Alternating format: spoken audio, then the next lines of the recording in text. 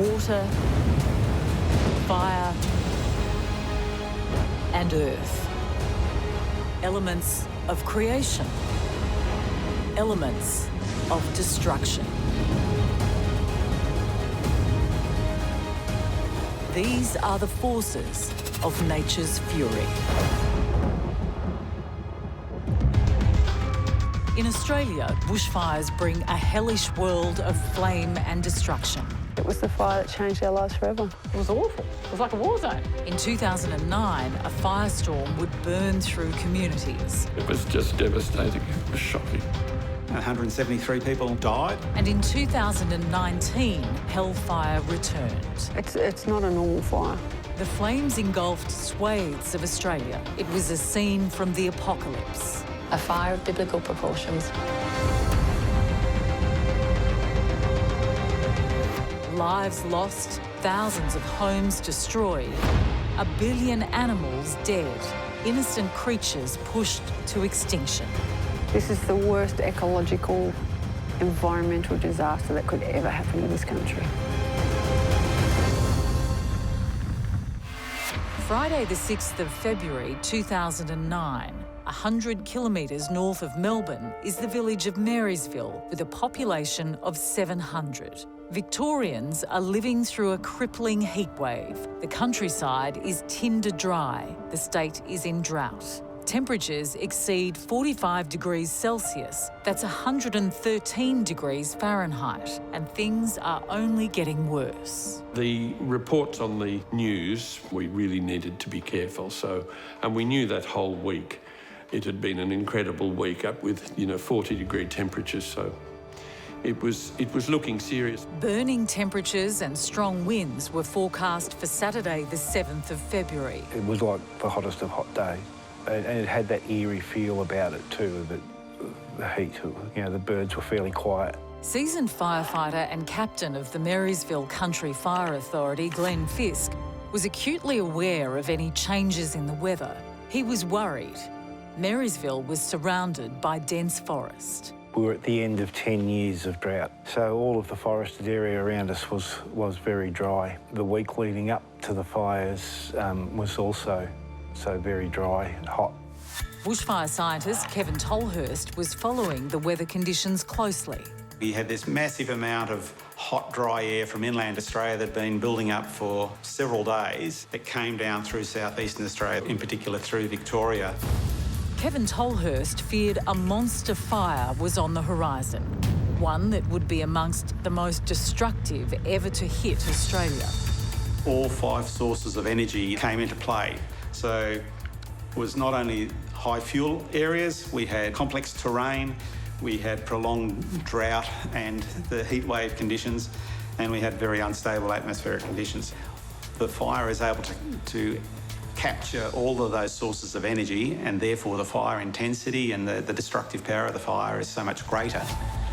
Despite the severe weather warnings, local Marysville resident Daryl Hull wasn't worried. There was the sensation in town always, for as long as I could remember from childhood, that fire was nothing that would ever touch Marysville. So it was the last thing we were expecting, even though the weather had been so atrocious. Yes, you didn't take the thought of fire seriously. I mean, my father had always been very attached to the town, so we were aware that a fire had been through, but in recent decades, it wasn't anything you took on as real. You didn't imagine that it would happen. Daryl Hull lived in this sleepy village. He'd grown up with the stories of the 1939 fires that had jumped the town. And there was almost a little bit of a myth about Marysville that fire wouldn't happen here. It had too many deciduous trees. Back in the 39 fires, that the fire had leapt the town. Daryl was working as a bartender at the Crossways Historic Inn, a heritage hotel and restaurant run by Pam Phillips and Greg Cherry. We've always loved this environment of the trees, and then I guess we were aware of the fire risks in Australia, but somehow you feel as though there's a wall around your village and where you live a little bit. Knowing what Marysville is with the greenery, we felt safe. And you wouldn't have thought that such a catastrophic event was going to happen. That oppressively hot Saturday was above 45 degrees Celsius, but Pamela had planned a roast dinner for her patrons at the Crossways Inn.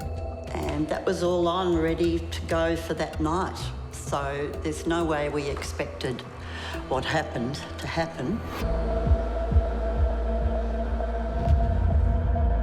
Marysville Fire Captain Glenn Fisk had lived through many false alarms. You're waiting to see what happens, and many times you do this over the years and nothing does happen. We've stood up in the station on many occasions and not had a call. Glenn Fisk knew this day was different. Firefighters have a tool called the MacArthur meter to calculate the risk of fire. And it's got a scale from 0 to 100. When we put the figures in for the day in February, it ran up to 130, so it was off the scale.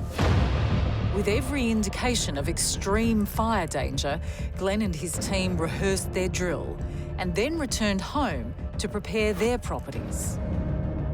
We went home and did the things that we needed to do to make our own families safe. I went home and discussed my plans with my wife and kids. We would do the normal fire-safe things. In Marysville, Daryl Hull's sense of security was evaporating. Strange, ominous clouds were brewing over town from a fire in the distance.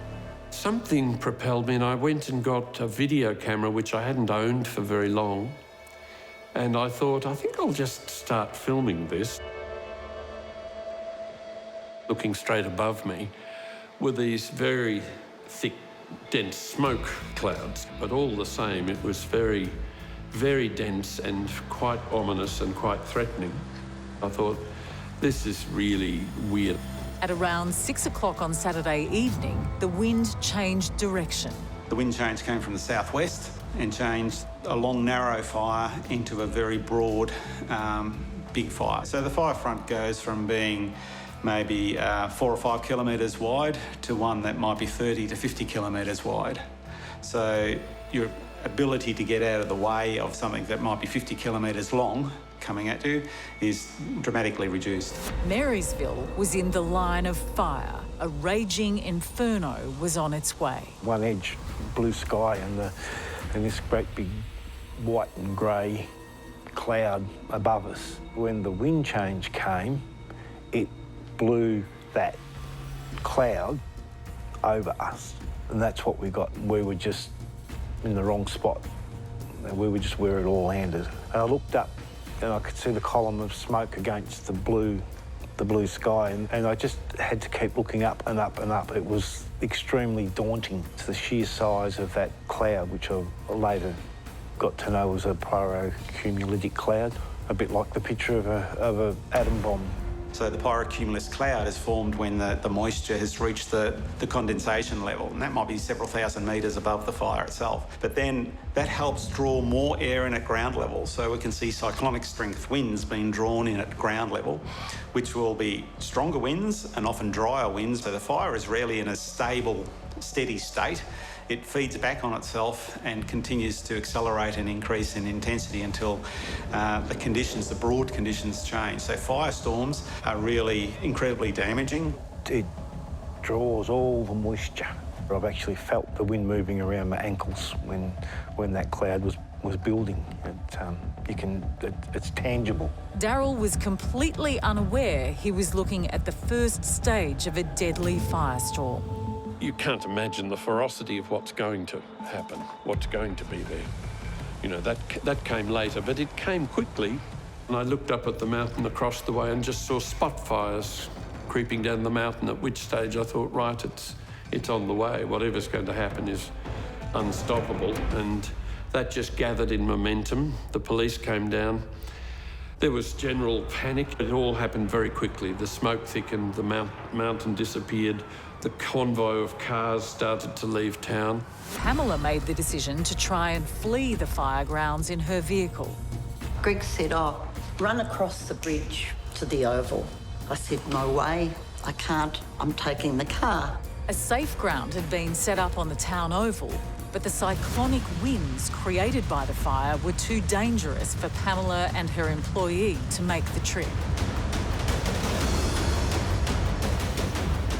Oh yes, there were fireballs, just like hell, really. What I would imagine hell would have been like, you know. It's fireballs everywhere, and thought, wow, this is actually happening. The embers were coming from the main fire front, burning kilometres away. Glenn Fisk and his firefighting team were there at the front. It was starting to get smoky and heavy in the air, but it started to get too hot, too quick, too fast, and we decided that we would retreat back to Marysville. The firefighting fleet rushed back to Marysville to protect the town. We have 2 CFA strike teams, which consisted of firefighting equipment and dozers. That amount of resource would be enough to fight any fire that we'd had before.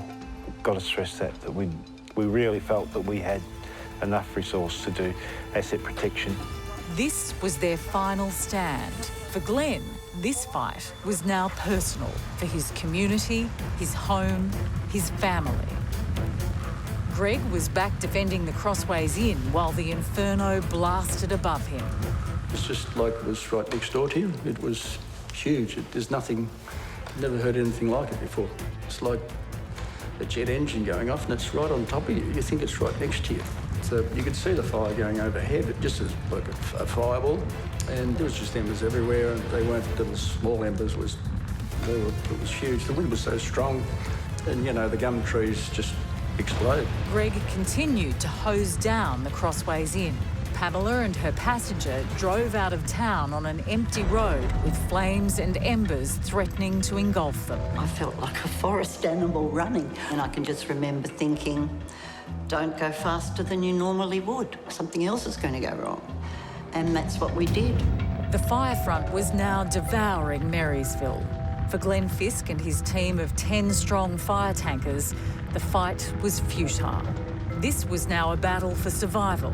They fortified the station and stayed inside. The building was shaking and rattling, and the doors were flapping on the hinges, on their latches. The town outside was being incinerated. Glenn feared for his wife Liz and son Dalton, but he was powerless to reach them. Liz and Dalton were at home doing that defence of the house, of the property. That had been our fire plan all along. They had tools with them, they had a water supply and things that we thought would aid them in doing the defence of the property. And I hadn't heard from them for a little while.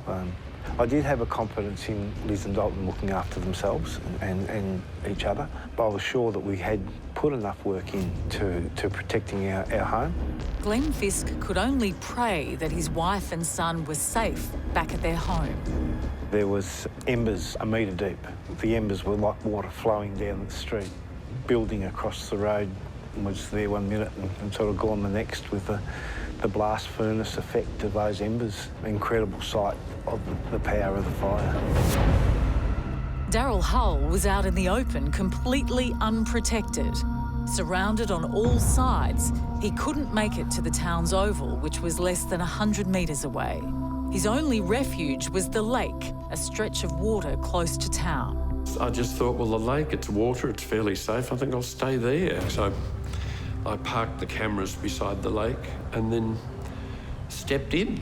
That was the beginning of watching something that you could only describe as just awesome. Truly, in the sense of that word. It was a phenomenon. The fire surrounded the lake from all sides. Surreal in that you had to keep saying, this doesn't happen in Marysville, but the reality was sweeping in. I was in the lake, wondering strangely why nobody else had thought to get in the lake. You lose track of time because everything's starting to explode around you.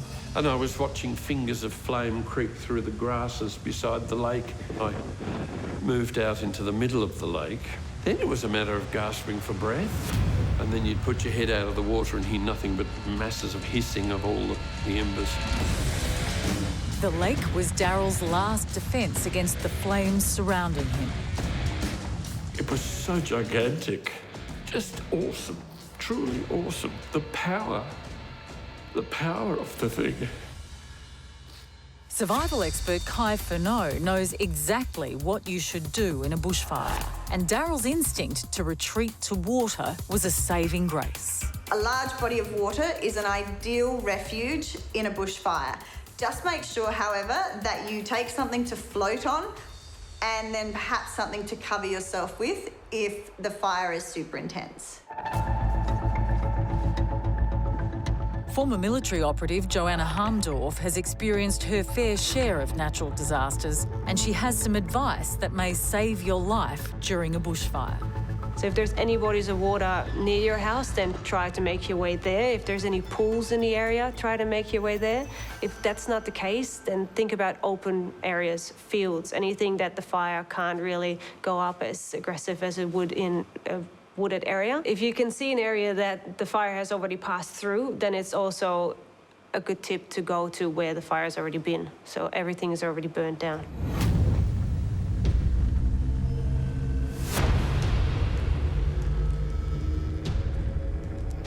After hours in the lake, Daryl went in search of his camera.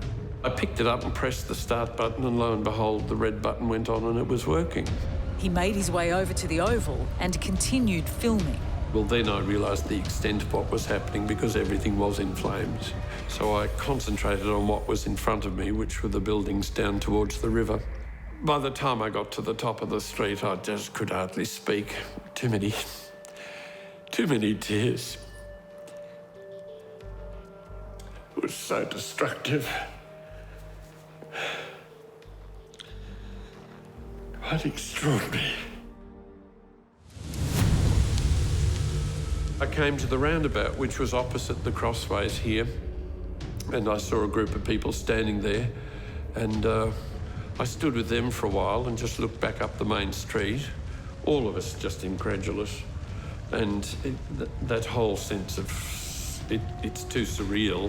It was just hard to believe it was happening. And I think I remember saying, good Lord, Greg has saved the crossways. And at that time I saw him in the driveway. And then I went and helped Greg for quite a bit. And then we came inside. I remember looking at the time, actually, it was then about 4:30 a.m. And it had been pretty non-stop since 7 o'clock when it started. And I remember thinking, what on earth just happened? Has any of that been real? The firestorm had passed. At last, Glenn Fisk could leave the fire station and go home to see if his wife Liz and his son Dalton were safe. I was definitely fearing the worst. I left the station and went around to the house, but it was way too hot. It was still burning very fiercely. It was way too hot to even stay in the car in the driveway. We just left and had a look around the front of the property and went back down to the oval where the other people were and sort of asked around to see if anyone had seen them, not knowing whether they'd got out or not. Glenn Fisk had searched all over Marysville and still hadn't found his wife and son. I suppose it was a couple of hours, many hours later, we went back to our house, and that's when we found Liz and Dalton.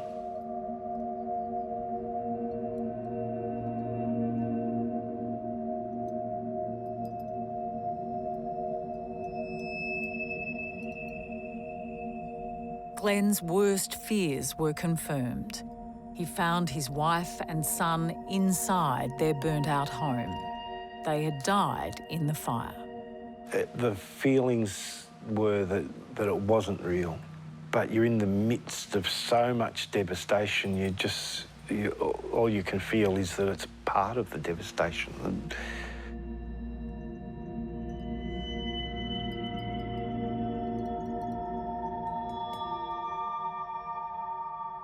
For Greg and Pam, the next day was a sobering reminder of how close they came to losing their lives. Just the smell of burnt ash and looking out and just seeing devastation, which was everywhere. You couldn't look anywhere and not see it, except here.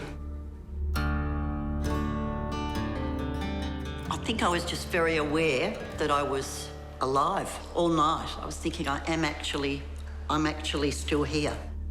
The day that had just passed became known as Black Saturday. There were over 400 buildings in the town prior to the fires, yeah, and there were just 13 left. It's like a total annihilation. 34 people perished in the Marysville fires. In all, 173 people lost their lives in the Black Saturday fires. A tragic event that shocked a nation. But scientists like Kevin Tolhurst are concerned the future will be worse. So with climate change, what we thought were worst case conditions of 1939 have been well and truly surpassed. On Black Saturday, we saw fire danger ratings on a scale of 1 to 100, up around 200, so well beyond the original scale. The weather systems are being driven harder by the global warming, and so, yes, the fire danger conditions are going to be in the code red or catastrophic area more frequently than we've seen in the past.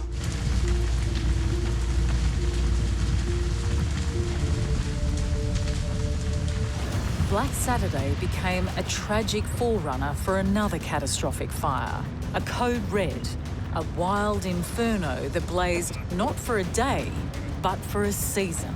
It happened during the black summer of 2019 and 2020, where supercharged firestorms tore through the country.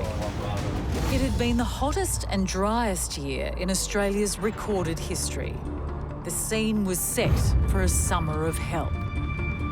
Christ, he stopped.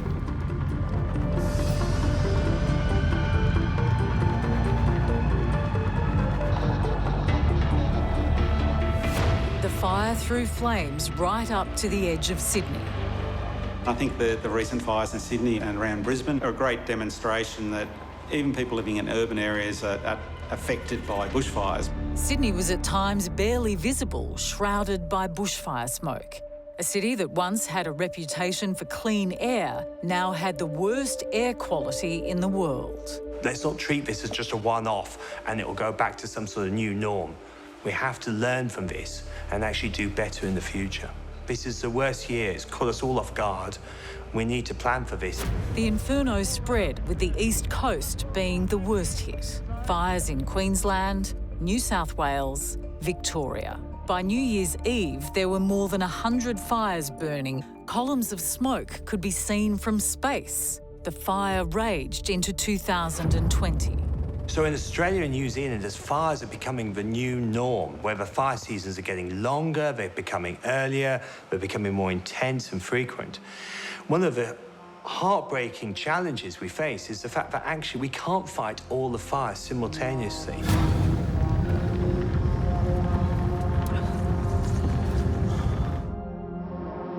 But on the mid-north coast of New South Wales, near the city of Port Macquarie, the village of Forbes River was to be almost obliterated by flames.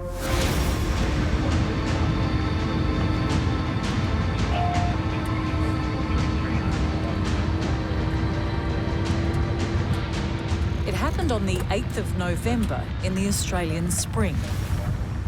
A fire so dangerous, Forbes River locals Brett and Gemma Porter thought they were going to die. I really did think either I'm in a dream here or this is the end of the world. Brett and Gemma Porter live at the bottom of a valley next to a river, only a stone's throw from their family-owned and run sawmill. The first sign of danger, a menacing plume of smoke.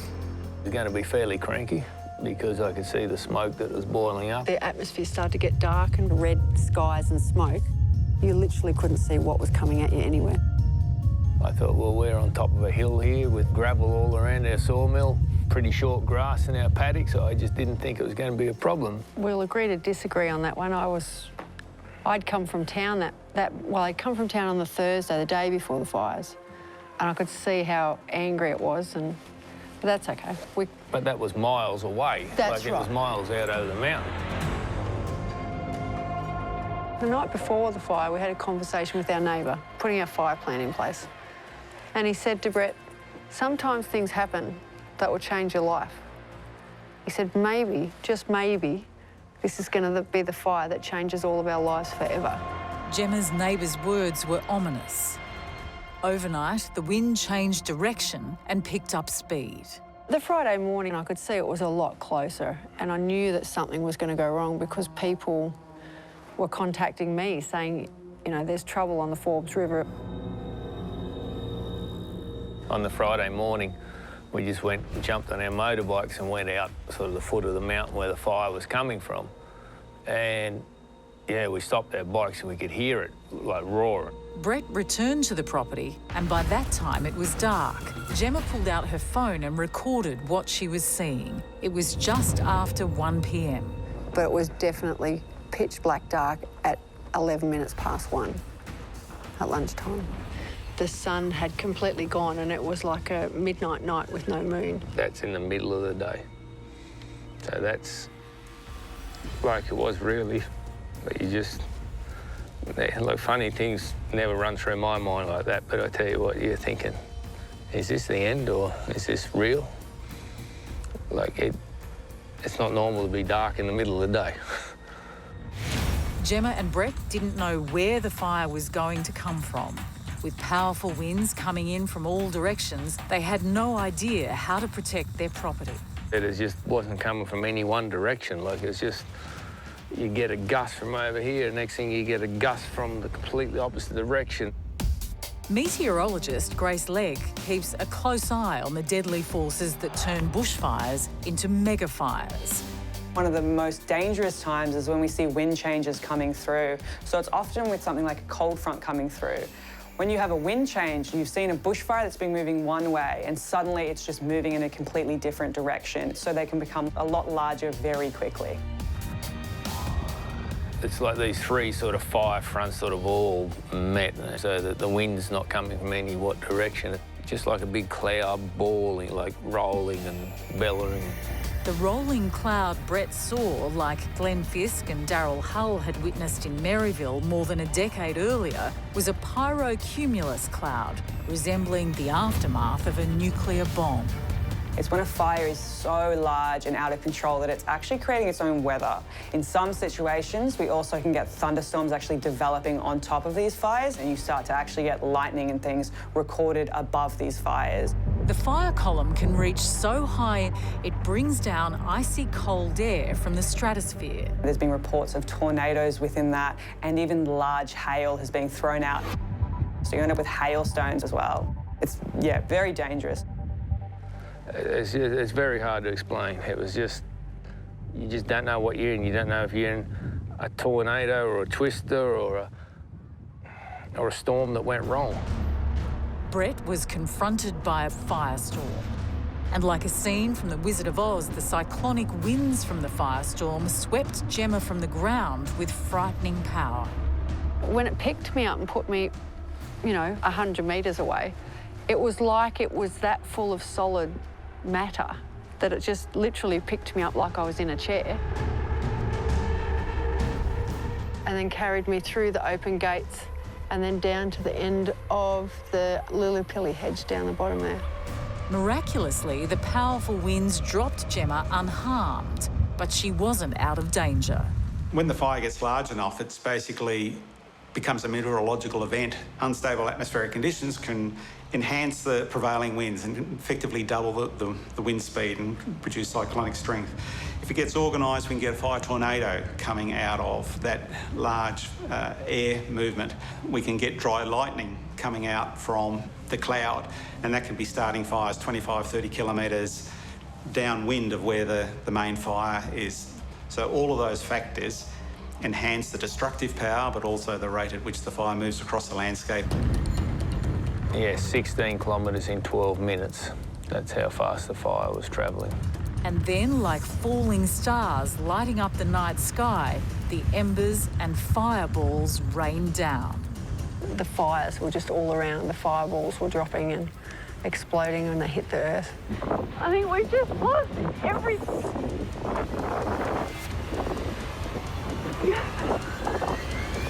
There would have been flames 80 foot above the treetops. Like, it was just horrendous. And we come back in here, and I was just talking to the boys there, and next thing, like, it was getting a bit darker, a little bit windier. And we just seen something like a falling star coming through the sky. And it landed in the paddock just over here. But when it landed, it just exploded. Just like lighting 5 litres of petrol. And then next thing, there was another one up on the side of the hill, and there's some down the back of the mill. And then it just come into pretty much, well, it was total darkness. They looked like, you know, on the movies you see meteorites going through the sky and they've got that vapour with them. That's what I remember seeing, is that vapour coming through and then hitting and just exploding. As the fire cooled down, it would get colour. But before that, there was no colour. That's the hottest fire you can get. It's at 700 degrees Celsius. The fire was now burning down their sawmill in front of them. You think, well, we're not going to get out of this. You think, well, the world's ending or I'm in a dream. That's what it was. Or you've gone to hell, straight to hell. They feared the fire would engulf them. But through the black smoke came their saviour. The Rural Fire Service, a team of volunteer firefighters arrived. The first responding fire trucks and coming in over our river crossing in complete darkness. As the truck approached, Gemma heard a call over the communication system.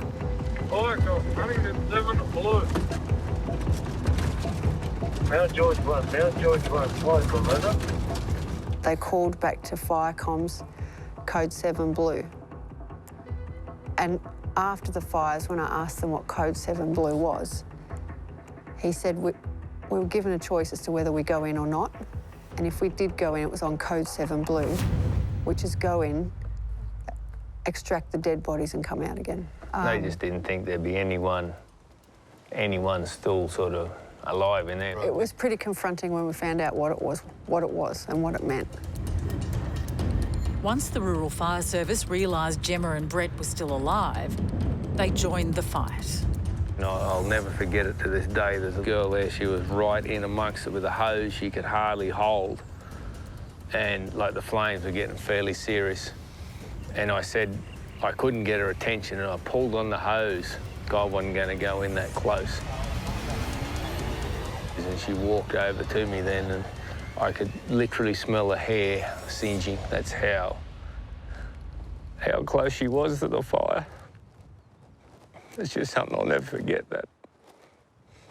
She's putting her own life in danger just to try to save us. While the fire raged at the sawmill, 80 kilometres away at the Port Macquarie Koala Hospital, veterinarian Shane Flanagan and her colleague Amanda Gordon were preparing the operating room for emergency surgery.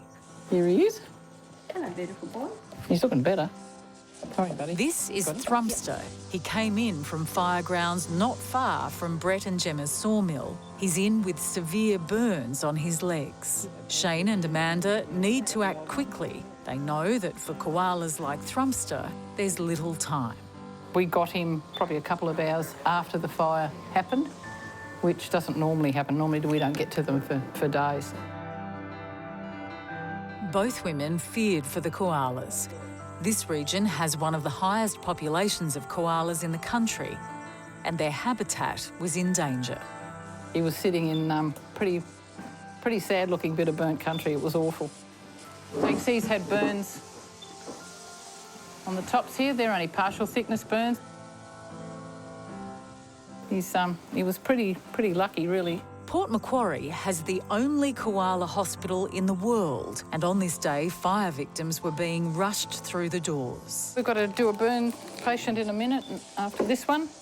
Just change the bandages, and it looks like we've got another burnt one coming in. And this fire has been particularly devastating to the koalas in the area because of its ferocity. The ferocity and the velocity of the fire has been extraordinary. In this particular fire, a fire that was burning so hot that it went through and then went to the crown of the trees. And with koalas, that's particularly important because their adaptive behaviour is to go to the top of the trees. They have just gone through, and that's where that behaviour hasn't served them very well. A lot of it is with the paws being very badly burnt, so climbing back up and down the trees that have been burnt. They get a lot of those injuries on their noses as well. The paws is the most of concern always because a koala has to be able to climb a tree, and if they can't climb, they're not a koala essentially. So we make a really big assessment about whether or not the injuries are bad enough so that the claws will be affected. Oftentimes with the burns, the nail bed gets really damaged. Yeah, it depends on the severity of the burn. So when the koalas come in here, they've got everything from superficial burns to full thickness. And full thickness burns are the ones of major concern. Funnily enough, they're not as painful as superficial and partial thickness burns. You've got what's called the golden hour or the golden 3 hours post a fire, and that's when you need to cool the burns down as quickly as possible. We don't have that luxury, so their burns continue to cook, and that's why we end up getting animals that are probably more severely damaged than if we'd got them in earlier. So for Shane, Amanda and the Koala Hospital rescue team, it was all hands on deck. Scott and the other team, we had 20 search and rescue people, and so they were the team that went out and searched and got the koalas, and we were the receiving team, so we were here dealing with them as they came through the door. So it worked really well. It was really good teamwork. So I think we found his bleeding problem. Yeah. It's a burn that's split. Couldn't be a worse place. The koala is usually a very territorial animal, but today Thrumster knows Shane Flanagan is here to help. They just become quite accepting and let you do it. And I think because in a lot of respects, all they see us as is a source of food, water and comfort, and that's why they let us do it. But they're usually pretty quiet. They sort of, once they work out that you're not doing anything horrible to them too much, they seem to just settle into it. Yeah. He'll make a full recovery. Koalas get, like all animals, when they get burnt, their skin can contract as the burns heal. So that's why it's important to massage and stretch the digits to make sure there's no contracture. This is Frizzle. Today, Frizzle's burn bandages are being replaced. She was from a fire about 4 or 5 weeks ago, and she's been here for a good month. And hopefully we might even not need to put a bandage back on yet. We'll find out in a sec. For koalas like Frizzle, the road to recovery is a slow one. So there, a little bit of tissue there.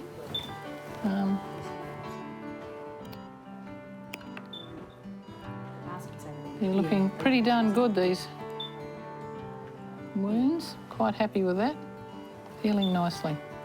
That's not too bad. Do you want to give that a little wash? I reckon we won't put that back on, you know. Looking good. This is Peter. Her recovery hasn't gone as smoothly as Frizzle's. That's looking worse than it was. This is what I mean by sometimes weeks later, the severity of the burn can come out. So this is quite a nasty radiant burn. So we're going to have to keep that covered because when that lifts off and it's not protected, it asks for infection.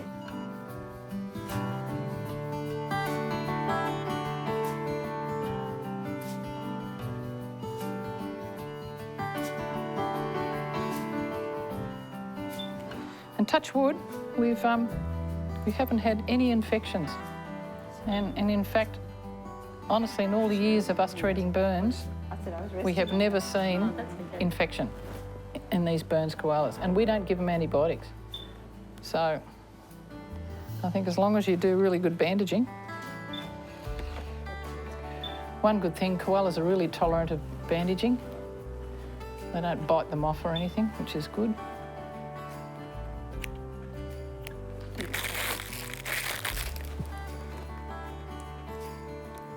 Hey?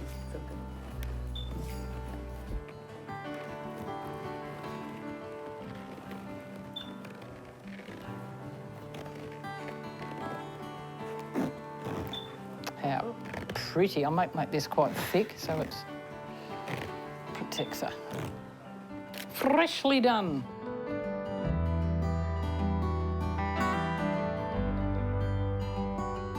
Shane and Amanda hope that eventually, once the fires are over, these koalas will be well enough to be let back out into the wild. But many koalas haven't survived this harrowing fire. Sometimes these koalas come in And we go, nah, we're not even going to treat that animal. That's just not fair, and we've had to euthanase some.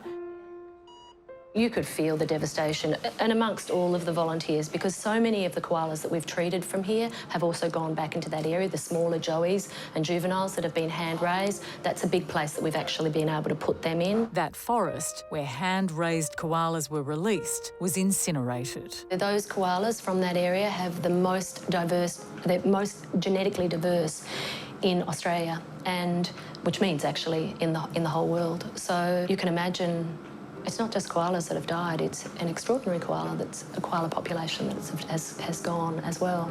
The death toll was heartbreaking. Thousands of koalas. And not to mention all the other animals that have died as well. Holy dooly. Kangaroos, possums, echidnas, everything.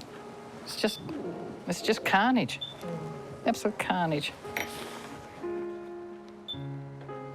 So many animals have died. And not only is it just a huge loss, it's the agony and pain so many of these animals go through. Throughout the summer of 2020, more than 1 billion animals would perish in the Australian fires. In Forbes River, Brett and Gemma battled the blaze. I remember feeling relieved that there was someone else here to help us. With the help of the Rural Fire Service, Brett and Gemma extinguished the blaze around their property using water from their river. They escaped with their lives, but their sawmill was burnt to the ground. Many Australians weren't so lucky. Over the summer season, the fires devastated the country.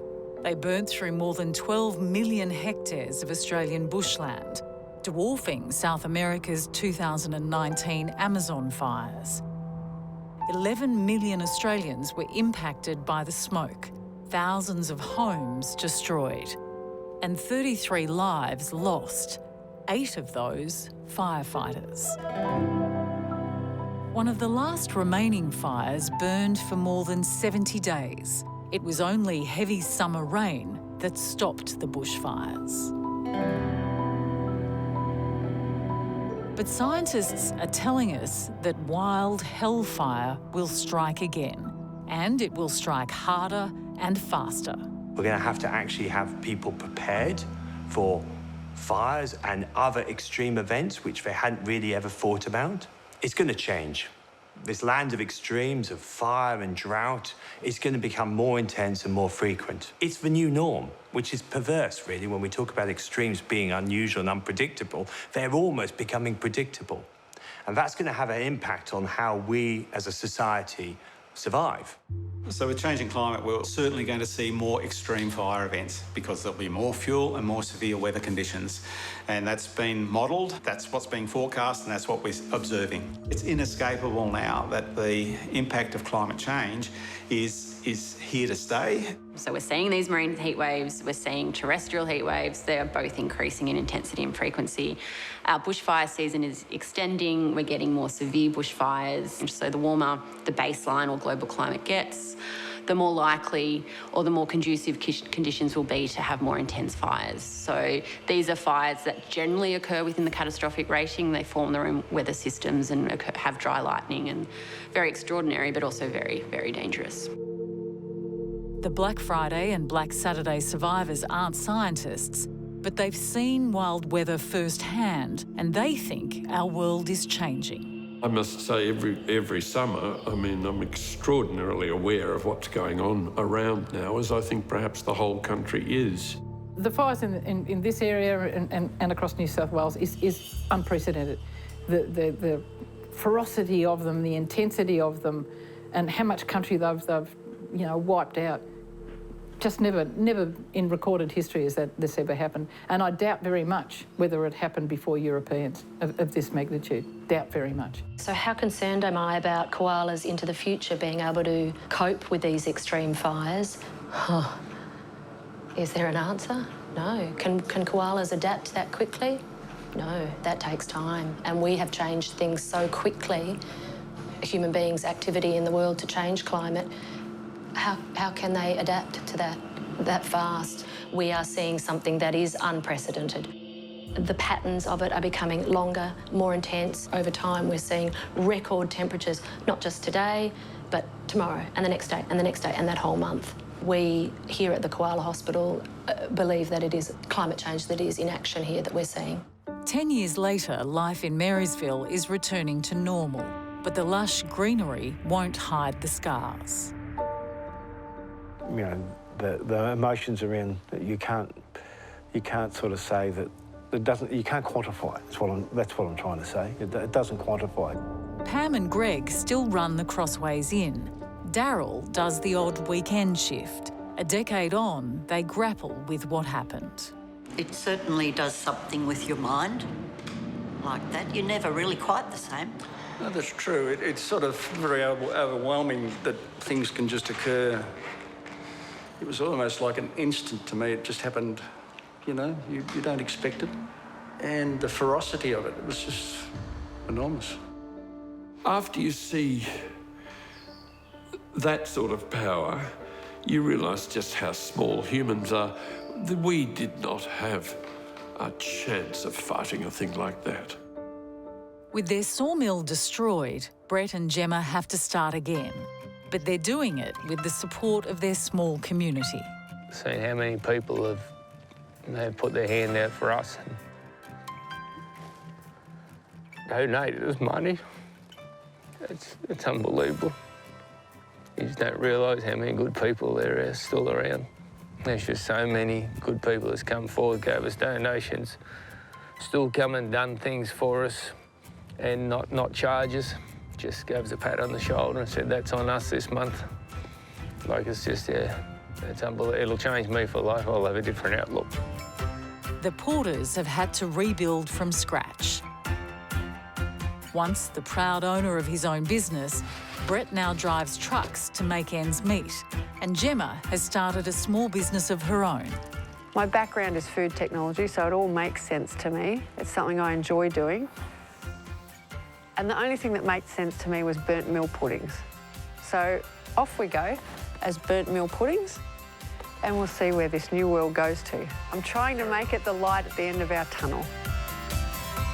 And for the Port Macquarie Koala Hospital, there is a glimmer of hope. As the forest regenerates, the koalas can return to the wild, where they belong. Because you're actually having some wins, that actually has made the energy around the Koala Hospital a little more cheerful, I suppose. Oh, that's what you do when you're an animal person, and I think any animal person on this planet would do the same as we do. You know, if you love animals, you just love animals, and that's what you do.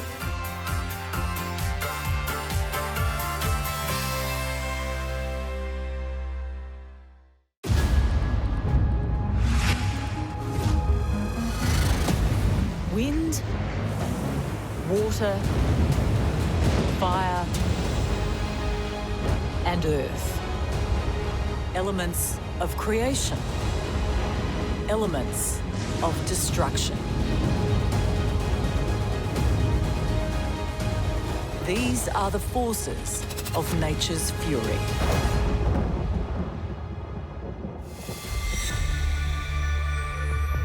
Sydney, Australia, June 2016. This was a city under attack, a metropolis destined to become the capital of climate change down under. Australia's biggest city was in the firing line of a superstorm that would wake up the nation to the realities of weather in the 21st century.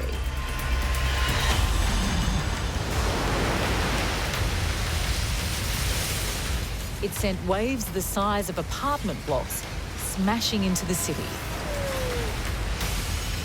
Some tried to surf them. Others tried to survive them. There was just total white right out to the horizon, and the noise was absolutely horrific. By the time this mutant weather was done with Sydney, lives would be lost. Your life basically destroyed in a matter of minutes. A professional surfer is almost killed. It could have been life or death that day. And a suburb decimated. A tsunami combined with an earthquake. I mean, it's a beautiful thing, but it's also a very dangerous piece of work when it wants to be.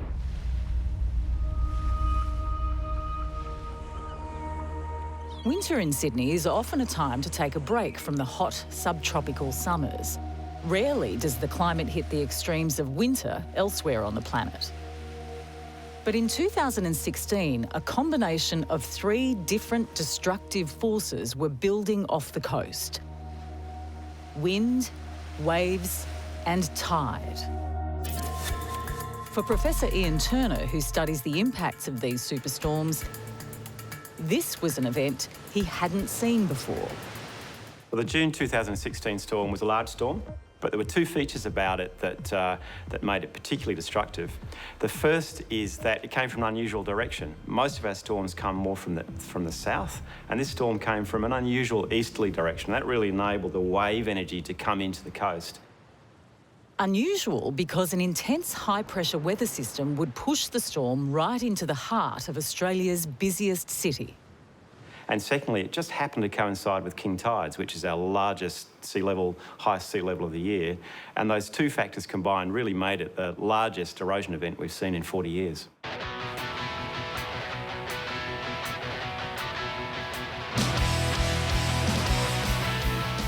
Early June 2016, before the storm. And surfers are starting to gather at Cape Solander for a big wave surfing competition. First time I ever surfed here, I felt that it was probably the most dangerous wave I've ever surfed. This is probably one of the heaviest waves in the world for sure. It's a place well known to professional big wave surfer Justin Allport.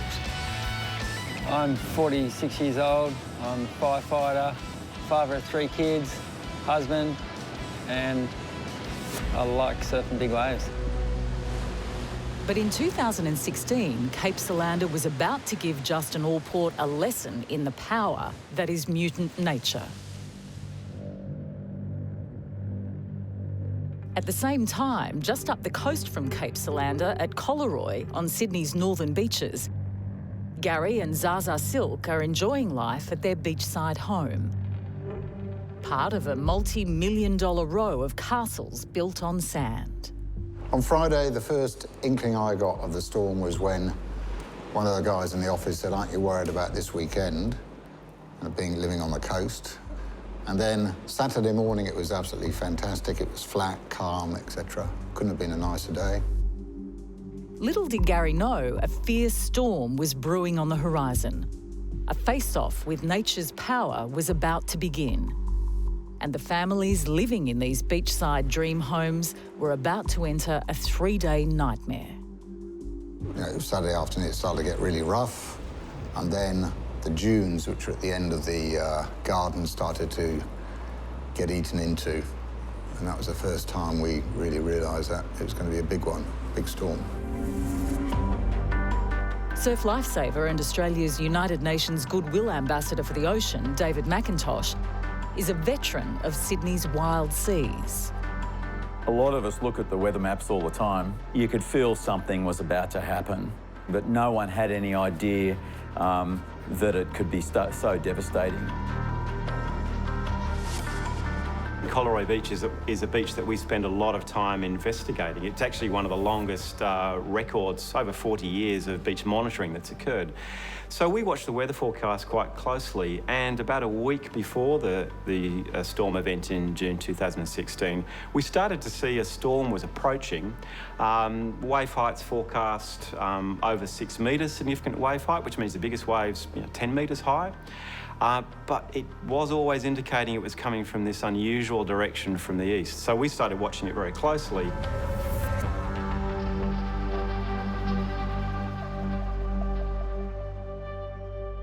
Back on Sydney's southern side, and Cape Solander was cranking out waves that have made the location a playground for all kinds of surfers from around the world, like Ricky Gilby and Nick Brabot.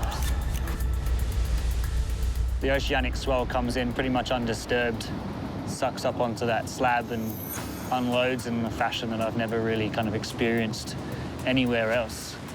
And it's kind of the intensity of the whole thing too, with the rocks being so close and the slab being so shallow. and the barrel being so perfect, it's all just kind of comes together to make it a pretty special place. Even on the small days, it can get pretty dangerous out here. But you also have to deal with the sharpest kind of barnacles as well. And I just tried to get up and I just lost my footing and kind of fell on my back, and it's just dragged me off the rock. You're always at mercy of the ocean, and as soon as you try to fight it, it'll let you know who's boss. You could seriously get hurt and you could die. But Justin had no idea he was about to be another victim of this merciless wave. Further up the Sydney coast, at the beachside suburb of Collaroy, the elements have begun their attack. The rain was for about 2 or 3 days before, interspersed, but we had a lot of rains. And that's important because what it meant was that the whole area around here, underneath, was waterlogged. For Zaza Silk, the ocean surge was beginning to destroy the beachfront side of their house. I was standing quite near the boundary, and a crack must have opened up where I'm standing now to where the bush is here. I was standing looking out to the sea, and there was this massive crack that appeared, and I just had to leap backwards before I was myself swept out to sea. So the whole thing happened really, really quickly. When the sea came in, bang. As the intensity of the storm increased, more destructive forces came into play. King tides, savage winds, and huge swells on a coastline already vulnerable to extreme oceanic forces. The east coast of Australia has a very narrow continental shelf, which means that we get into deep water quite quickly.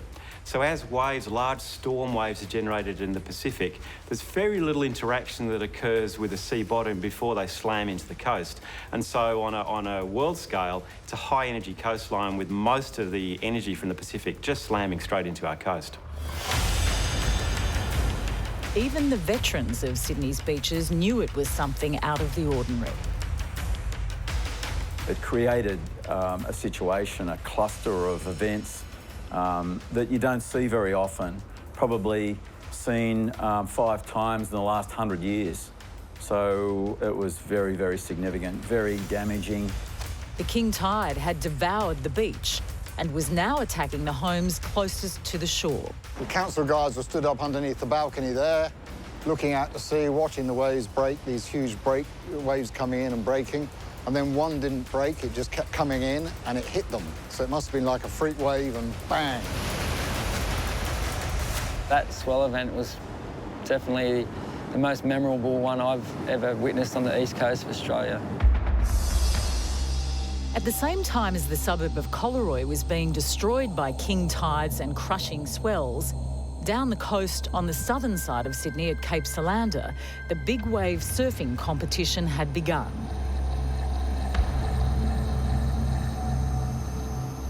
So on that day where they had that Cape Fear contest, there was a lot of north in the swell. And I was watching it on TV thinking, these guys are insane. Because it was just heaving on the shallow reef. And on those kind of days, it's hard to even get out of the impact zone.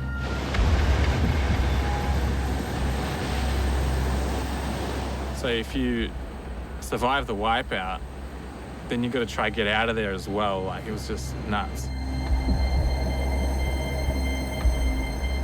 I think it was June the 6th in 2016 when they ran the Cape Fear Red Bull contest. That was life or death. I was with some of the best big wave surfers in the world. And mate, there was fear amongst all of us. Everything in your mind saying, don't go, don't go. The risk versus reward just really plays a big part. And when you pull back and don't go one, you always think, man, I could have made that. I got to admit, it didn't exactly make me want to jump out here in conditions like that. As fun as it is, it's an adrenaline-based fun. So the danger is part of the fun, but the danger is real. When you think about the waves that are crashing at Bondi or Cape Solander, it's amazing to think about the fact that those waves have traveled perhaps tens of thousands of kilometers across the ocean with almost no change. And they travel without change over enormous distances. In the 1950s, some American oceanographers performed an experiment where they tracked a wave generated by an Antarctic storm as it traveled in a great arc across the Pacific Ocean and crashed on the shores of the Arctic. Amazingly enough, they saw that there was very little change in the wave train over that period of time. I've been pretty lucky out here, really. Like the amount of times I've seen people had to get airlifted out or broken their necks, and like you hear stories that of almost drownings, and I like to be as prepared as I can be. But you also, you're in the ocean, it's the boss. Sometimes you just got to let it do its thing and just hope that you make it out the other end.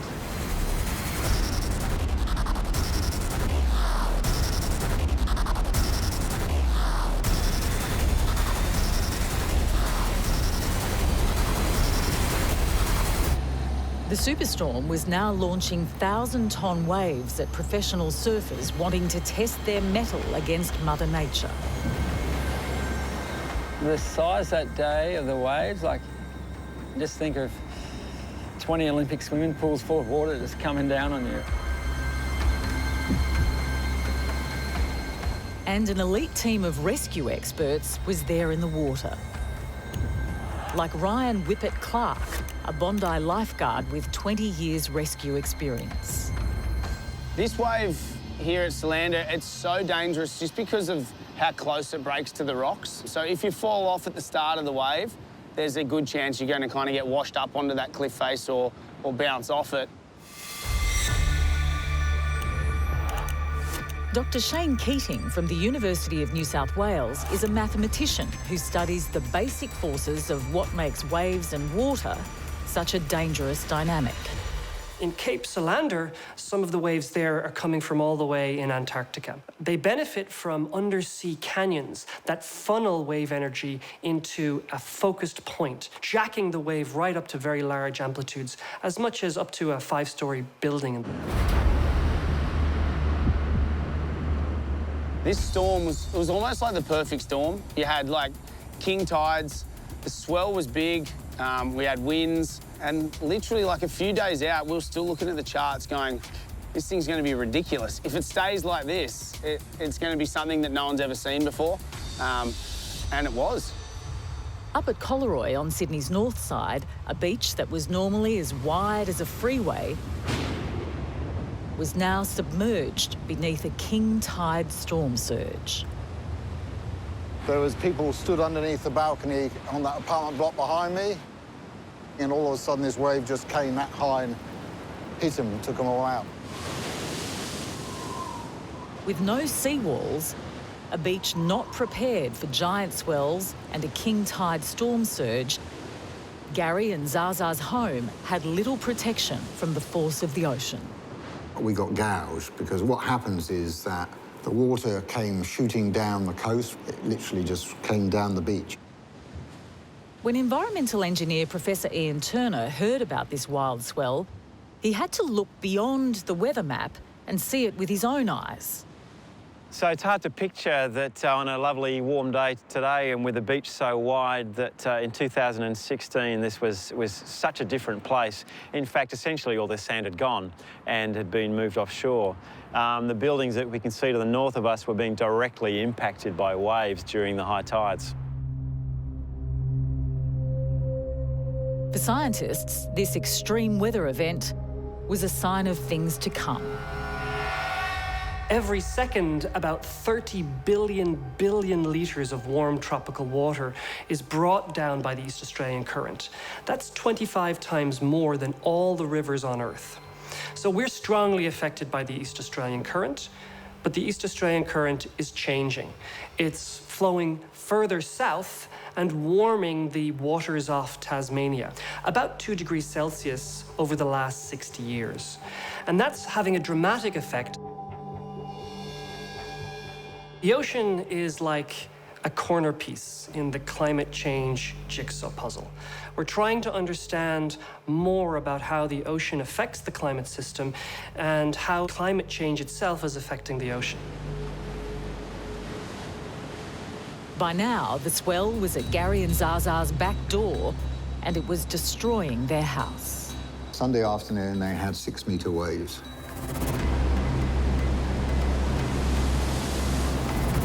So the crashing, even though this is a really solid house, it almost felt like it was moving the house because of the crashing of the waves. You're not just safe in your little castle. You know, it is coming closer and closer throughout the day.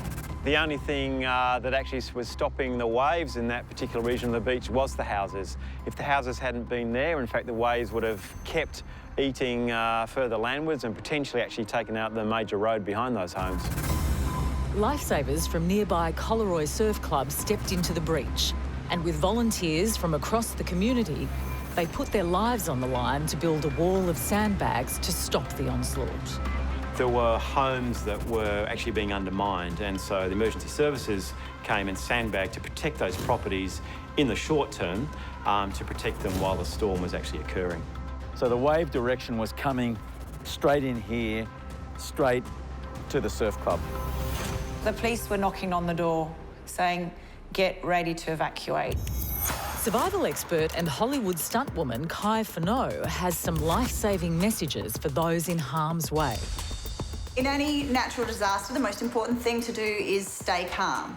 If you can have access to up-to-date news, make sure you listen to it and obey the authorities. They have years of experience, they have scientific equipment that we don't have access to, and they know what they're talking about. So if they tell you to evacuate, the most important thing is you do leave.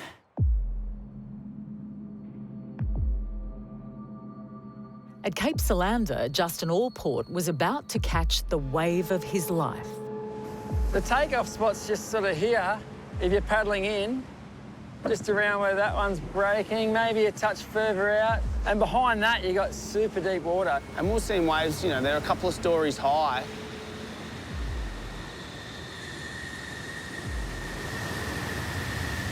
But they're breaking in 4 foot of water, 3 foot of water. So the size of the wave, it was, whilst terrifyingly high, it was the thickness and the power. Like, it'd be thousands of tons of water in every wave, just hitting this rock shelf. There would be waves out there that you could have driven a bus inside the barrel.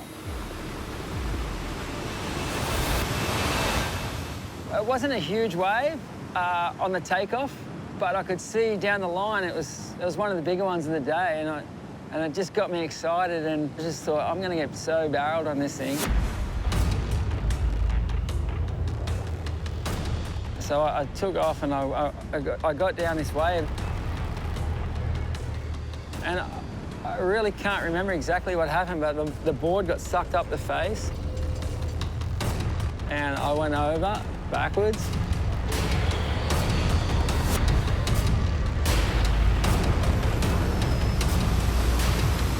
I remember just saying to myself, just submit to it, let it take you where it's going to take you, just hold your breath, you're going to be fine. And the wave went over me, and then I just did one more cycle. And as I did, I got pushed backwards, and my shoulder blades hit a rock.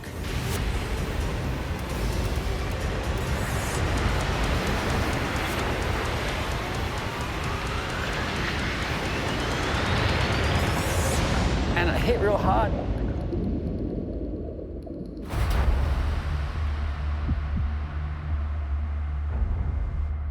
Back at Collaroy on Sydney's northern beaches in Australia's most populated city, multi-million-dollar mansions were washing off the beach, and emergency responders and locals were scrambling. When the swells hit the road, you could see the power, and you could see why the damage would be so great. Well, the cops turned up and said, look, you may have to evacuate. And then all of a sudden, just in front of them, a whole load of the garden just went, and they all leapt backwards, as I did. And I just walked back into that house and said to the kids, I said, right, everyone start packing and budget for about 3 weeks. The storm really struck overnight, and that coincided with the first high tide, and it was really then that the initial damage was revealed to all of us. It was a very unsettling and scary event for quite a lot of people. I was beside a building. We could actually hear some sounds, rumblings of the buildings, so the buildings were moving around. This rumbling was a combination of swell and a king tide, a force described by meteorologist Grace Legg. With tides, it's the variation that we see in our water levels due to the difference in gravity as the sun, earth and moon interact. So it's this pull of more gravity in some areas that pulls that water in and allows you to get those higher tides. The ocean waves had now reached the properties of Gary, Zaza and their whole beachside community. Well, it was hitting it on the full, effectively, and that's where the damage gets done. And that's the awesome power of the ocean. So you could say the waves had to be 6 metres. They were just absolutely enormous. So those largest waves were breaking at 10 metres of that order. That's of the order of the height of that blue building we can see behind us. That size wave breaking offshore. So after each high tide, the low tide, you could see a huge amount of debris on the beach. You could see fishing boats, you could see massive logs, trees, you could see fridges. The whole area was in turmoil because we've got the lake as well, and the garages were disappearing on that side. It was happening on both sides. The roads were disappearing under the water. In the days leading up to the storm, we had a sense that this was going to be a large erosion event, but it wasn't until actually turned up at the beach and as the sun was rising and saw the damage that had occurred that it really could really appreciate what a large event it was. And with mixed feelings too. As a researcher who spent a lot of time studying coastal erosion, it was fascinating to see the event unfold. But at the same time, to see a number of, at that stage, private homeowners really being severely impacted was quite a significant both personal and professional event to witness. Ex-military operative and risk management expert Joanna Harmdorf has worked in extreme and dangerous environments around the world. Her experience has taught her some clear guidelines for those caught in a storm surge situation. So we advise that if you do get swept away by water, you get onto your back and you try to stay facing forward. Okay, this so you can see what's coming. If you get the chance to actually grab hold of a pole or what's left of a house or a tree, then that is your best chance of surviving. You won't fight the current, you won't win this. Nighttime also brings added threat to any water emergency. In any climate, at night it will cool down, and if you're wet and cold for a long period of time, then hypothermia is an actual threat. If you do get wet and you have to survive overnight, try to get out of the wind, so find a sheltered area. And if you are with someone, then body-to-body heat is the best way of staying warm. So get really nice and close and keep each other warm. Because the largest tides were occurring at night, that was when we were seeing the most dramatic changes occur on the beach. And in fact, a building was starting to make some noise as it was shifting around. So it was quite a dramatic period of time for those directly involved in protecting the buildings for a couple of hours during each high tide. So weather is random, like a game of chance. Climate is more like the casino. It sets the odds of how likely a particular weather event is going to happen. Climate change is shifting the odds in the casino. So we have much more likelihood of extreme events occurring than we did before. You're feeling scared, you're feeling excitement about what's been going on around you. And there's also fear. For me, there was a whole load of different emotions that were going on during the storm. You know, where are we going to end up staying? How long are we going to be away for? Am I going to have a house when I wake up the next morning? Yeah, where we're standing now, we definitely would have been during the storm. In fact, the sand we're standing on was washed away. The waves were impacting on the wall and, in fact, damaging the blue building we can see as each wave was rolling in and impacting the front of that building. Where those waves are breaking now, those waves were breaking on these roller doors and, in fact, smashed them straight in. So the waves came right through here, brought sand through, brought water through. All the gear that was in here was absolutely tossed around. So the sea managed to go over the top of that, went inside the building. The rain was so heavy that the roof caved in as well. So it's not just the sea that was coming in, they had the storm coming in above. The neighbour a couple of doors up, Malcolm, he lost his pool, and that was the famous pool which went round the world.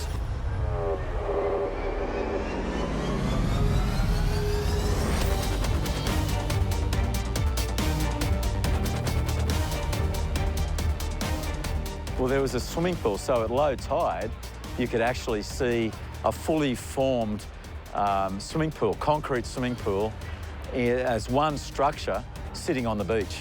The pool on the beach at Collaroy is an iconic image around the world. It really emphasised the vulnerability of building infrastructure on the active beach. If you can just visualise as far as the horizon, it was just white froth all the way across the sea. It was totally surreal, and it was just incredibly noisy. It felt really, it was extraordinary. This was no cliche. It was a dark and stormy night. But 6 months earlier, on the other side of Sydney, a different storm had already come whirling out of the Pacific with the city in its sights.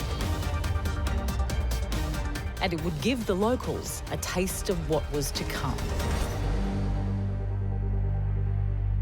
2015 in Sydney, and it's 9 days before Christmas.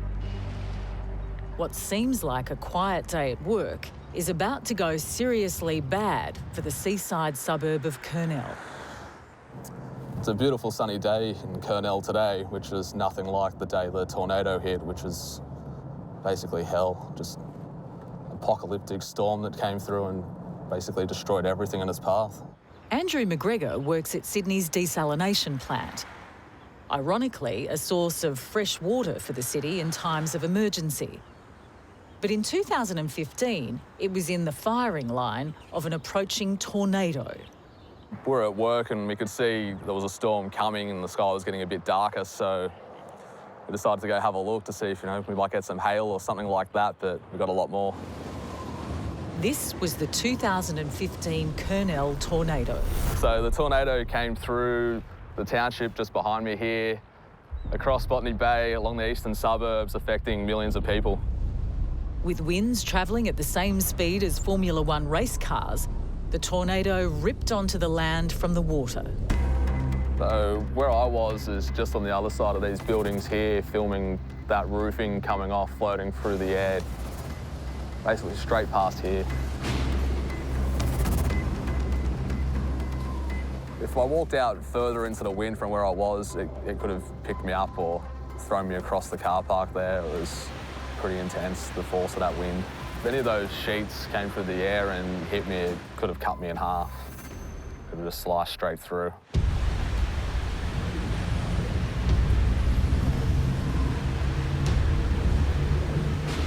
First, we just saw the trees, all the branches just being ripped off, and then pieces of sheet metal, this other debris just almost floating.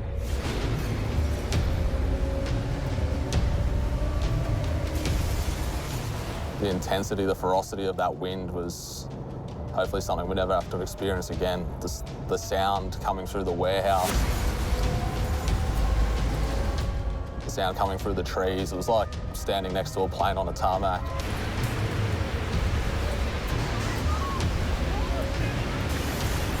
As Andrew felt the force of Mother Nature's fury, the tornado was destroying Kurnell.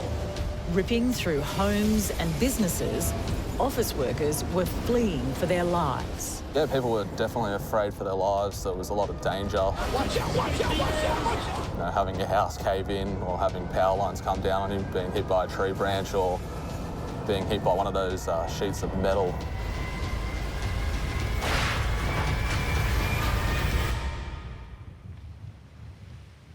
For animal rescue worker Shane Hendricks, the tornado was looking deadly. Not only for him, but the rescue animals he loved and cared for. Literally, we'd fostered hundreds of dogs when we were living at that house, but I love them probably more than anything else in my life. The day the storm hit, I was sitting at home. I got a phone call from my mum just saying to get all the animals inside. There's a really bad storm coming. I walked out to the lounge room and I looked in the backyard. I said, Mum, I've got to go. I've got to go. And just watched the storm come through the backyard. It literally it turned in the yard, picked everything up, and it just went up. I then ran into the bedroom with all the animals. The hail at that point was about the size of softballs, and the roof was just gone in slathers. I looked outside, out the front. The telegraph poles were down. There was 3 of them down out the front of my place. I had power lines all over my front yard and my cars. When the storm struck, it literally, you could have drawn a line down the centre of my house, and the left side was obliterated and the right side was completely untouched, which was super lucky because that's where we hid. Back at the desalination plant, the tornado was in full effect. Yes, people would have been very worried for their safety, for their lives. I don't think anyone in this area would have experienced anything like that before. There was a lot of both fear, excitement, a bit of pandemonium, lots of houses, a truck was blown over. In the distance, you could see what we thought was lightning strikes, but it was the power lines arcing on themselves, flashing and sparking constantly.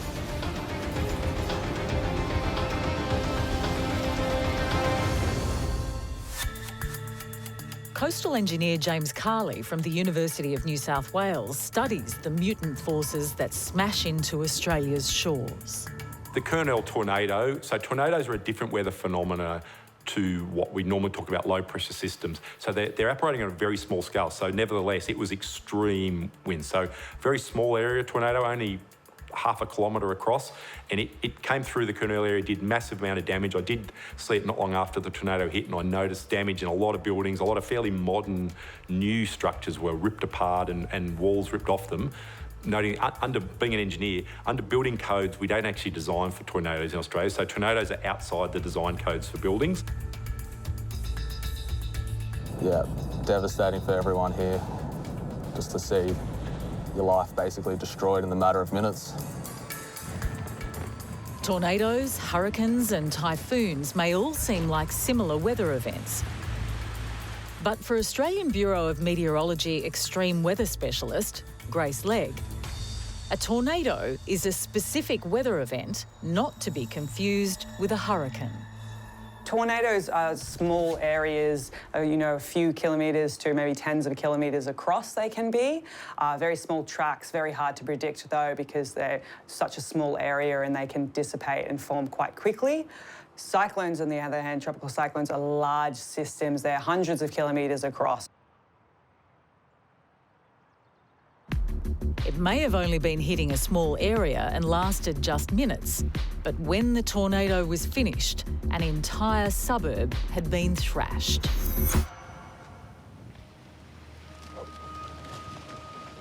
Shane's bravery saved those he cared for, but it's a painful memory. I was lucky. I had the day off work. If I didn't have the day off work, I truly believe a lot of my pets would be dead. It was definitely a shake-up for the town, but I love Kurnell, and it was... Sorry.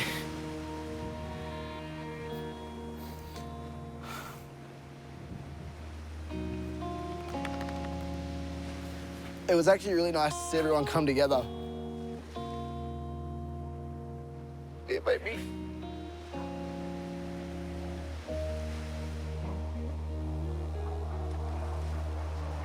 There you go. That day, it's a day that I'll never forget. It's ingrained into my memory forever. It's something that's going to come up every year at that time of year. Everyone's going to remember the tornado that came through and what it did. We were so incredibly lucky that no one died. You know, we were so incredibly lucky that all my animals and all the animals in my care were completely fine. Survival expert Joanna Harmdorf has some clear messages for those faced with extreme events like tornadoes and hurricanes.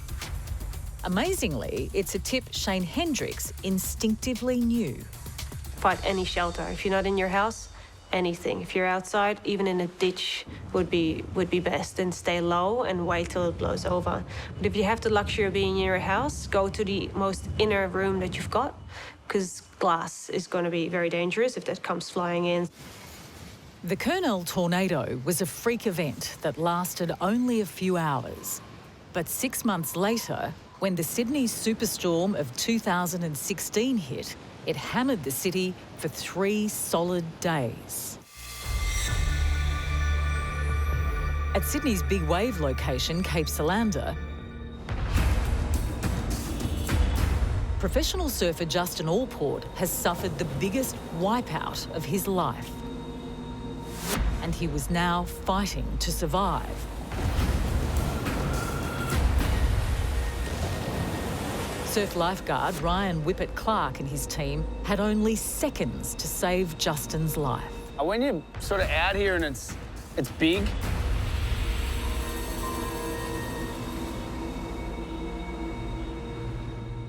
my mental process is get me the hell out of here. Quick, get to the middle, get to the deep water, but you've just got to try and stay calm in that rescue environment. Justin had taken off on a wave 3 stories high, and it had slammed him into a shallow rock ledge. Now he was underwater and about to lose consciousness. I was concussed and I didn't even know. I just remember getting to the top and seeing Ryan Hipwood come in on the jet ski that he towed me in on. He was coming for me and then just jumps off it. And then he starts swimming for me and then another jet ski's coming. And I'm like, what is going on here? The whitewash was so big, I couldn't see what was happening behind it. But when he popped up, he was pretty much unconscious, kind of just wobbling in the water. He grabs me and sort of pulls me in like a lifeguard would. And they take me out to a safety raft. And then I seen a bit of blood or something. Someone said, oh, you got a nasty cut on your head. And he was worried about his shoulder without knowing that he had a hole in his head, you know, that you could stick your fingers in. I nearly wanted to cry straight away. I got emotional. I was like, oh, my 3 children, they were only young. As soon as you're sort of out of the wave zone and into that safety of that channel, it then becomes a real serious situation, and it's spinal management, trying to stop the bleeding. And there's no communication. I'm going, someone just ring my wife. And it's hard, like, you're sitting there looking at a mate who, you know, realistically, 15, 20 seconds earlier could have hit himself any worse and he'd be dead. Without the lifeguards, mate, I could have died. It's an amazing story of survival, and it still brings emotion to the 2 men who experienced that life or death moment. How are you, buddy? Good, mate. What's happening? Nah, no, mate. How you been? I'm good, yeah.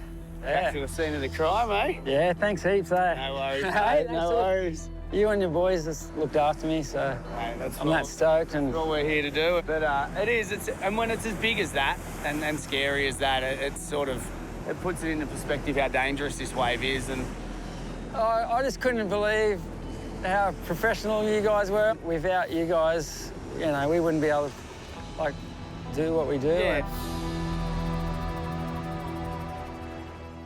Survival expert Kai Furneaux has a simple tip to survive in deadly surf and storm environments. If you are caught in big surf, the key is to relax, because it's going to depend on how much oxygen you can hold in your lungs. If you are fighting the surf, then you're burning up oxygen. But if you can relax and hold your breath and know that eventually you'll come to the surface of the water, then that's the most proactive thing you can do in big surf. As Cape Solander's life and death surf competition was coming to an end, on Sydney's northern beaches, one small suburb was still being destroyed. It was a war zone. You saw trucks bringing massive piles of sand in. You saw probably 300-400 people putting sand in sandbags. homes collapsing into the ocean as wave after wave struck. There was a massive crack that appeared behind me. So when the sea came, it wasn't just nibbling, it was taking great chunks of the garden. And I just jumped back, and at that stage, you knew that, you know, you were in trouble. A tsunami combined with an earthquake. I know it sounds a bit of a weird description, but when the earth trembles and the cracks open up, but you've got the sea that has created that as well. The wind, the surge, the giant swell. Few had ever seen the ocean attack with so much wrath. But in the past, Sydney has experienced freak storms, a warning of things to come. There's been a number of severe storms that I've seen. I was around in 1974. That was a very dangerous severe storm. In 1974, an extreme weather event, later dubbed the Cygnus Storm, hit Sydney, smashing buildings and destroying beaches. I was about 11 years of age when the Cygnus Storm came through, and we saw damage and destruction all over the place, and that was one of the defining moments of my life. 1974, I remember it well, but the force of the 2016 storm was devastating. The storm from 1974 was almost 50 years ago, but many scientists are seeing an increased frequency for these extreme events. As the planet gets warmer, as we emit more greenhouse gases, as the atmosphere traps more heat, we're seeing an increased intensity and frequency of extreme events. They're here to stay, and they're going to get worse. There are about 3 days when with every high tide we'd see another wave of damage occurring to the coast. The ocean just took the sand away. That was the first thing it took. And then it decided to take everything else that it could find.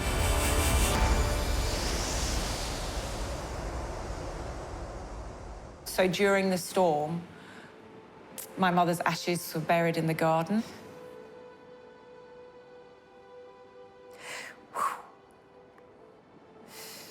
Yeah,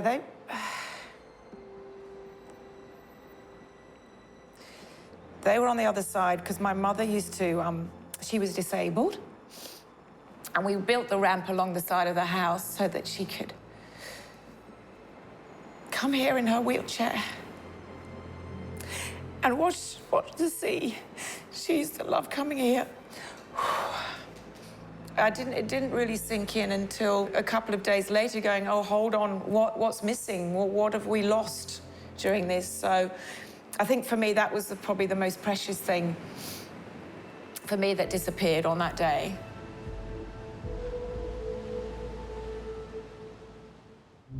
The town of Collaroy was devastated, but it wouldn't break the community's spirit. Locals banded together to save what was left of their suburb. The Australian spirit that we all talk about was evident in adversity. After 3 days of struggle, pain and loss, the sea abated. The battle, for now, was over.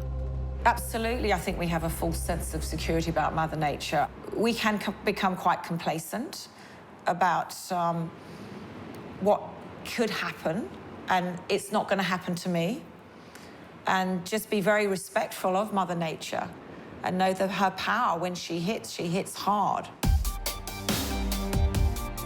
The perfect storm, a combination of giant swells, king tides and ferocious winds, had left the city torn and, in places, destroyed. A storm no one who experienced its power would forget. In the coming decades, sea level is rising. We're measuring it on the Sydney coast.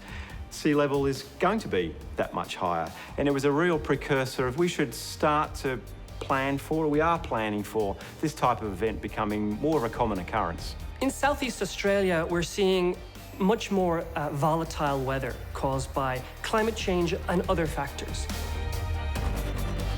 To actually see an erosion event of this magnitude, and probably the largest I'll ever see in my career, was quite an awesome experience. We are going to have more extreme weather events, and that is going to impact our coastline substantially. And it's likely the future we're all facing is only going to get worse when it comes to extreme weather. As Australians, we're a uniquely coastal-focused nation. We cluster on the coast. 85% of Australia's population live on the coast, and that's only going to increase. We need to manage, adapt and accommodate these type of events becoming more common in future. It's a nightmare scenario that if sea levels rise, these houses could experience the destruction of a storm surge and king tide permanently. A deluge that would make them uninhabitable. When you have an event, for example, like in Collaroy in 2016, where a big storm is pushing lots of water onto shore, combined with a king tide, it can be catastrophic. In the future, we can expect a lot more of these events as sea level rise erases any room for error. So certainly under a changing climate, we're seeing the risks to our communities mutate and change into the future. So the combination of increased population and urban development combined with a changing climate means that we're seeing more significant disaster risks into our future.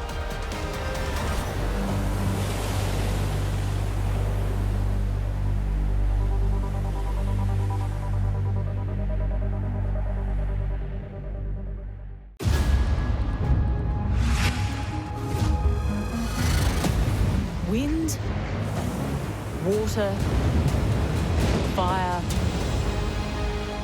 and earth. Elements of creation. Elements of destruction. These are the forces of nature's fury.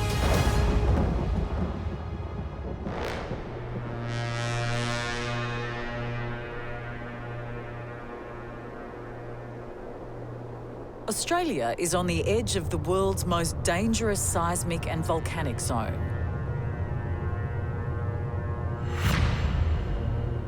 A crack in the earth that rips around the Pacific.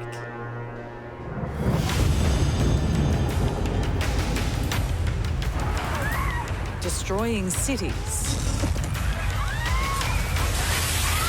So there's always going to be a risk if you go that close to a volcano that you may lose your life. Exploding a reborn Krakatoa volcano.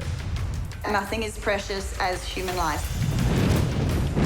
And now it may even be threatening down under. So there could be a volcanic threat to an Australian city.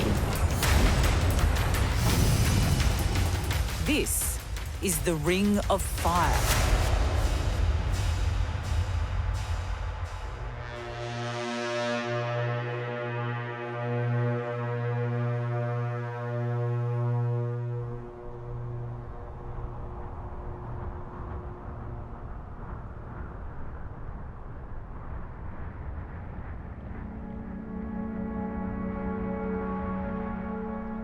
So around the area of Australasia, we have an area very active of volcanoes and earthquakes, and this is because there, the tectonic plates is all part of the Pacific Ring of Fire around the edges. So you've got New Zealand, Vanuatu, Tonga, Papua New Guinea, Indonesia.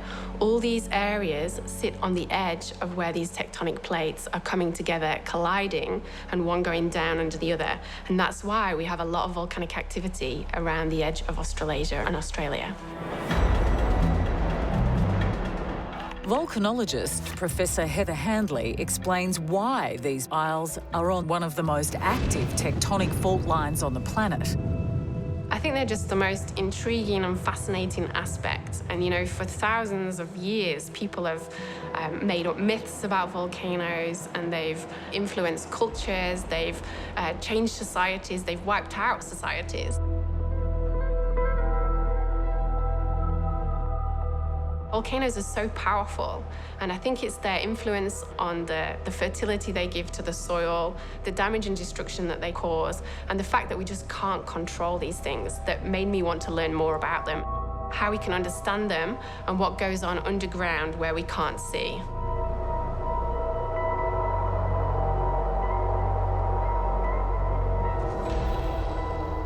The volcanism has been a positive thing in that it creates land. A lot of Japan, a lot of Indonesia, the land there is actually created by these volcanic events.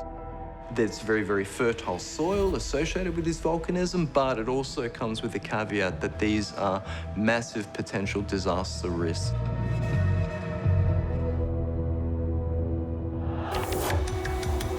Associate Professor Craig O'Neill from Sydney's Macquarie University sees the Ring of Fire as being one of the most powerful natural forces on the planet.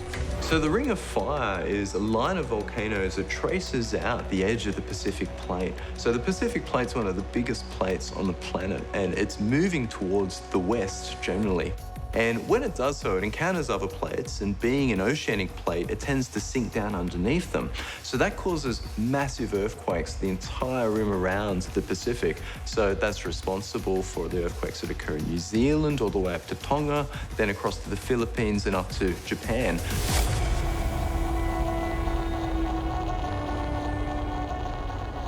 Now, when the plate actually goes down, though, it drags water with it.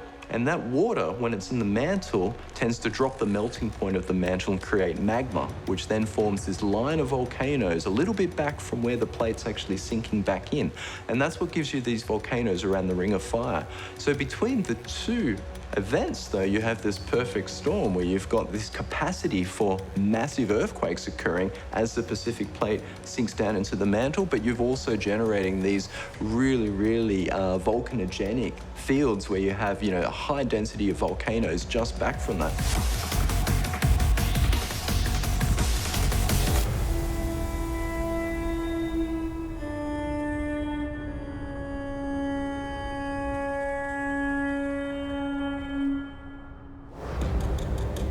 And there are few places on the Ring of Fire more tectonically active than the archipelago of Indonesia. Home to more than 250 million people. But in 2018, an island in the middle of Indonesia known as Anak Krakatoa, meaning the son of Krakatoa in the local language, was to rear up from the deep and launch a two-punch killer blow. The latest explosion in a long history of destruction for Krakatoa, the world's most famous volcano.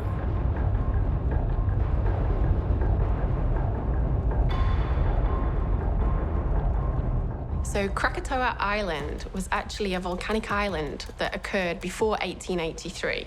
And it had probably 3 different vents that were active in volcanic eruptions. And then in 1883, there was a large volcanic eruption, and most of that island actually disappeared and collapsed into the water. The Krakatoa eruption was a very large eruption for its time, and the noise from this eruption was heard a long way around the world. And it occurred at a time when communication networks were just developing around the world, so there was a lot of interest in this eruption. After the 1883 eruption, it created a big hole underneath the ocean called a caldera, which is just a big cauldron or hole in the ground. And on the edge of that caldera, Anak, or baby Krakatoa, began to grow. So over time, it grew up under the water until eventually in about the 1920s, it reached the surface. And there we saw lots of explosions, and we saw these kind of interactions with the seawater, these big explosions and plumes. And then it started to grow into a new island. So baby Krakatoa is a new volcanic island that represents the activity that's ongoing at Krakatoa at the moment.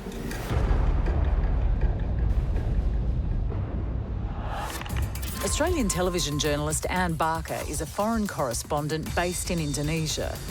She was an eyewitness to 2 of the Ring of Fire's most devastating disasters, though she experienced Krakatoa years earlier at a more peaceful time. I did actually climb Krakatoa once, and like 20 years earlier as a backpacker, you could see hot rocks coming out of the volcano. It's been getting bigger and bigger every year. And, you know, if you'd told me then on that day that this volcano would one day collapse on itself and cause a devastating tsunami, I would have struggled to believe it, but clearly that's what happened. So I went to Anak Krakatoa and I stood on the crater rim of the bit that's still remaining now from the mass that went into the sea. And it was an amazing opportunity to stand at one of the world's most famous volcanoes. And we saw a big volcanic bomb. So this is a big piece of rock that was flown out, super hot red, flying through the air and landed.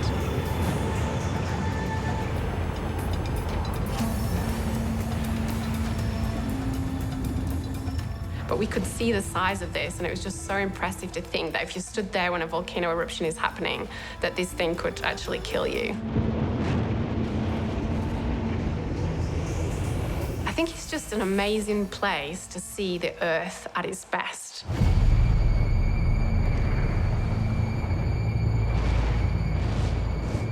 So humans spend a lot of time trying to control everything around us. And volcanoes are just proof that no matter what we try to do, you just cannot control the Earth's power.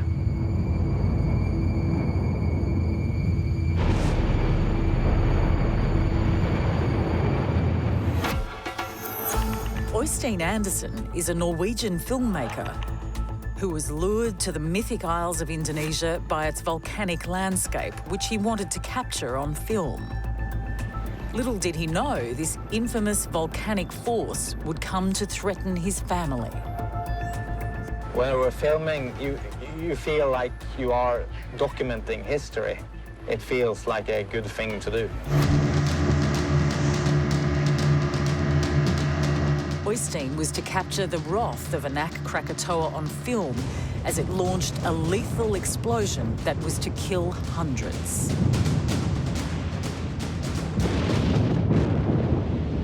So we know from visual observations, so people actually watching the activity, and also from the monitoring of that volcano, that there was an increase at Anak Krakatoa in volcanic activity from around June in 2018.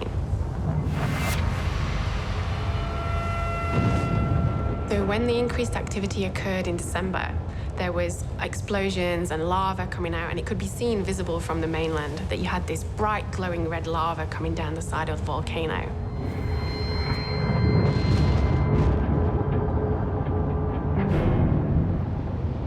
You could see the lava from such a distance, but also hearing the sounds, the booming sounds of the volcano.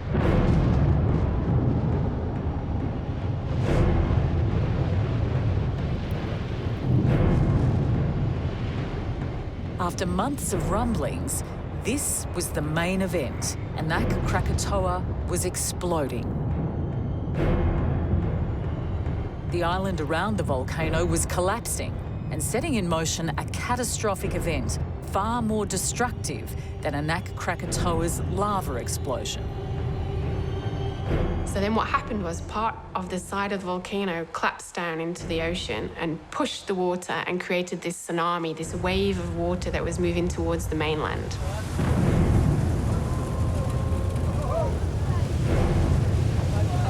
In deep water, it's not very high, but as the land gets shallower towards the coastline, the wave height gets a lot higher. So when this wave reached the mainland, it actually then destroyed buildings. Over 400 people died in this eruption.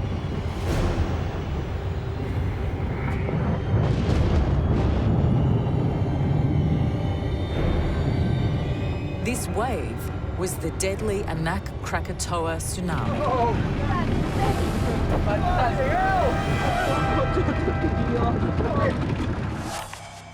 A tsunami is a form of destructive wave that mathematician Shane Keating describes as being very different to a normal surfing wave. Groundswells are very different from tsunamis. Groundswells are generated by storms, whereas tsunamis are generated by seismic changes in the ocean floor, for example, caused by earthquakes. When a tsunami occurs, it has an enormous wavelength. That is, the crests between tsunamis are very long, and they travel extremely rapidly across the ocean.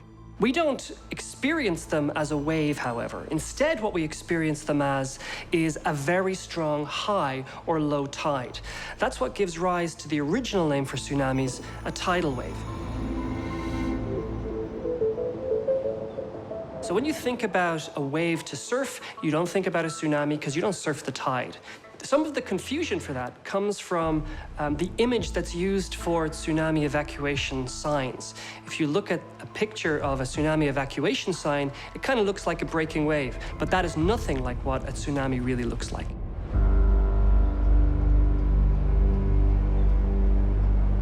So as the wave comes towards the shore, because it gets shallower, the wave height gets bigger.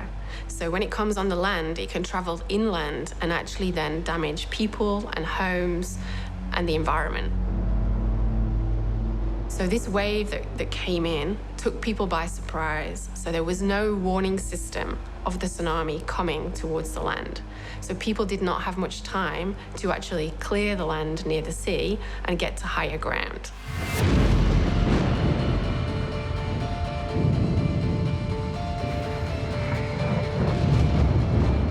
Well, I was standing filming Anak Krakatoa when the tsunami struck.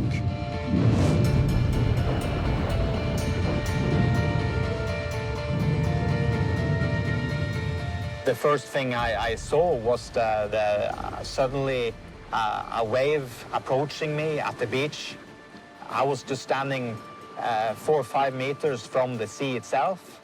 So I saw the wave when it was quite close to me, so I just grabbed the camera and run inland. What should I do now? And I thought, okay, I just have to go back to the place I was staying and get my family and evacuate.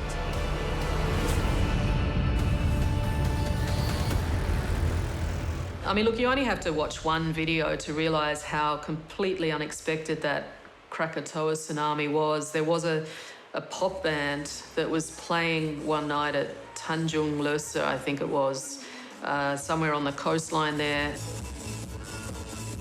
Literally, as the wave struck, the band members were just washed from the stage inland, along with half the people watching it.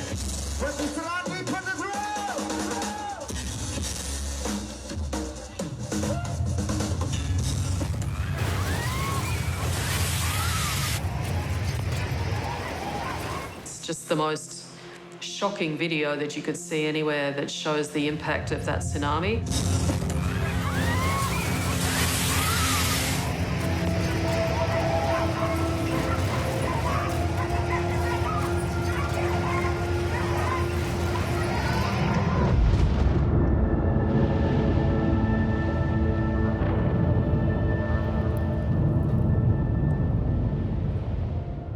The tsunami waves were in places 2-3 meters high and destroyed houses, small shops, and hotels. You just saw people who were living kind of along the rubble of their own homes. We talked to one man who had been living or sleeping in a house right near the waterfront. He was asleep with his wife and children sort of in the afternoon and suddenly realised that there was a tsunami. He tried to grab his children. I think it was a child of 3 and a 22-day-old baby, and he just couldn't find them. He and his wife managed to get out, but the children were so small that the waves just kind of washed them away, and they just could not find them at all until afterwards. He was absolutely distraught, as you can imagine. I mean, it's just that dreadful raw grief. Even a week later, he could barely speak to us through the grief and the guilt, presumably, that he would have felt from losing his children. Fortunately, Oystein was able to get his family to higher ground, and they survived the tsunami. On the night of the tsunami, the locals were very, very helpful. Me and my family were taken really good care of after we had to go into the forest. I really appreciate the way they treated us. My understanding was there were about 430 people killed. That was the sort of death toll given in the days or weeks after that tsunami.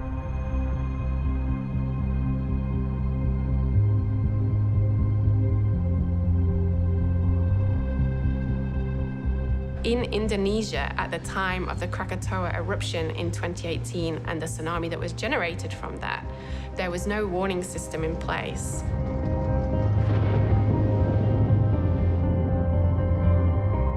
They They did have a warning system that was to detect earthquake-generated tsunamis, but that hadn't been operational since 2012. But even if it had been operational, they wouldn't have detected this type of tsunami because it was generated by a volcanic eruption.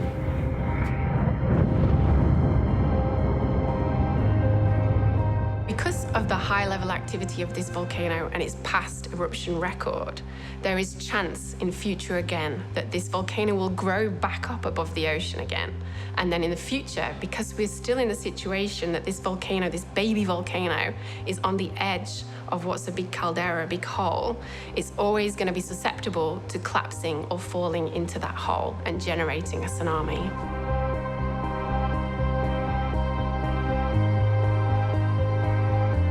As destructive as they are, volcanoes are also agents of change, turning over the Earth's land to bring new fertility to the soil. Volcanoes can also sleep, dormant for centuries, and these sleeping giants rest uneasy across Australia, which lays just behind the Ring of Fire.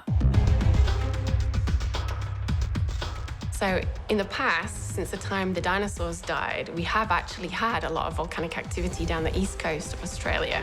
The areas Professor Handley is talking about are in southeastern Australia, just outside the major metropolis of Melbourne in Victoria, where more than 4 million people could be at threat of these newly discovered volcanoes. It's a region known as the New Volcanic Province, and Professor Heather Handley has been at the forefront of research in this area.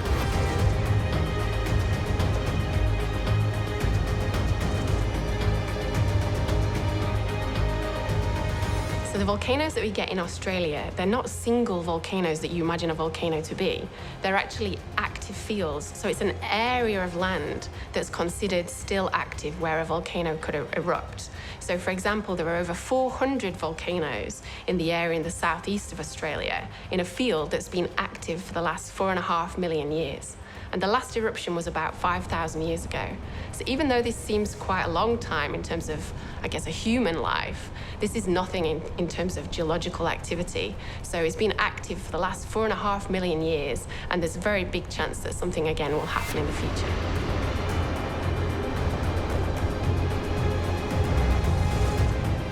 So the chances of an eruption in Australia are very small. So this is very different to those situations where we've got very active tectonics with earthquakes and volcanoes like around Indonesia or subduction zones.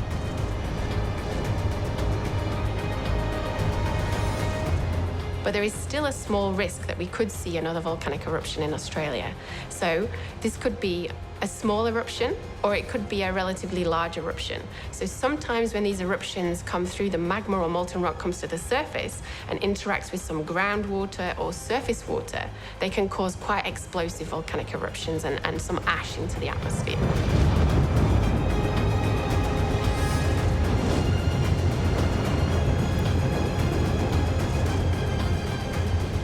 Or they can just ooze up and come out, a bit like what we see in Hawaii.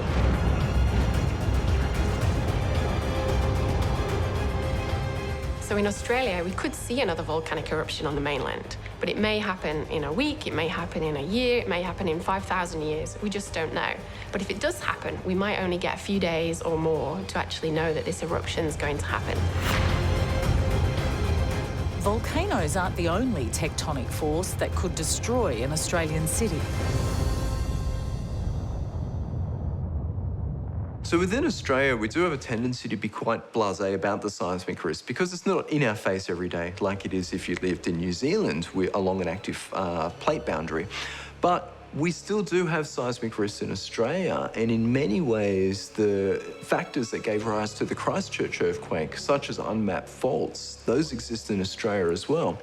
For instance, under the Sydney Basin, we've got a lot of sediment, but beneath there are fault lines that were previously active. Some of them may become active again under the right stresses, and case in point would be the 1989 Newcastle earthquake, which was only a magnitude 5, but it occurred in a city, Newcastle.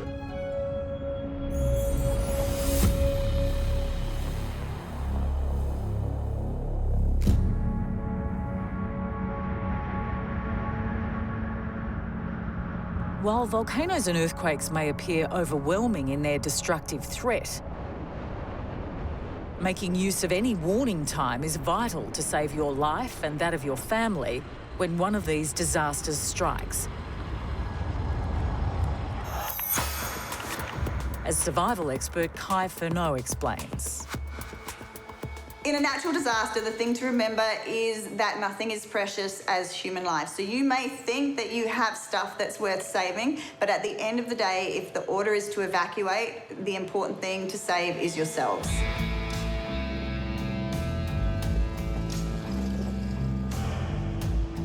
There's no one grand rule about what to do in the aftermath of a disaster. You need to assess your situation and plan according to whatever natural disaster has hit you.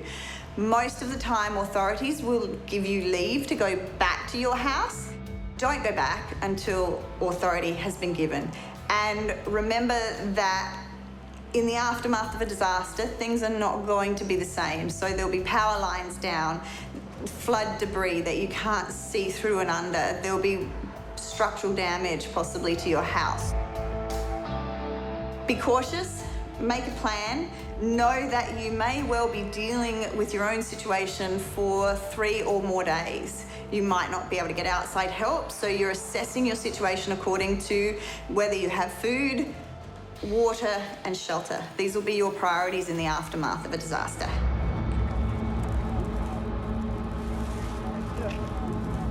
At the other end of Indonesia is the dragon-shaped island of Sulawesi. Here in 2018, the Ring of Fire cracked at one of its hundreds of fault lines, creating an earthquake that would generate a killer tsunami.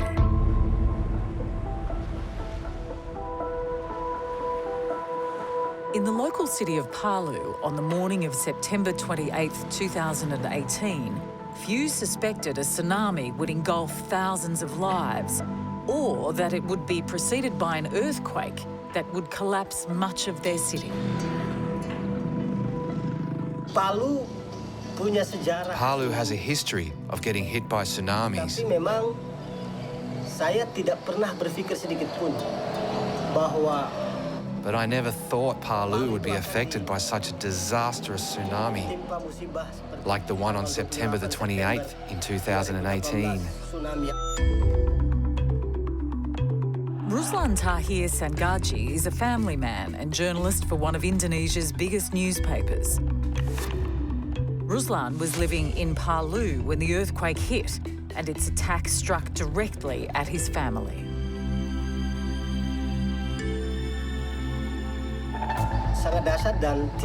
It was huge. There was no gap between the earthquake and the tsunami. The tsunami hit as soon as the earthquake happened. With the Sulawesi earthquake, there was a tsunami warning that was put out and in place for maybe half an hour. And for some reason, it was lifted. That warning was lifted, and it was only then that the tsunami actually hit.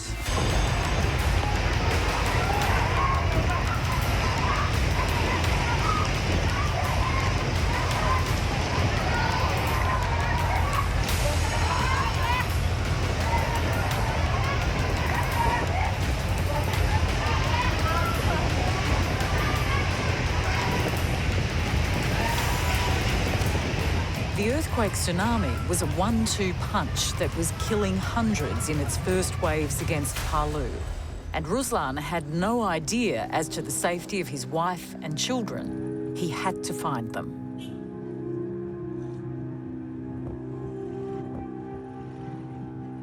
Saya baru mengetahui ada tsunami. The tsunami hit about 8 or 9 p.m. That's when I went to search for my second child, who I thought had died in the tsunami.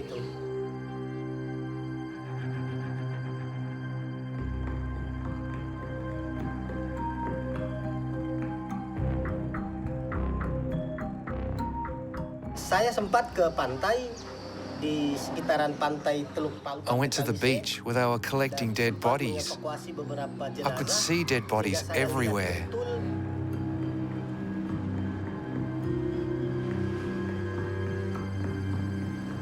I think I was probably the first Western journalist to get to to Palu and Donggala, which were the worst areas hit in that earthquake. We met people who'd lost their families. In fact, there were a couple of bodies still floating in the water because we were there so soon after it had happened.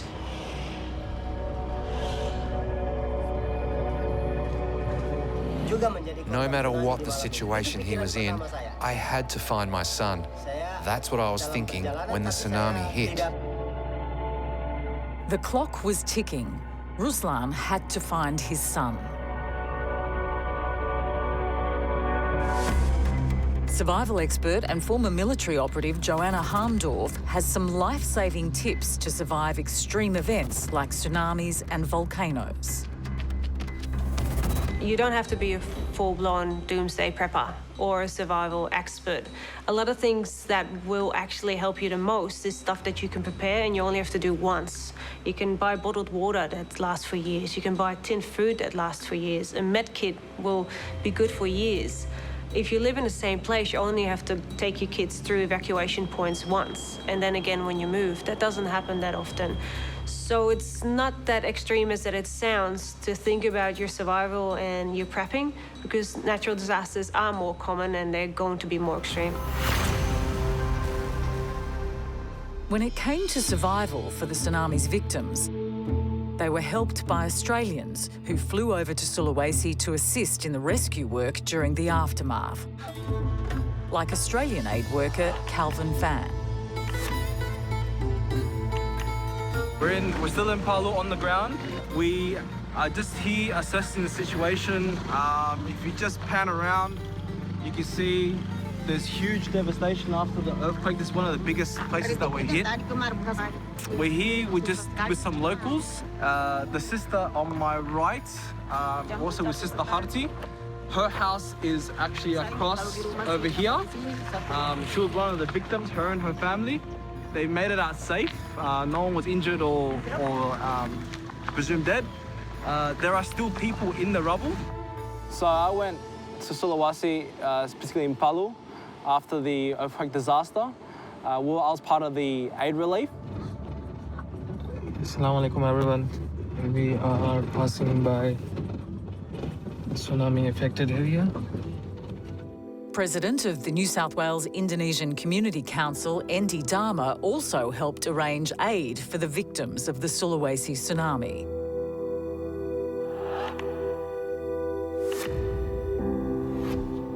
And the scale of the event deeply affected him as he met with the survivors. Palu Donggala Sigi, bencanamu adalah bencanaku.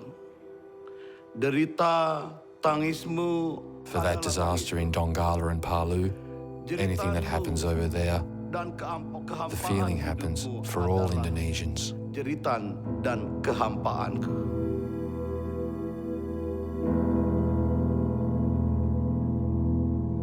Alhamdulillah, so at this point in time, we're actually aiming to get these trucks, which is full of distribution and immediate emergency relief, to villages that are living up about an hour to 2 hours away, up in the mountains of Palu.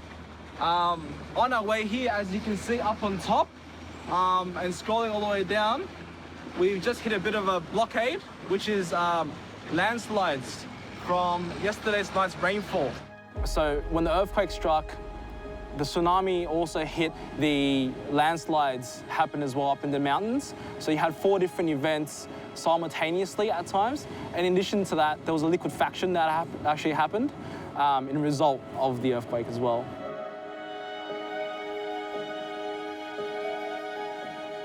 Aid worker Endi Dharma worked right in the middle of this overwhelming destruction. Mari kita lihat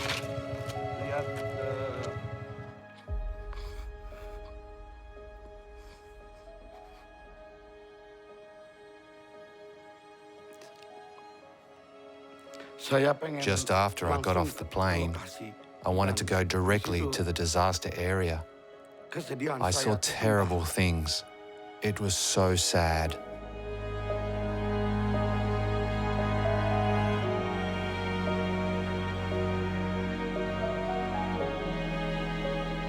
I mean, We were, I guess, frightened that we could be victims as well.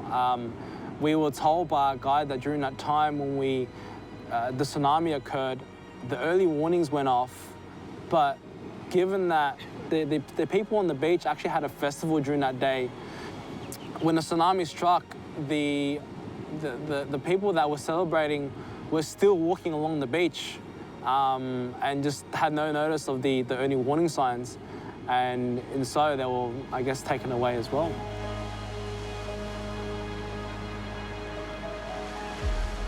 After dark nights of searching, fearing that his children had been killed by the tsunami, local journalist Ruslan was reunited with his son. All his family was safe.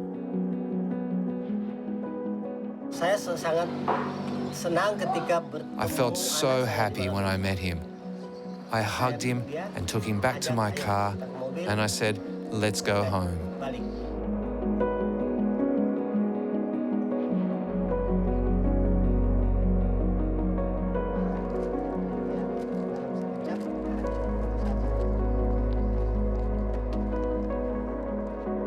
Senang lah, pokoknya saya sangat senang.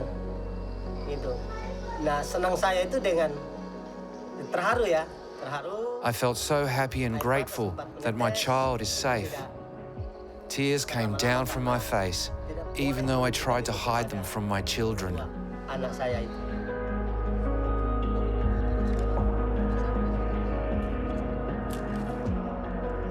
Kontribusi tidak bisa ikut.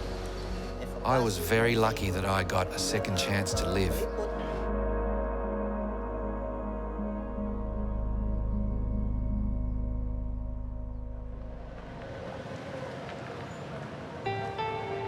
For Australian journalist Anne Barker, the failure of the emergency warning system was directly to blame for possibly thousands of unnecessary deaths.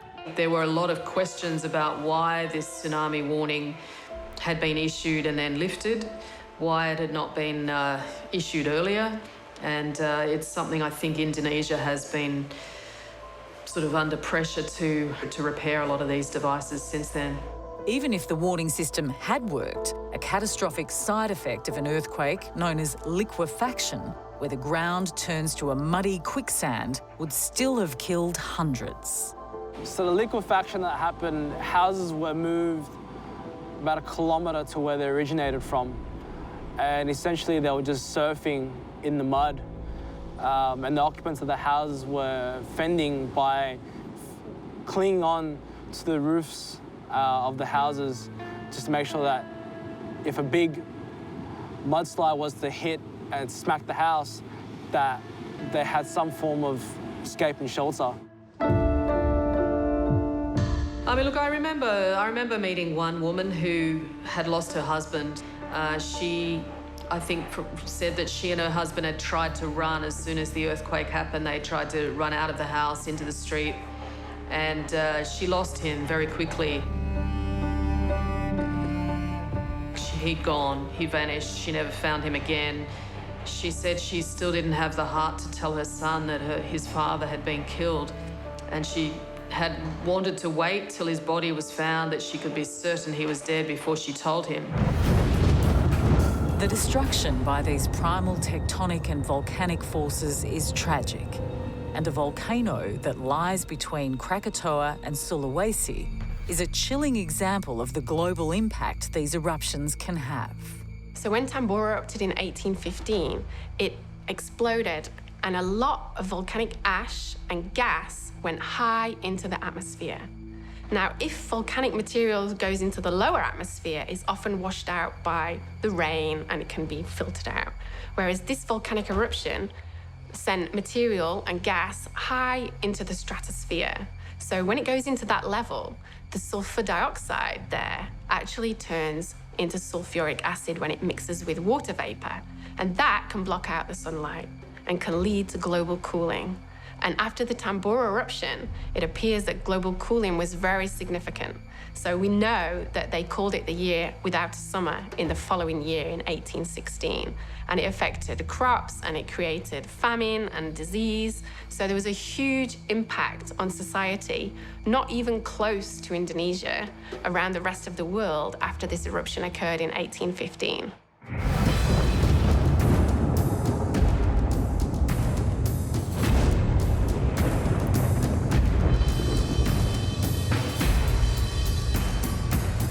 Some scientists are even seeing a link between increased seismic activity like volcanoes and earthquakes and the effects of a hotter climate.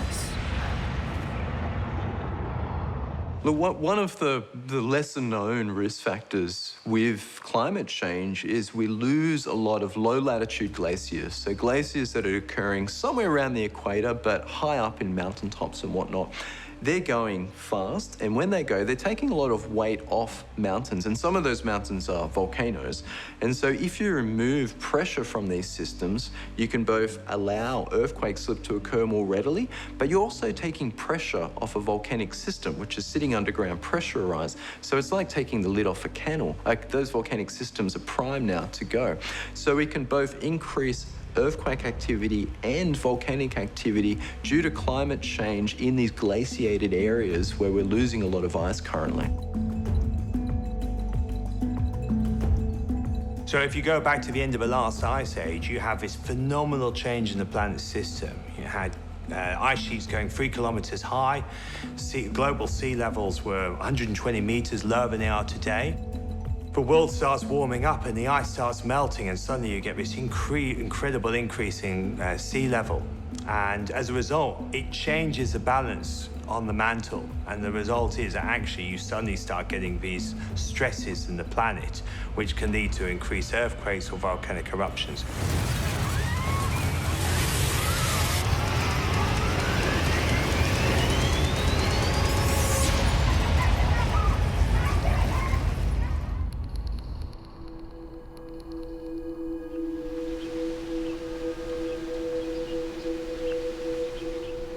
So we don't really know which volcano is going to be the next big eruption around Australasia. But what we do know is we've had significant eruptions, really large eruptions in the past that have affected a wide area. So in New Zealand, we've had supervolcanic eruptions, and in Indonesia, we've had supervolcanic eruptions.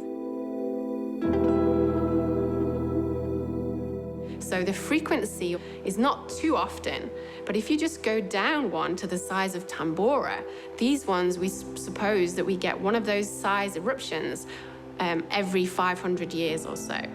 We probably will expect another big eruption at some point in the future, but we just don't know yet where. So one of the problems with the big quakes in particular is they can have quite long recurrence intervals. So it could be 100, 200 years between quake events on some of these fault systems. So that's longer than a human lifetime, and humans become quite blasé about a risk that they don't experience in their own life. There are over 800 million people in the world that live close, which is within 100 kilometers of an active volcano at present time. So within 100 kilometers, you might be exposed to volcanic ash.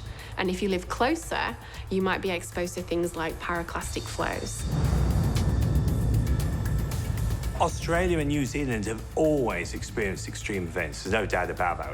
As we look back in the past, they've happened. But as the planet gets warmer, as we emit more greenhouse gases, we're seeing an increased intensity and frequency of extreme events.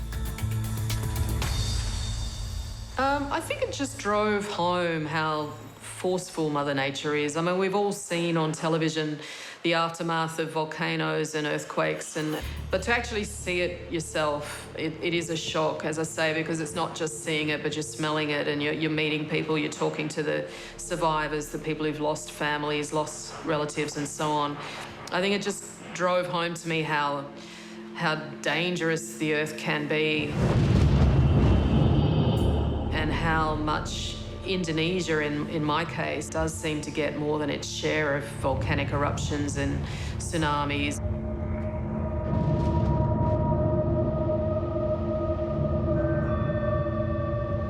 To be honest, I think actually the changes that we're seeing in just the last couple of years are alarming a lot of scientists. I've been working in climate science now for 20 years, and for a long time, the discussion, the debate was very much about what might happen for our children or our children's children.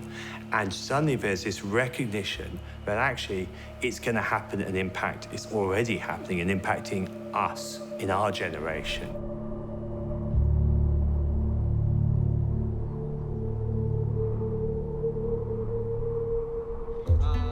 For Australian aid worker Calvin Fan, the task of putting lives back together continued long after the tsunami ended.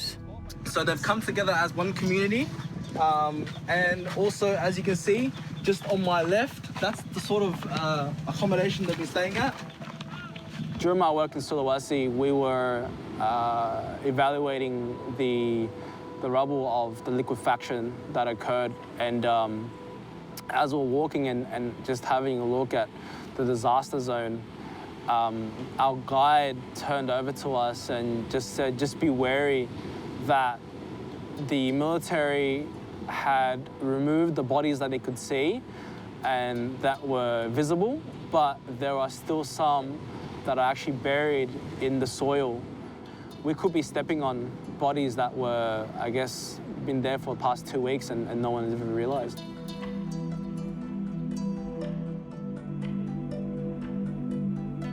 Palu was the first disaster storm I've ever been into. I mean, you see it a lot in the news, you see it a lot in documentaries, you see it a lot, I guess, in the media.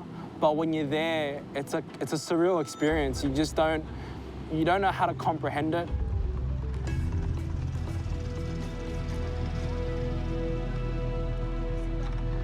The expectation then was that they would never be able to find all the bodies buried. It was going to become a mass grave.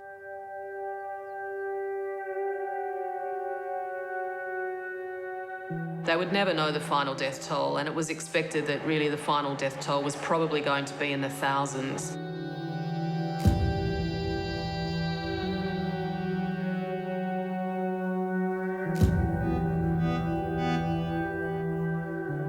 In the months since the Palu earthquake, I think I've heard that probably around maybe 5,000 people have been killed. But there's never been a definitive death toll for those reasons, because most of the bodies were left in their homes, in the sinkhole and in the graves. Here in a remote village up in the Palu Mountains, as you see behind next to me, we're providing some immediate relief after the earthquake and the tsunami. Yeah, it was a huge community spirit to see that, after all the devastations, and most of them had lost their loved ones, that they were still there to depend on each other and just find comfort in one another, that, that everything will be all right. It's a show that no matter where you are, that when nature strikes, there's no hiding from it.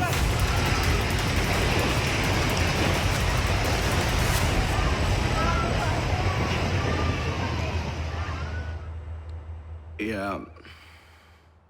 Kalau bencana, memang daerahnya. The people of Sulawesi understand that because they are living in a fault line, a lot of disasters can happen.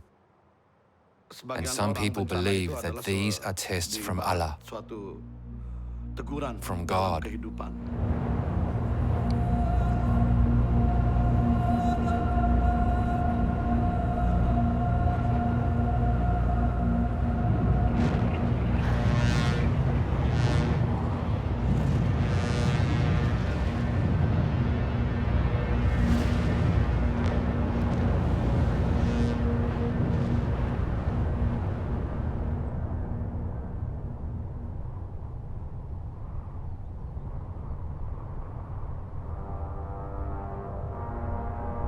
Through the fury and decimation, the ring of fire remains. Perhaps the largest destructive force on the planet. A reminder that we are still very human and very small in the greater scheme of the universe.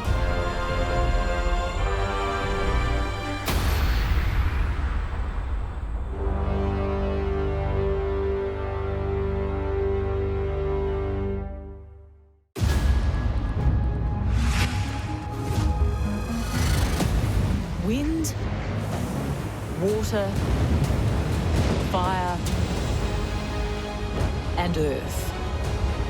Elements of creation, elements of destruction. These are the forces of nature's fury. In Queensland, Australia in 2011, a deluge hit so violently, towns, houses, people's lives and livelihoods were swept away. It was a monster. Yep. Oh, my goodness. It was horrifying. Towns became islands. 3/4 of the state was declared a disaster zone. 20,000 homes flooded, thousands evacuated, lives lost. I ended up going to 14 funerals in 9 days. A mutant storm that took a country by surprise and gave us a taste of the realities of what our weather could be like in the future. January 2011, Toowoomba, Queensland. A town on a mountain range 2,000 feet above sea level. Rain had been falling here for months. Office worker and father of 4, David Jutsam, was back at work from a family summer vacation. A creek, often dry, ran along the back of his workplace. I'd just returned to work from Christmas holidays and I came back. It had been raining for weeks, heavy rain. We'd often watch during the rain and you'd see the creek rise and then fall. But David wasn't concerned. Initially, I pulled my phone out because I thought my kids would love to see what was happening at Dad's work. That's coming fast. Only a few miles from Toowoomba, in the small farming community of Grantham, Marty Warburton thought this was going to be just another wet summer day. Marty lives in town with his wife and 11-year-old son, and he runs the local service station down the mountain from Toowoomba. Yeah, it was expected every couple of years you'd go through some minor, normal flooding event. Sometimes it wouldn't come into the shop. It'd only just run through the main street. Other times it'd come through and just a couple of inches or knee deep at the most. So as much as it was a bit of a pain in the backside to prepare for it, it was generally viewed as a beneficial thing for the community.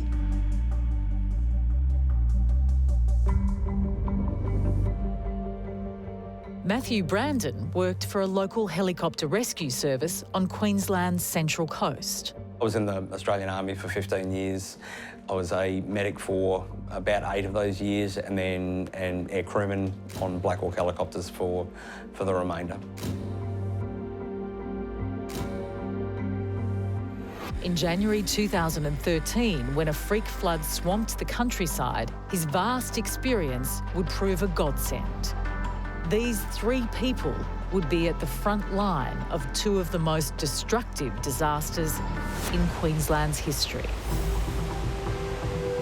Grace Legg from the Bureau of Meteorology understands Australia's unique weather patterns, from the extreme dry heat of the deserts to the tropical cyclones of the north. Australia, because it's such a large country, has quite a variety in weather. We get those cold fronts coming through the southern parts, which bring a lot of rainfall and thunderstorms with them.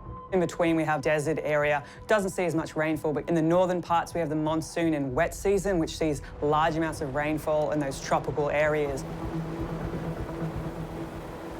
They've got those mountain ranges as well, so it allows that water to move very quickly through. We've seen occasions where we've turned towns into lakes.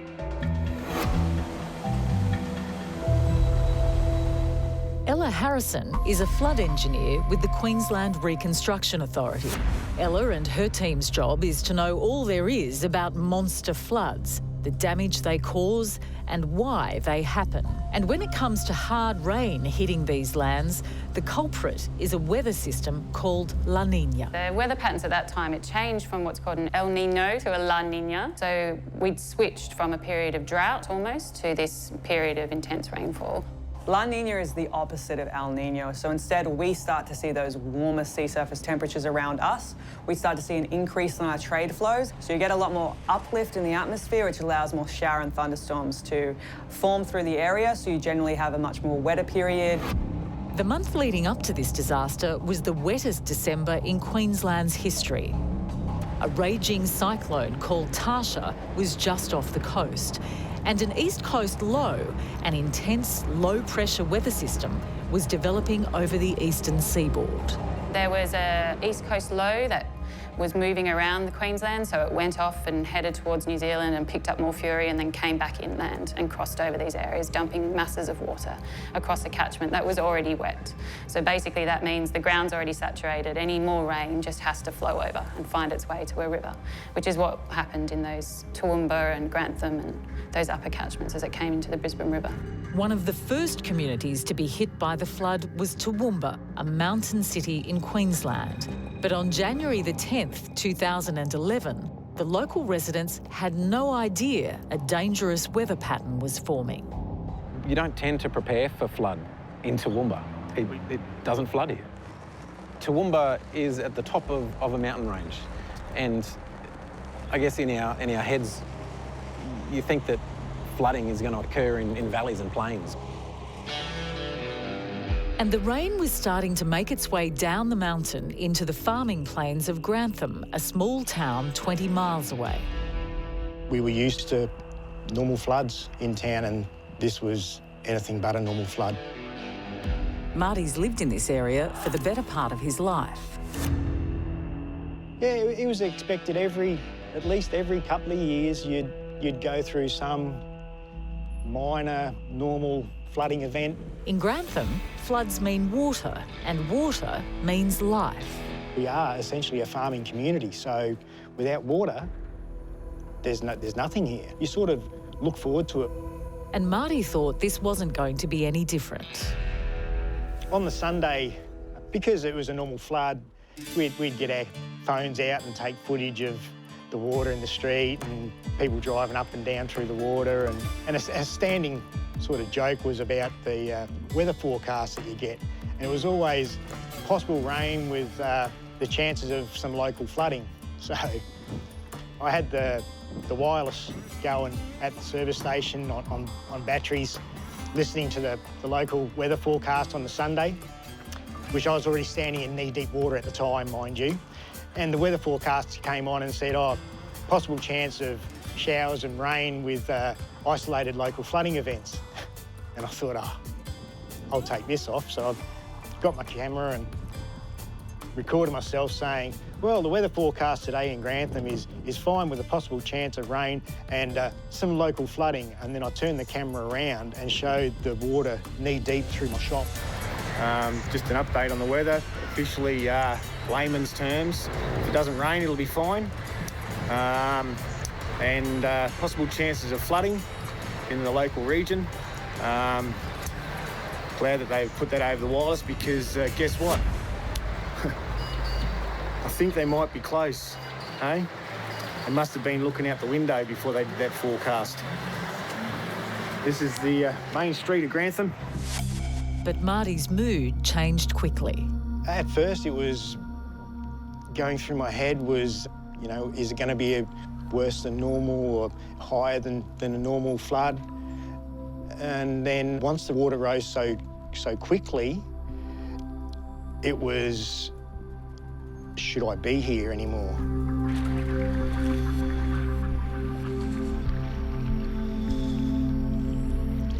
For survival expert Kai Furneaux, floods are far more dangerous than people realise.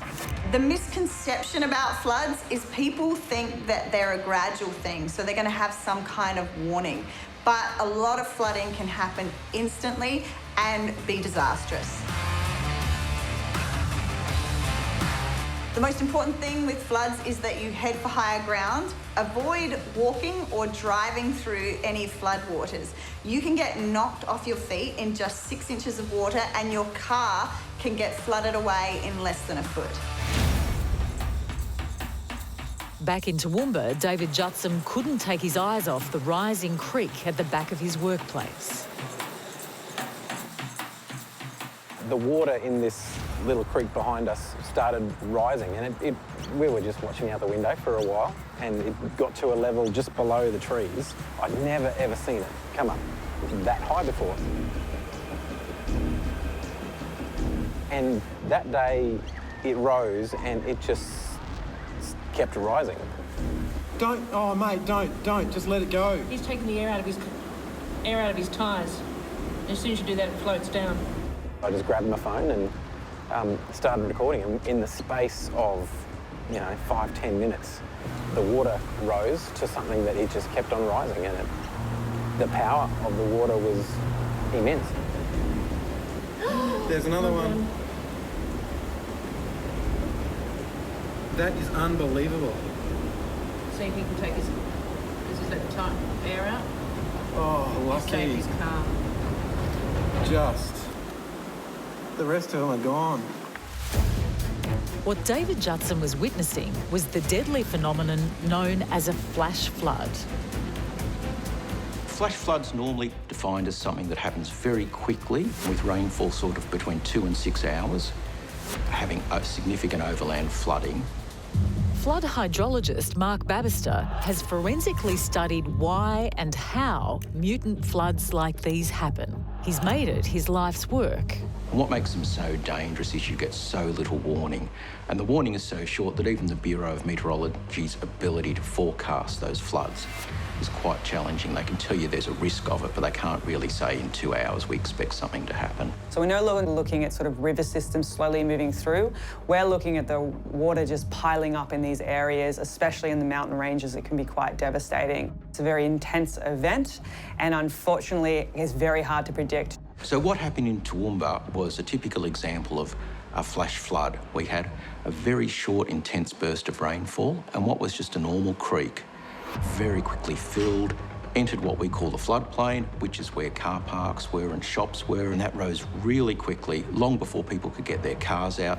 It rose in less than 5 minutes. It broke the banks, and then cars were being swept away. We spent a lot of time researching how climate change will affect extreme rainfall and flooding, and nearly all of the predictions are coming true. We're starting to see these statistically significant trends in short-duration rainfall. And that's really going to lead to a significant increase in flooding. And as the water continued to rise, David Jutson's mobile phone captured the force of its destruction.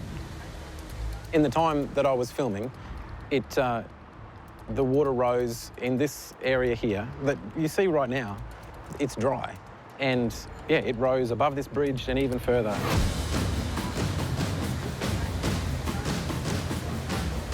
The power of it was the force that came through here was incredible. Oh, that is horrible.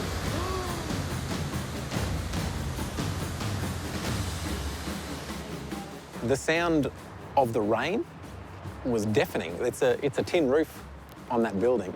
And so in there, you couldn't hear anything but the rain.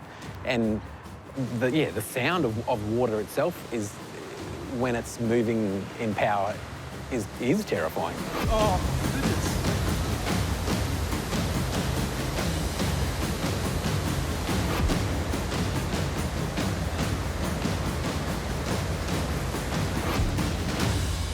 The raging torrent in the streets of Toowoomba was now rushing down the mountain toward Grantham. The small town, with a population of just a few hundred, was right in its path. And by afternoon, the flood was in town. At 4 o'clock on Monday the 10th, we had a tsunami come through town, which was unheard of, unseen before. It went from nothing in the main street to 4 or 5 foot deep within a minute, which was basically put it about just above knee height inside my service station. And then once it got to waist height, I knew then I was in trouble. And then I tried to take my escape route and noted that I wasn't getting out through there.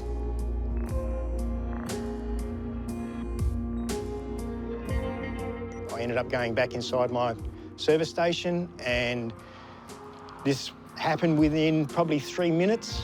Then a surge of floodwater hit Marty's service station. It was that muddy and dirty, it just blackened any daylight out of the shop. All the windows smashed in, and all the products and fridges and freezers inside the service station all got smashed into the back wall, and I was basically treading water inside my shop, and that was basically the first time I tasted the feeling of, I'm going to meet my maker today.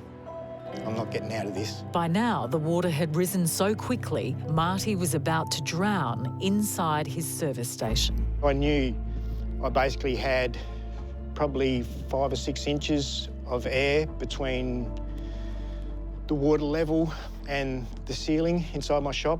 I could feel my hat hitting the ceiling inside, and knew if I stayed inside the shop, I wasn't going to make it. And I knew that if I got out through the door, that the current was going that fast past the service station entrance that I probably wasn't going to survive outside either. Marty knew he would need to act if he was going to survive. I took a deep breath, duck dived under the water to the door and swam out through the door, and as I was going out through the door, the current was that swift that it spun me sideways. I remember my hip hitting the door jamb and felt like I was just being swept away. I was lucky enough to be able to grab hold of the awning that's off the front of my building, managed to climb along the awning and then drag myself up onto the roof. I remember when I grabbed hold of the awning, the water was flowing that fast that it was basically like I was being towed behind a boat. It lifted me horizontally in the water. What unfolded then visually was just incomprehensible.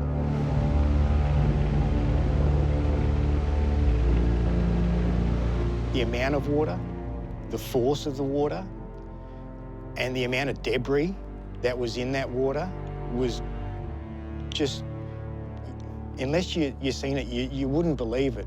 Like, every single thing that is in someone's house, under someone's house, shipping containers, cars, boats still on trailers, things that you think could not possibly be pushed by water. Once I got up on the roof, surprisingly, there was already helicopters in the sky. And I was thinking to myself, wow, how did they respond so quickly? You know, because from the time of being nothing to me being on the roof was like 15 minutes. How can the helicopters be here so quickly? Unbeknown at the time, Toowoomba had gone through an unprecedented event in the streets there. In Toowoomba, the creek that David Judson was recording on his phone now resembled a raging river. Oh, got it? Yeah. Oh. Oh my goodness. It was unfathomable. Like you'd never seen something like this before. It certainly was a disaster zone.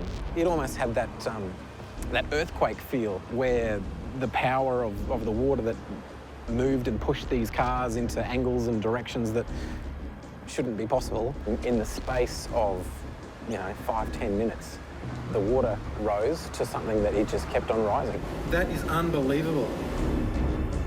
The power of the water was immense. Oh my goodness. Cars all along behind us. People who didn't get there in time, their cars were just washed away. First excited, David was now terrified. I was scared for myself. I remember calling my family.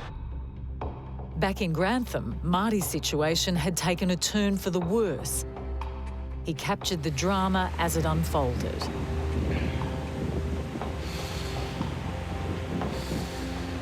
And as the water levels rose, his thoughts turned to his loved ones. That's when I thought, hell, I better try and contact my wife and my son and my parents, and because I've been through so many floods previously, I learned to put my mobile phone in a clip-lock sealed airtight bag. I then rang my wife and my son, firstly to tell them that I was safe on the roof.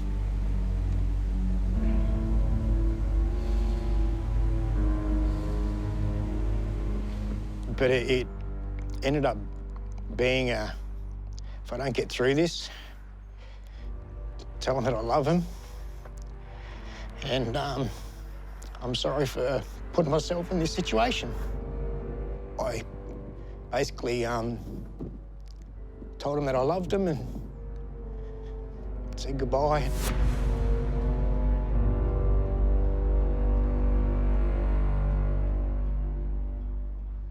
Ex-military operative and risk management expert Joanna Harmdorf has worked in extreme and dangerous environments around the world. She has seen the devastation of floods firsthand, and she knows exactly what you should do if you are trapped in a flood. Personally, I've been involved in a flood, and sadly the recovery parts of a flood as well afterwards when I was in the army. And after seeing that and see what a nature can do, I have a different kind of respect for her. I wouldn't call it a fear, but the damage that she can do if she wants to is unbelievable. If you do end up on your roof and you get impatient or you're running out of food and water and you think it's tempting to actually jump into the water and think you can swim somewhere else, don't. It's extremely dangerous. You do not know what's running in the water, what's flowing through it, cars, trees. There's a lot of stuff in there that can actually hurt you. Would you end up in the water though? You're best off to lie flat on your back, cover your head with your hands to make sure that anything that is flowing through the water doesn't hit you in the head and knocks you out. And you can also see where you're going. So if you see anything like a pole or tree or a house that hasn't been moved yet, then try to hold on to that. The rain did not relent. The waters engulfing Toowoomba and Grantham were making their way toward the city of Brisbane.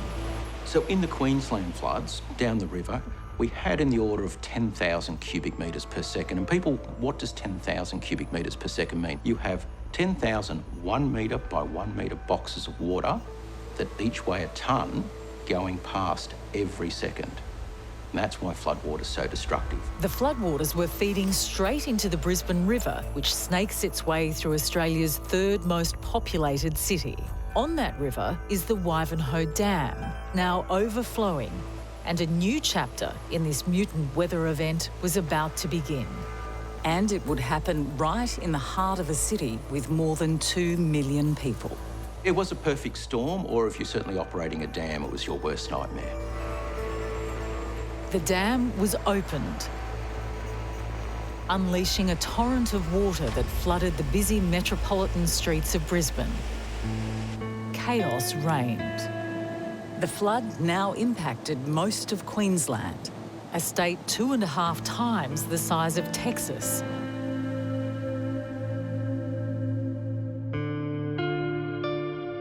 The 2011 flood was supposed to be a 1-in-100-year event. But 2 years later, in January 2013, Mother Nature unleashed another freak flood. And once again, the community was taken by surprise. It was certainly unexpected.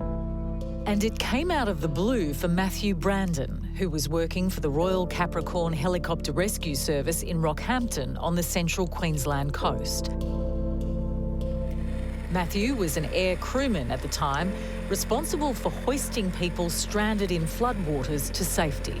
I suppose just seeing the floods and seeing the effect of them, especially from the air where you get that big picture perspective, it was extraordinary.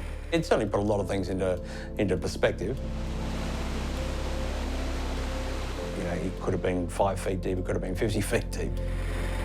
This massive water sort of flowing through, and you had plenty of debris, plenty of trees, dead livestock, people's houses that had just, was just flowing through. It was just, basically anything the water could get a hold of, it was just washing away. Over the worst days of the flood, the rescue calls would come in. Matthew and his team were the first responders on the scene. This is what a day in the office looks like for an air crewman, where every rescue could be your last. This lady here is saying that the man and woman are both went to their assistance. Yeah. Okay. Then they lost sight of them and the boat went away. It didn't. So further downriver. Further downriver. There's definitely a couple of metres between life and death of not only the person that you're trying to save or the rescue crewman when we lowered him down, but if the hoist cable had contacted the wires, then you're starting to look at possible catastrophic damage that could have resulted in a crash.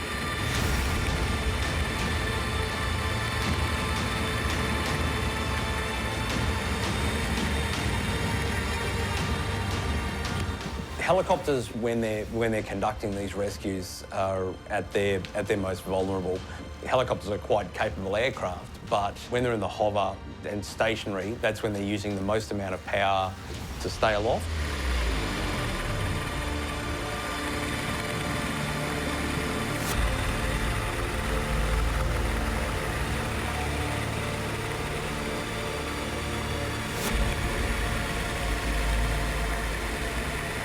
At times when you were flying through the rain, the visibility was reduced down to zero.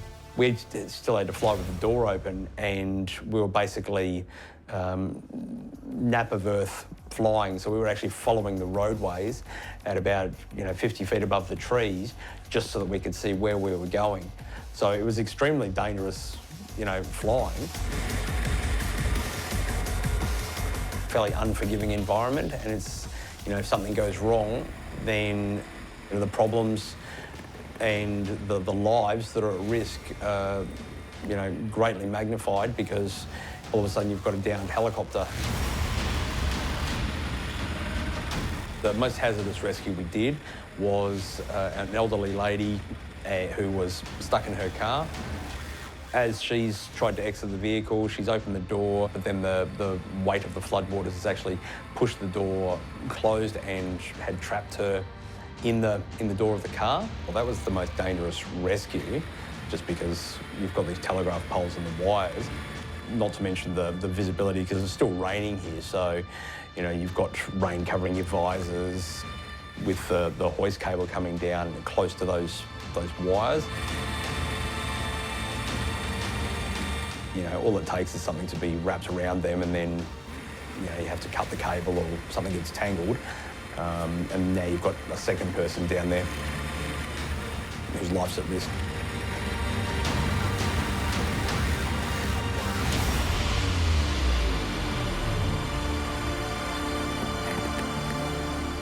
Matthew's flown in the Middle East on Black Hawk helicopters.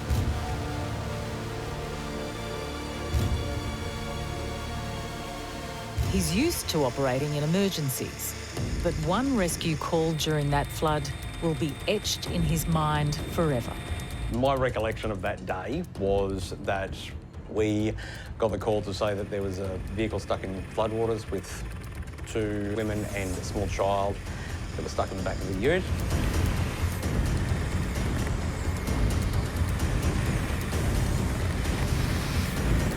When the call came in over the radio, Matthew Brandon and his team were caught off guard. They were told there was a baby trapped in the ute, and they realised they didn't have a harness for a small child. They grabbed what they thought could work, and armed with a winch and just a dive bag, they rushed to the site. Emergency services had already attempted to rescue the 2 women and the child, but the violent rapids of the flood were too dangerous for any watercraft. They had actually attempted to get a swiftwater rescue boat out to the vehicle, but just because of the location and the water, they were unsuccessful. When we first arrived at the scene, you could see the vehicle. It was well and truly covered in floodwaters. At any moment in time, it could start washing down river, or it could flip over, in which case you've got 3 people in rapidly moving water, definitely in fear of losing their lives. We've circled it, come into position and started lowering down to the vehicle. As the rescue team came closer, they could see the fear in their eyes. They were extremely distressed, yeah. They were, very, very, very scared. Matthew's hand firmly gripped the only lifeline this child had. So once we got there, started bringing the people up, the first person was the child. That was our main priority. Let's go. You'll come on with feet first, Bob? Yep. Maybe? Yeah, absolutely. Put her in your bag, darling. You go. Girl. You go. Put her on the tent. On that lady. No. Here you go. You go, darling. Okay, get the bag up for me. Okay, darling.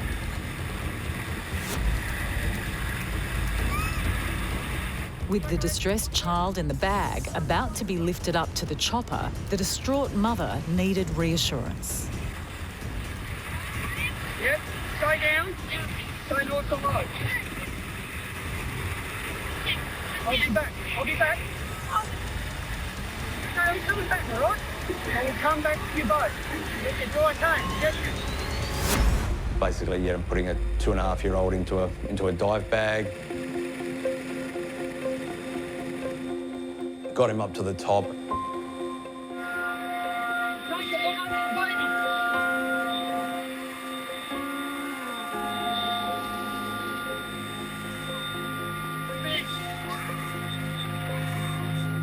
Him being handed off to the paramedic that was in the back of the aircraft, and then him unzipping the bag and the toddler's head, coming out of the bag. That was what everybody reacted to, yeah. But time was running out for the two women still trapped in the car. The two ladies were, very scared. Okay, who's next? Now come with me. Take your arms down. Back to you. Lay down. Hey, mate, you're not. Take your arms down. Make it all work. Enjoy the ride. Say goodbye.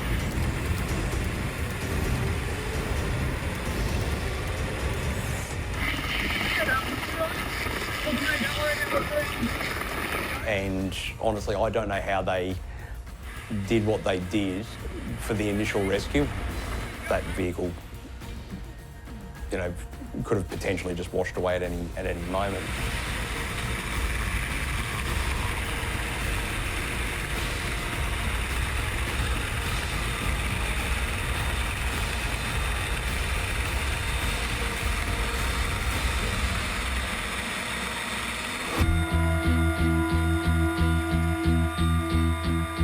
Yeah, they broke down as soon as they got into the aircraft, broke down into tears.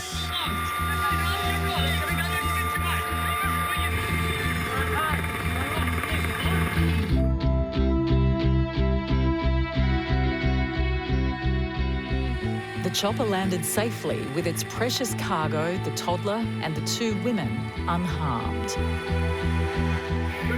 For more than 2 days, Matthew and his team continued to save stranded people from the floodwaters, risking their lives on this do-or-die mission.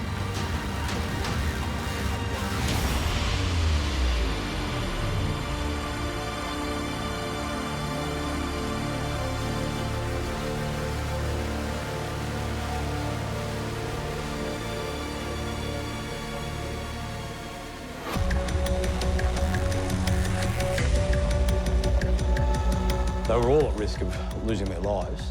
The last guy that we got up had to be dragged into the aircraft. He was absolutely exhausted, and it was a real struggle to get him into the aircraft because there was just no space to put him.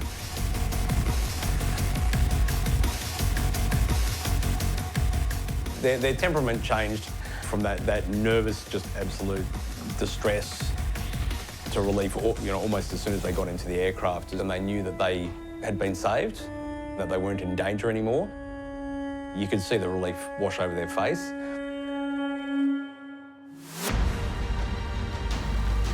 All up, it would probably be 20-odd rescues.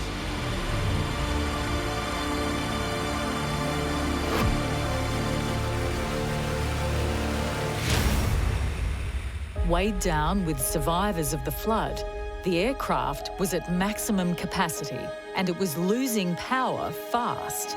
Matthew and his team had to make the decision to return to base. The frustration that, you wanted to do more than you could, but just because of the weather, sometimes we couldn't get there. Despite Matthew's frustration, the people he saved over those 2 harrowing days call him a hero.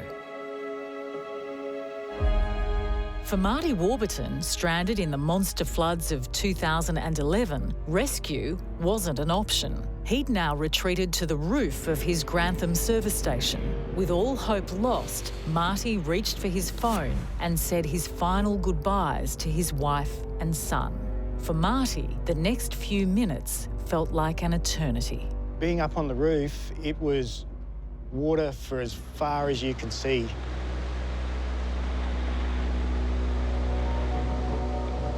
But moments later, something did appear on the muddy horizon, an intact house floating through the floodwaters. While I was up on the roof, after getting myself together enough to start functioning again, I noticed off in the distance a house had popped off its stumps and come out through the trees and was starting to float through the farming paddocks. For some reason, I got my phone out and started videoing it as it was going past in the paddock, thinking to myself, is this real? Am I really? Is this really happening? And I think that's the reason why I got my camera out to record it, is because I wasn't believing what I was seeing. And then a shocking realisation. There were people inside. You're up on the roof there, and you can hear people screaming for help. You could hear them screaming for help, and the house floated off. And I remember the feeling of just being useless. For Marty, this was like living a nightmare. I thought I saw someone trying to swim. I leaned over the awning and tried to grab them and grabbed their arm and rolled them over, and that's when I realised they weren't trying to swim, that they were already gone. And it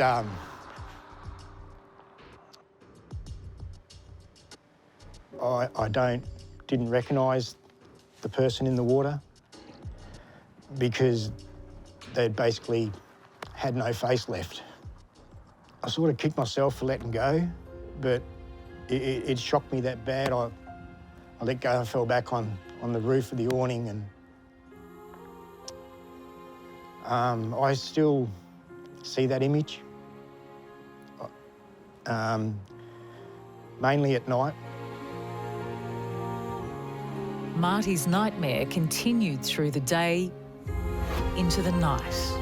I could see the emergency flashing lights about a kilometre away, and I just kept on convincing myself that, because I could see the lights, that rescuers were coming, and I just had to sit tight.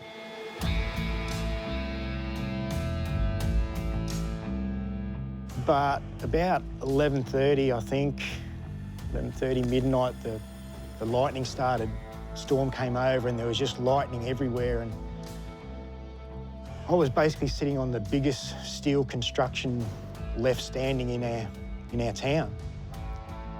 And I was really starting to worry that I was going to get electrocuted from the lightning. Marty was sure he wouldn't survive the night if he stayed on the roof. I had to decide whether I stay up there or whether I try and swim to safety. I tried getting off the roof of the service station, and the gutter gave way and I fell into the water. And Marty doesn't remember much about what happened next. But, as if carried by angels, the floodwaters took Marty to higher ground. I could see lights at the outside the school, flashlights, because there was no power in town. And walking towards the lights and then hearing people saying, "Marty, you're alive. We thought you were gone." It was just that feeling of relief that you were safe.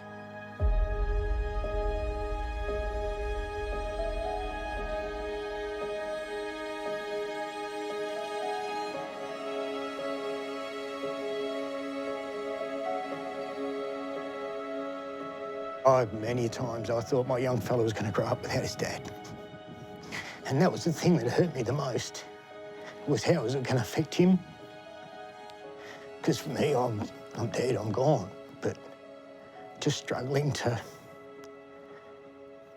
And to know that so many in your community were dealing with that.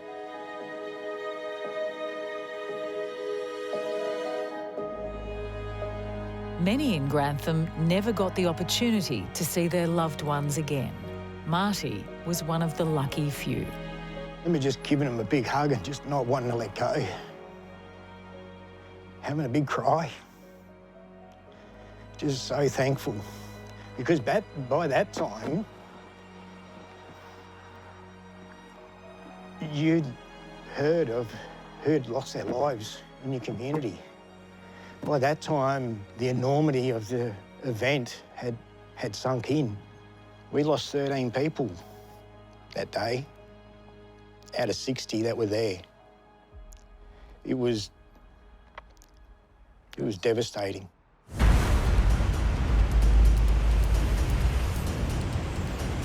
It wasn't big, it was a monster. Armageddon come to town and destroyed it. Unbelievable. And even still to this day, it's hard to comprehend that it got so big, that it was so big, that it was so violent, so destructive. Words cannot describe what Mother Nature unleashed on that day. Marty's tried to move on from those 2 days of hell, but he can't help but think of the what-ifs. What if it happens again? I fear for the next 2011. God, I hope it doesn't happen, but after experiencing that, anything can happen. With the flood over in Toowoomba, David Judson was safe, but his town was destroyed. I remember afterwards, once the water subsided below this bridge, walking across to the car park over here. It certainly was a disaster zone. The car park over here, like the water rose so much that it just stacked them like dominoes. It was horrifying. In 2011, the first flood struck Toowoomba and Grantham. And in 2013, the second flood hit. In the space of 3 years, 2 monster floods ripped through Queensland. The state would never fully recover. About 3/4 of the state was declared a disaster zone from that particular time period. So it was very intense rainfall over these heavily populated areas. We had massive suburbs inundated. The impacts were extensive, major assets and infrastructure were inundated in a way that we didn't realise could happen. When the floodwaters receded, the scale of the devastation was clear. More than 1 million people impacted and 12,000 seeking refuge in evacuation centres. And even more devastating, 35 lives taken. The numbers are a bit scary. We had about 12,000 homes were inundated, and the estimates of damage vary a bit, but they're up about the $5 billion worth of damage done to infrastructure and assets. We had something we hadn't really seen before. That the Queensland floods were probably the most devastating floods in Australia's history, with the number of people affected and the economic consequences to the country. But scientists are telling us that with our changing unpredictable weather, extreme floods will become more common, and a bigger flood might be just around the corner. What we are fairly confident about is under climate change, that unpredictability is what's going to increase. We'll get more unpredictable storms. Apply one of these future scenarios that we think might happen by 2050, what we estimate the damages will almost triple. People were unprepared for 2011. I think a lot of people expressed shock. They didn't realise that rain like that could fall, and they didn't know that rivers like that could be so high. 2011 was already bad, but if you're in that upper catchment, you could be almost 2 stories higher of flood levels in a future scenario. Under a changing climate, we would expect to experience more extreme rainfall events. So this would mean heavier rain sometimes when it does rain. And particularly this means more flooding in urban areas, with stormwater flooding moving into drains, into creeks, causing flooding of homes, streets and infrastructure. We're seeing an increased intensity and frequency of extreme events. They're here to stay and they're going to get worse. In Southeast Australia, we're seeing much more volatile weather caused by climate change and other factors. That includes heavy rain events as well as droughts, and it also includes damaging rain events like hailstorms. Climate change affects tropical cyclones in a number of different ways. The ocean is like the heat engine for tropical cyclones. And with a warmer ocean, there's a lot more energy to fuel big storms. We'll have more intense storms. But the air is also warmer. And as the atmosphere warms up, it can hold more water vapor. That means that tropical cyclones now carry a lot more rain. So climate change is having an effect on flooding. We do know as the world gets warmer that you can carry more moisture in the air. If you have more moisture in the air, you can have higher rainfall. We are now starting to see statistically significant increases in rainfall in short storms all around the country. And this is what was predicted from climate change. We'll certainly see more frequent large floods, and the intensity of these large floods will increase. Our broad brush estimate for the country and the east coast of Australia, where most of Australia's flooding problem is, that what would occur once every 100 years, by 2100 will occur about once every 60 years. We're going to see nearly a doubling in the frequency of those floods that cause devastation. We are struggling in Australia to deal with the current flood risk, and any increase from climate change will be really devastating. We should be planning for future climate risk. David Jutsam isn't a scientist. He's a survivor. But after living through the Toowoomba floods, he thinks we need to recognise that our weather is changing. When you see nature turn so quickly and so powerfully, it does humble you. You recognise how small and insignificant you are in that grand scheme of Mother Nature's power. After witnessing what we did in 2011 with that flood, it does make you fearful to a degree about how climate is changing. Marty has seen the fury of mutant nature firsthand, and he says we can't ignore the signs Mother Nature is sending us. I'm a strong believer that climate change is happening, global warming is happening, that weather patterns are changing, and you can't rape and pillage Mother Earth for 100 years and expect no retribution.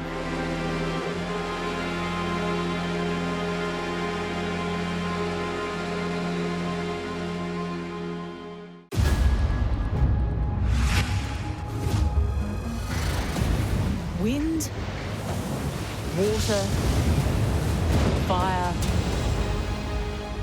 and earth. Elements of creation. Elements of destruction. These are the forces of nature's fury. New Zealand, an island archipelago on the edge of the Pacific Ocean.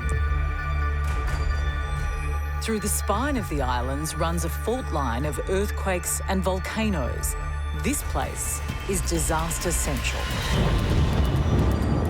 Over the past decade, New Zealand has seen a barrage of deadly natural disasters. A savage earthquake fault that shook for 6 months of hell. Tornadoes that ripped through a city. And a volcano that unleashed its fury.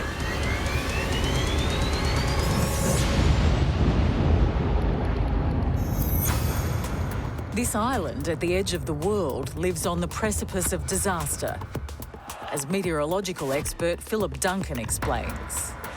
I mean, New Zealand's exposed to not just severe weather, but also seismic activity. We're on the ring of fire, so we share that with Japan and other parts around the Pacific that get lots of earthquakes or volcanic eruptions.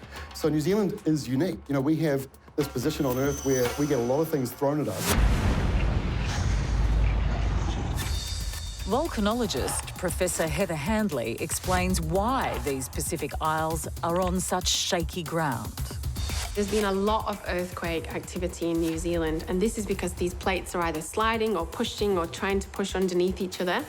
So the northern part of New Zealand sits on the Australian plate, and the southern part sits on the Pacific plate. So you can actually cross one of these tectonic plate boundaries in New Zealand. And because of this, there's so much tectonic activity and volcanic activity related to being close to one of these plate boundaries.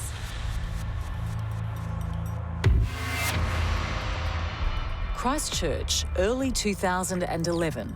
The city is slowly recovering from two minor earthquakes that hit in 2010.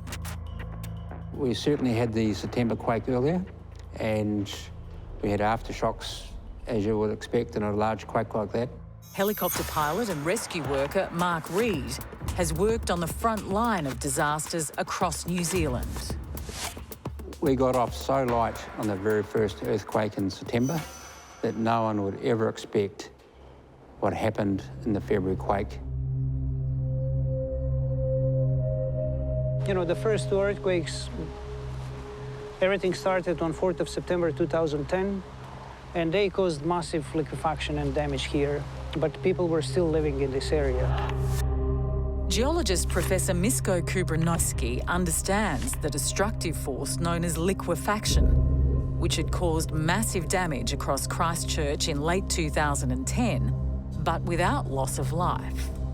So during an earthquake, just imagine a strong shaking starts. Within 2, 3, 4 seconds, the soil is going to liquefy.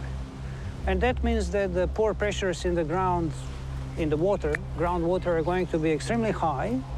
They pretty much result in separation of the soil particles, so the soil turns into viscous fluid, and that fluidized matter can then easily be ejected on the ground surface as ejector, soil ejector, and obviously there was a lot of water also reaching the ground surface.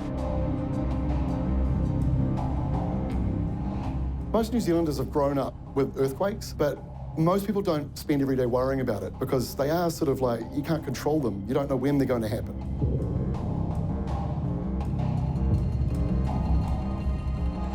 It's been said that one of the great failings of Earth science is our inability to predict earthquakes. Dr. Craig O'Neill is an earth and planetary scientist at Australia's Macquarie University. Nearly every other natural disaster, we can come up with some sort of early warning system for. Tsunamis, we can see them coming across the ocean. Cyclones and hurricanes, we've got the satellite data these days. Even volcanoes, you can start to see them rise up as the magma rises. But earthquakes, you get zero warning for. They just occur, they release an enormous amount of energy in a fraction of a second, and then they're over with. And it's really, really difficult to predict where these things will occur. These minor tremors that had occurred since the September 2010 earthquake masked a hidden hell.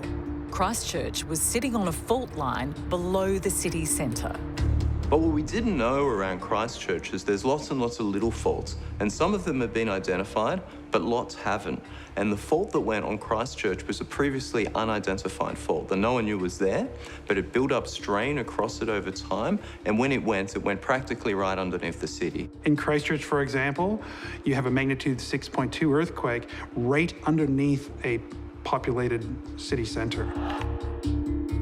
Earthquake scientist Mark Quigley sees the cause of these faults laying deep under the Earth's surface. The Earth's crust is full of cracks. We call them fractures. They have a variety of different orientations. They extend down in continental crust to 10, 15, even 20 kilometers below the surface. As the Earth's crust is being squeezed by plate tectonic forces, all of those cracks are being put under stress. And eventually, the stress that's being applied to those cracks exceeds their frictional strength, and they break. And it's that breaking which creates an earthquake. It's very difficult to map these fault systems, and so we can't actually see these things on the surface. Tom Hawker and Penny Spencer were local residents of Christchurch and in a relationship together. They both enjoyed work at Christchurch's CTV building, a recently constructed TV studio and office block. At the time of the earthquake, I was working for a company called CTV in Christchurch, and the day just started out just like any other normal day. Didn't really think much of it. And then that's when went out for lunch. I was with my girlfriend Penelope at the time.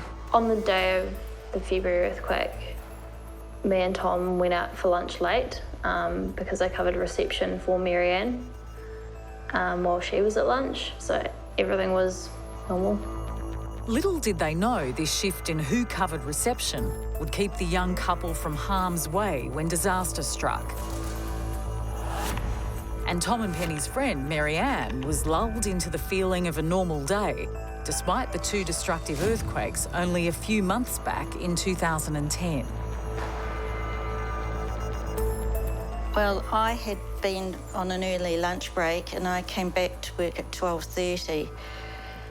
And I was, just doing the usual thing, and I was at reception, which was on the ground floor. Luckily, I was on the ground floor. Professor Mark Quigley was also in Christchurch in 2011, studying the earlier earthquakes of 2010 that, while destructive, had not caused any deaths. So there were no fatalities, and the effects were significant, but it was more the consequence of that earthquake changing the stress field of the entire crust around that region and triggering this prolonged and quite complicated aftershock sequence, which slowly migrated its way into the Christchurch region. Little did Professor Mark Quigley realise his life's work was about to get life-threatening. It was a tremendous time to be an earth scientist with expertise in earthquakes in that community, and people were very, very interested. And that all changed with the February earthquake because all of a sudden everything became much more complicated, and there were the fatalities and the building collapses. At the CTV building, it was a normal lunchtime break for young couple Tom and Penny and their colleague Marianne, when suddenly they felt what had now become common in Christchurch over the past few months, a rumbling in the ground. The most thing that made me want to get out of the building was the noise, because that was horrific. To everyone's horror, this rumbling was no minor aftershock. It was the most savage natural disaster to smash New Zealand in 50 years. I personally didn't know the damage of every individual site at that stage, but you could tell there's a lot of carnage. For the dozens of people caught in the CTV building, the situation was now life and death. I was running for my life.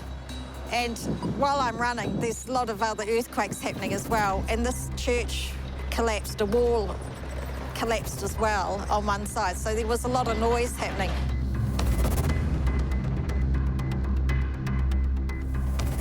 After two previous earthquakes in the past few months, nature was now getting lethal, with a killer quake wrecking the city. Bodies were retrieved from the CTV and laid down on tarps underneath to the side of us, and we could see there was a few fatalities at that stage.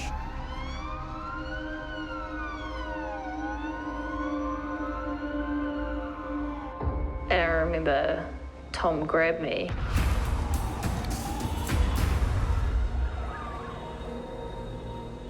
and hugged me really tight. And I think that was when it hit me what had actually happened. And that's when I just screamed. I think the issue was that that earthquake created a prolonged aftershock sequence which migrated into Christchurch and in a sense took place on faults right beneath the city. Incredibly strong shaking. We're talking about in the Christchurch Central Business District.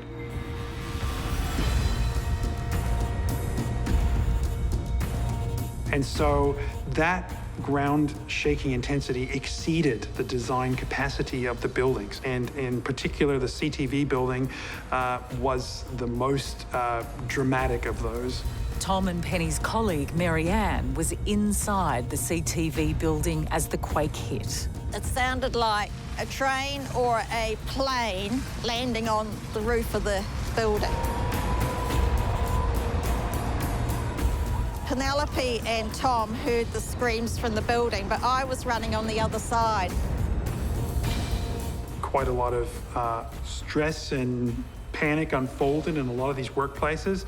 I know I was about to head out for lunch with one of my mates, and we just stood in a doorway on opposite side of the hallway, staring at each other, going, "This is not good. This is a really strong earthquake." So the ground motion that occurred was somewhere up to about 2G, so it was throwing people up into the air. One of the hardest hit points was actually a primary school in the area, which would have had kids flying up in the air like they were on a trampoline, really. Now, the problem with that sort of magnitude is if you're standing, you may well land on your feet, but a building won't. So that kind of acceleration on a building local to that area is really, really devastating. And it doesn't even matter if you build to earthquake standards, you're going to cause some damage in the buildings regardless. I ran straight up to the building, or what was left of it, and started like screaming people's names just in the hope that someone was able to hear me, I guess. I don't really know. It's just you do things in a panic. And Marianne felt the spirit of her recently deceased mother had guided her out of the building. I just think she was there with me and helped me get out. the whole building had collapsed and she raced out. The building came down, we reckon, in 12 to 15 seconds. So it was down. By the time I got to the middle of the road, it was down. It was almost like a controlled demolition. That's what it looked like if you watch it, like a controlled demolition on TV. As day turned to night, the race was on to rescue any survivors still trapped in the CTV building.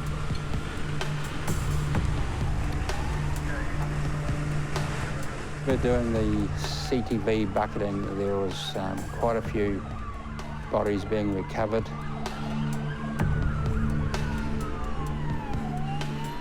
So we were obviously deployed down to the CTV site, and at that stage there was cordons being set up around the city and around the building sites, but people were still flowing in and out of those, so there was a huge amount of activity.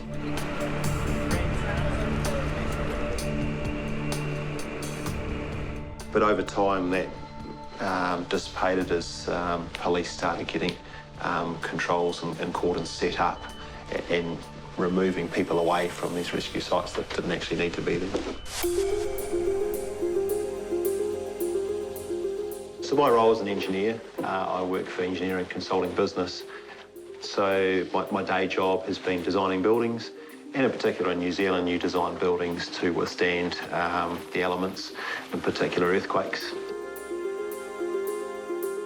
And my role is to use my structural knowledge, my knowledge of buildings, building construction, and ultimately how a building might collapse to work out how safe the environment is for carrying out rescues. When we landed in Christchurch, it was about 11 o'clock at night, and it was soon after midnight that I was part of the team, the heavy rescue team that was deployed to that site.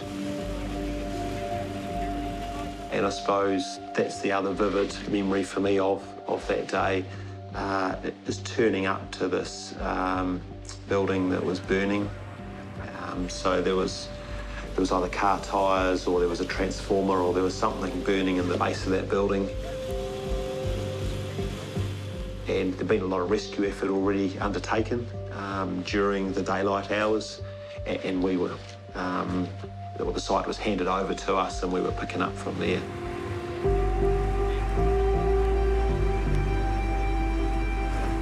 It was such a graphic picture with so many rescue personnel that were crawling all over the building. And that's the point that we really knew we were in for a very busy time over the next few days. But we were in shock. I've got a lot of friends that live in Christchurch, and there's one part shock and disbelief that this can happen on such a scale. I think particularly when we spend so much time and effort designing our modern buildings to withstand these types of earthquakes, to see the damage that can actually occur. But I think at the same time, I got very emotionally attached because I had skills that could be utilised, and there was a real sense of purpose for myself and for my colleagues, particularly engineers that were working in the recovery effort. For earthquake expert Professor Mark Quigley, the danger of his vocation was becoming a reality.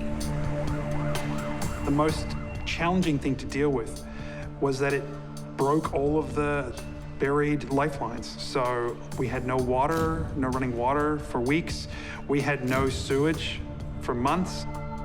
We had power outages. We had all sorts of really significant challenges to deal with as we were trying to stay in our home in a very badly affected area.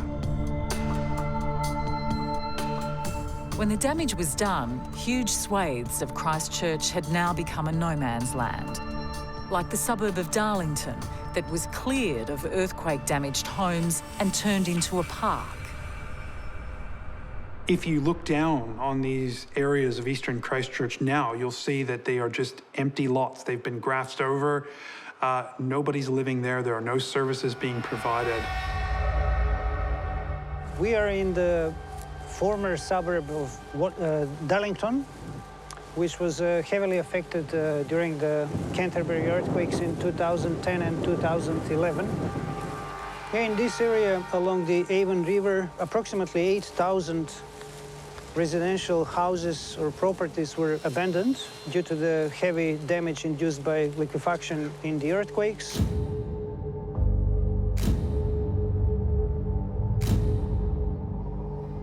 A lot of people left very quickly after the earthquake. Other people left in short time. Over time, people stayed away, never come back.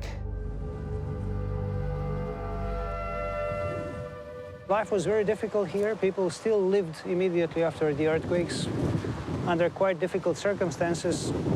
And then the government decided that recovering this whole area would be extremely difficult, especially because of the high potential for reliquefaction.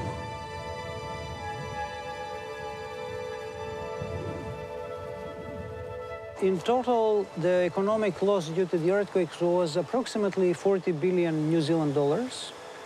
And rough calculations show that the effects of liquefaction was about 15 to 20 billion New Zealand dollars.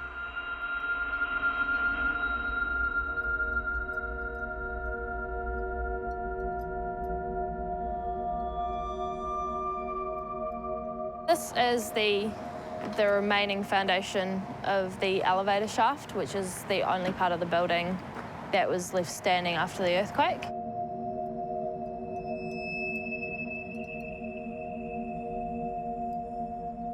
I know that there was a tremendous amount of trauma that manifested its way into people's personal lives in a whole bunch of ways.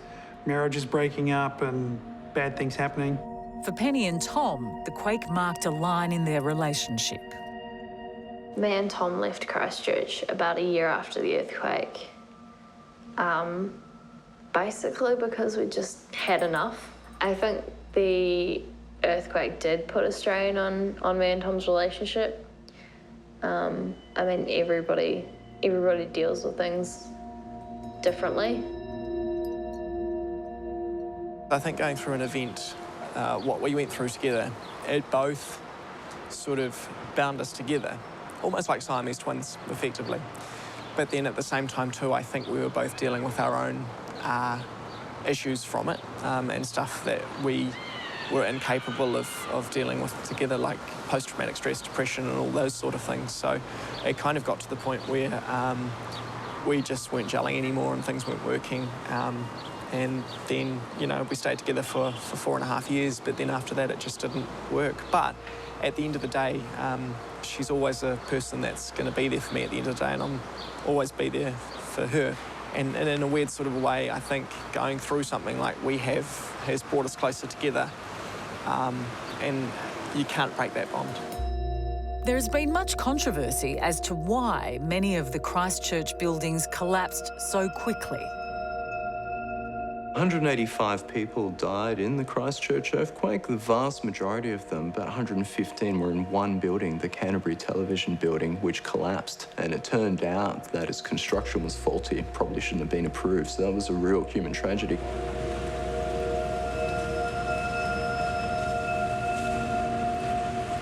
It's not the earthquakes which kill people, it's the buildings that are substandard or not designed to withstand earthquakes that usually kill people. Christchurch still remembers those who died in the CTV building collapse.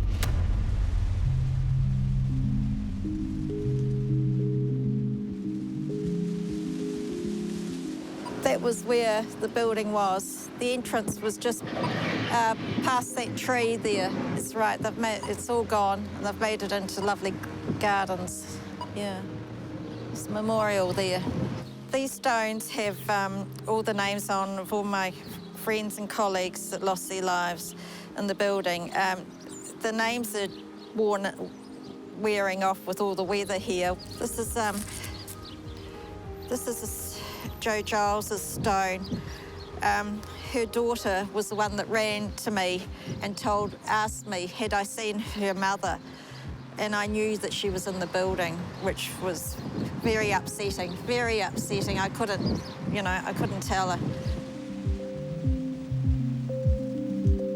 So there were in total 185 fatalities caused by the 22nd February earthquake 2011. Majority of those were in the two buildings that collapsed.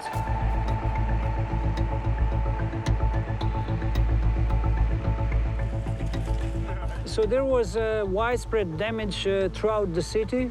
The central business district was affected heavily. 80% of the high-rise buildings in the CBD were demolished because of the heavy damage. And immediately after the earthquakes, the whole area was cordoned off, so there was no public access to the center of the city where most of the commercial and cultural activities were actually happening. That was a huge impact. Years after the sequence had kind of died down, I was scared to go near unreinforced masonry buildings. When a train or a tram would come by, I would get a pulse in my heart that would sort of make me feel anxious or make me want to respond. And I think that is something that is being increasingly recognized in the psychological literature around how this disaster has affected people.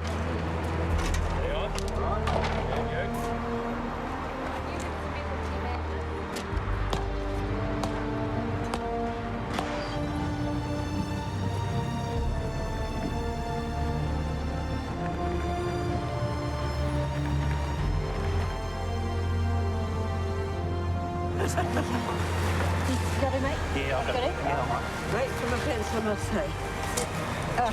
Oh, thank you very much. Right. Thank you. Not the most gracious of exits. Very kind.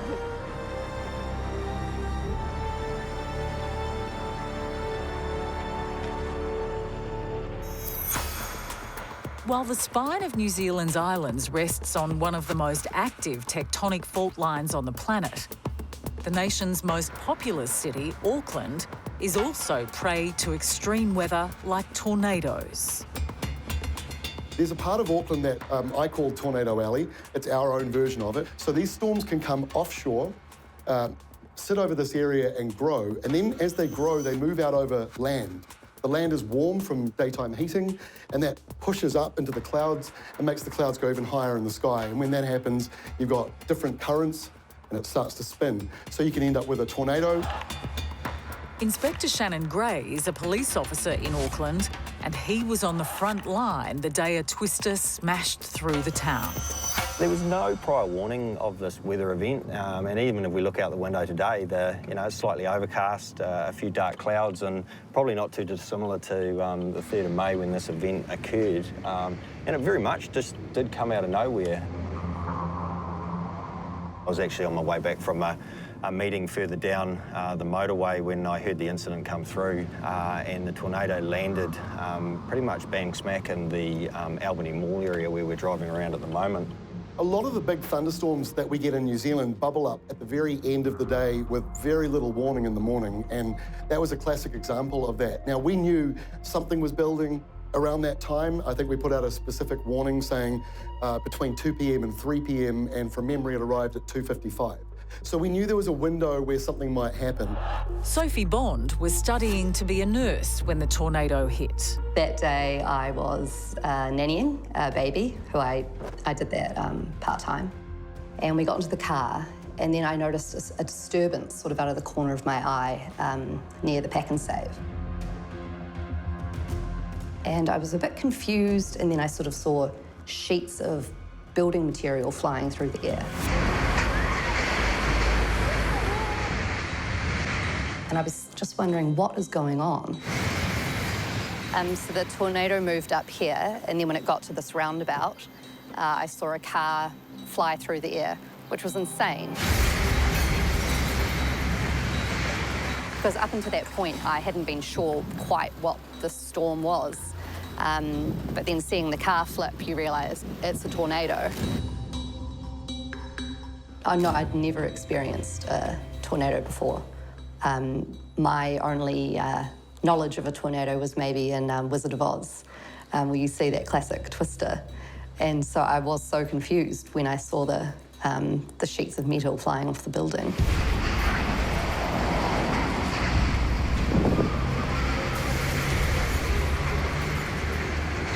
When I first arrived at the scene, there was quite a lot of confusion, and I immediately took over as the incident controller on the ground. And really my first priority was to understand the number of fatalities. I got out of the car around here, and then there was just a scene of chaos here. So lots of injured people laying on the ground, and then huddles of people over them trying to help.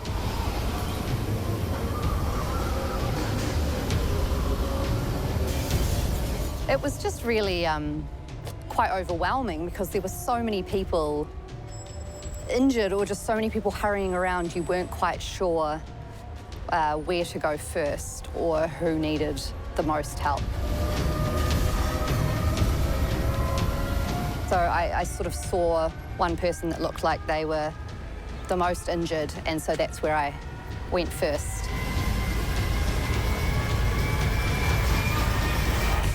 Survival expert and one of the world's top stunt women, Kai Furneaux, has some clear advice when caught in a tornado. During a tornado or hurricane, the best thing you can do is stay indoors, get into the smallest room or closet you can, get down low, stay away from all windows and glass doors, and ride out the storm. Thing to remember with tornadoes and hurricanes is there is a thing called the eye of the storm. So during the storm, there'll be a moment that it will be incredibly calm and you'll think it's over, but wait and listen to your local news until authorities have deemed it safe.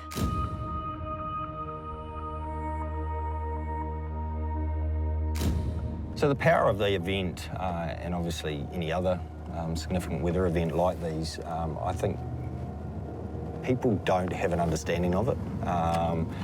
It's literally has the ability to pick up vehicles, roofs of houses, other even, quite firmly secured objects, and really just toss them hundreds of feet in the air or hundreds of feet across the ground.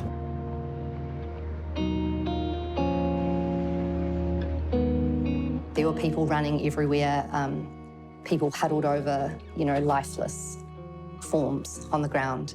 And so I was sort of, wondering, who should I go to first? And I saw this guy who looked to be in quite a bad way because there was a guy on the phone doing heart compressions. And I went over and the guy was on the phone talking to the ambulance, just sort of, the emotion in his voice was, really intense, sort of saying like, get here now. And so that's when I gave the guy mouth to mouth, because the guy doing CPR was one-handed because he was on the phone, so I thought I'd try mouth to mouth, but very quickly realised that the man had passed away. It was quite a surreal feeling because I had seen that car go through the air. I knew there were other people that were injured. And so I knew I couldn't, you know, just sit back and feel anything because I knew that I had to go and help other people. So I just had to completely switch off my feelings in that regard. Sophie was unable to save Benedict de Caen, a family man with 2 children. Every time I'm here, I think about it. You can't not really. It's such a huge event, and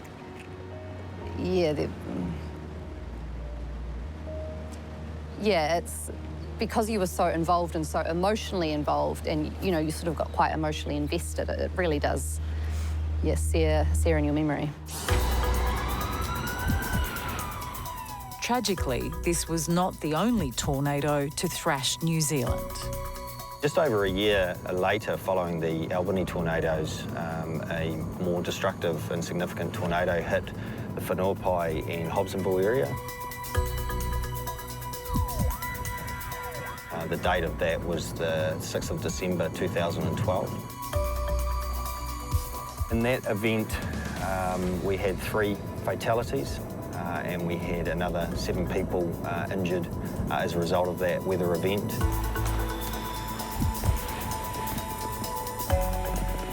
Having been involved in both of these significant weather events, I certainly have a very new perspective and understanding of the sheer magnitude of these types of events, and have a whole new respect for what Mother Nature can throw at us. And it makes you feel very small and vulnerable as a human being on this earth when you know the size and magnitude of these types of weather events and the destruction that it can cause. Tornadoes and earthquakes aren't the only forces that threaten New Zealand. The nation is riddled with active volcanoes. So a volcano is really the surface expression of the Earth letting off heat. So underneath the Earth, in different places, the Earth is molten. So it's magma or molten rock. And this rock is lighter than the surrounding area, so it rises towards the surface. And where it reaches the surface and comes out on the land, that's where a volcano occurs. One of the most famous volcanoes in the country is White Island Volcano, off the coast of New Zealand's North Island. White Island is one of New Zealand's most active volcanoes. It has had historical eruptions. It is a tourist destination.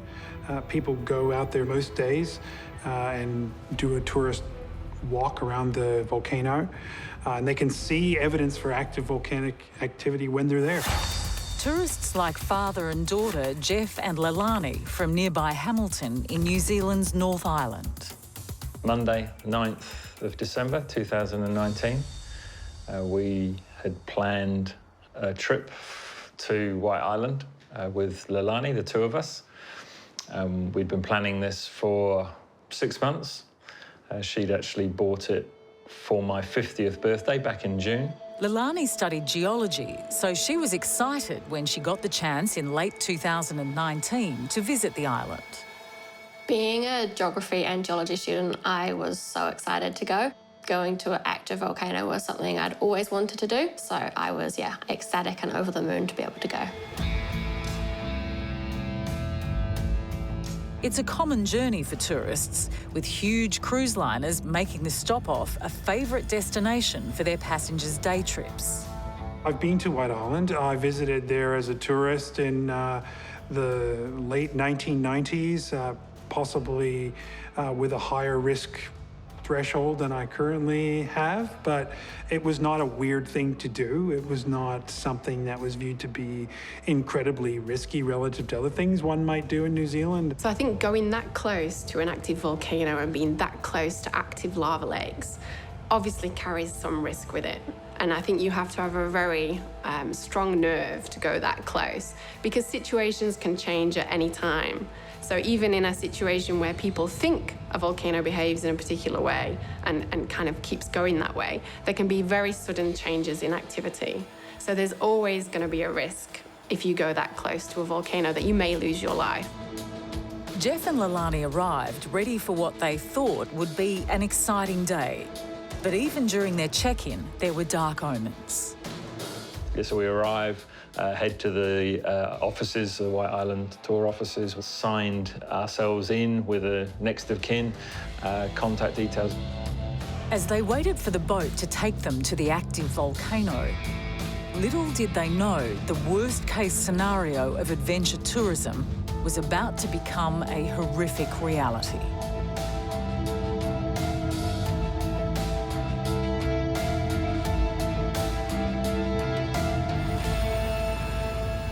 The White Island eruption occurred on the 9th of December, about 2:11 p.m. There were more than 40 tourists on the island at the time.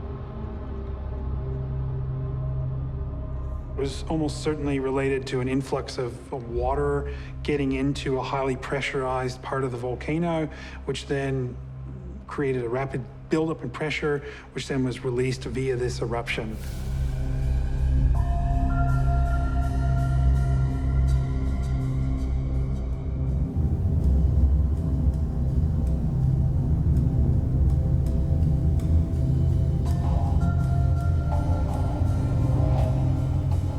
I think it's just the unexpectedness of volcanoes and earthquakes which has drawn me to them.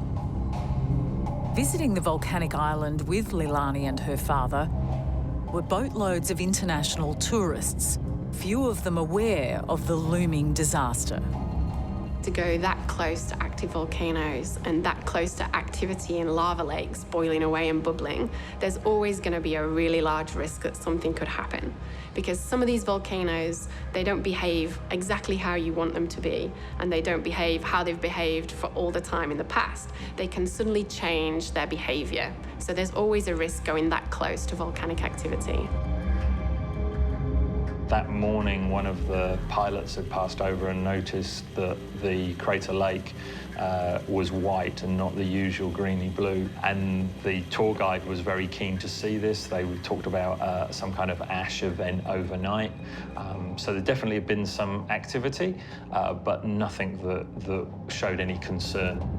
Once on the island, Jeff and Leilani experienced a truly off-world landscape. As I went around the island, yes, 100%. There were gigantic sulfur crystals, fumaroles. It was everything I ever could have wished for. The crater lake was breathtaking. At no point did I think there was any danger. Crater lake can see down into it. It's not boiling. It's hot, but not boiling. I think we were told 40, 50 degrees, but highly acidic. I remember the tour guide said it 100 times stronger than battery acid. So I guess on a level of acidicness, something that would burn you, definitely.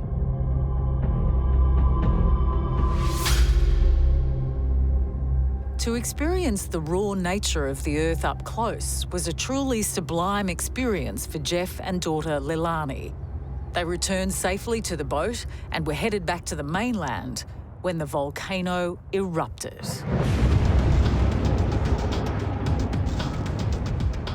I grabbed my phone and I ran to the back of the boat. I bolted past everybody. I could see this plume of black and grey and white ash and steam just towering above the island and just straight up hundreds of feet into the air. At that stage, it had changed from anything beautiful to very sinister, quite menacing. And we knew that there were people still on the island. And I think there was a realization at that stage that people still on the island were now engulfed in that ash. When it occurs, if there are people exposed to the volcano at that time, they're highly vulnerable. For example, they could be engulfed in very, very hot eruptive products like dust and ash, which can cause tremendous burning to them and cause them to lose their lives. There was a realization throughout the boat that there were people still on the island. The tour boat raced back to the island to rescue any survivors. As they approached, the horror of the disaster was evident. The people that were in the water, there was one person that was clearly swimming out to the moored boat, and there's got to be something that makes you want to swim 150 metres out into a moored boat. You're running from or swimming from something to get away. Our crew had launched the inflatable, and we could see they were picking up the people that were in the water. I've never seen the burns as bad as what they have. People's skin looked like it was just falling off. I've seen burns before and blisters, but nothing like this. It covered their whole bodies. Some people's eyes were blocked with ash and they couldn't see. They were in extreme pain. People had burns under their clothes. With a boatload of seriously injured survivors, they raced back to the mainland. So on the way back, just after halfway, we ran out of fresh water. And at that point, there was nothing else I could really do for people except for comfort them. And it was a mix of noises in the back of the whirring of the boat and people screaming. So I sat down with a few of the more critical patients that I had at the back, and I just started humming a song more for my own, I guess, peace of mind. And then one of the guys that I sat with grabbed my ankle when I stopped humming, and he said to keep going. So then I started quietly singing a song just to them to give them, I guess, a sense of hope and joy, better than sounds of people screaming in pain. The tourist boat made its mercy dash to shore where emergency services were waiting. Jeff and Leilani were safe, but deeply shocked. The reason that we were where we were on that day was so we could help others. We've talked about if we'd have still been on the island when it erupted, there would have been double the casualties and nobody to help. And that would have been a very different scenario. So I don't think there's really any way we can stop a volcano eruption from occurring. So sometimes people have tried to divert the hazards or the risks from those volcanoes, but we can't actually stop a volcanic eruption from occurring. And to be honest, in historic time, we've not witnessed some of these really large volcanic eruptions, and the impact that they could have on today's society, we don't know, because we've not witnessed one of these eruptions in history. While Jeff and Leilani were able to help many of the survivors, 20 people lost their lives in the White Island volcano disaster. Sleep is the one thing that I've found difficult. When you sleep, you have no control over, I guess, where your thoughts go. We've been able to connect with some of the families of some of the survivors, so that's some that are in local hospitals to us. Being able to connect with them has been really good therapy. I don't think that I would have done anything different than anyone else put in that situation. For me, I didn't do anything heroic. I was just a person who was at that place and helped the best I could. I didn't put myself in any danger to help anyone. I just did anything I could to help.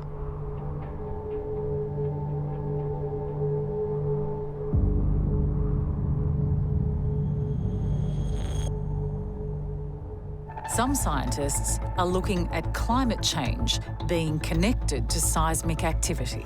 Yeah, in places where you have climate warming and glacial melting, the change in the stress state of the crust around the glaciers is changing because, in a sense, the glaciers are melting and there's a reduction of mass, and so the crust is kind of rebounding a little bit, popping off in smaller earthquakes. So yeah, glacial melting can trigger earthquakes. I think the last decade has proven that we're living in a part of the world that is somewhat vulnerable to significant weather events. If we look at what has happened in the last 10 years, particularly the tornadoes that have occurred in Albany and Hobsonville, the earthquakes in Christchurch, of course the most recent event, which has been our eruption at White Island in the Bay of Plenty,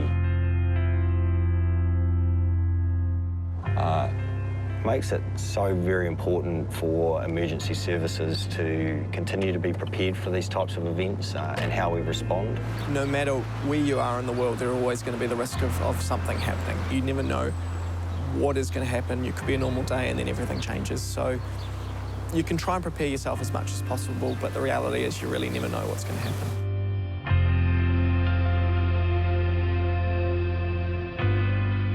The effects are encoded deep within us in ways that we can't always even make sense of or ration our way out of, even as a very rational person, like a scientist. It affects us just the same as it does people who don't know anything about science. It has a real deep and long-lasting emotional effect.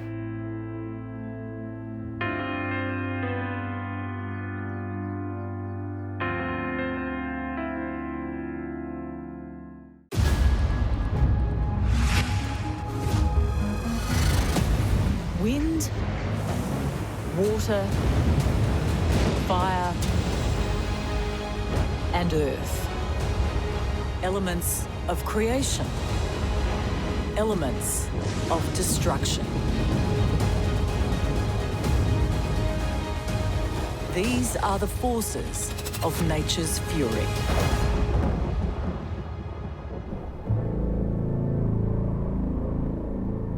Australia is a tough, dry continent. A cruel climate where the sun burns the earth red across an inland ocean of dust. When things heat up down under, nature goes mutant. Whoa! Some face a hard scrabble life farming this arid world. This would be an unprecedented drought. Yeah, it's not good. We've gone into survival mode. We've had no rain for 3 years. While in the towns and cities, many Aussies face the grit and blast of sandstorms a mile high. Whoa, yeah, now I'm getting blown away.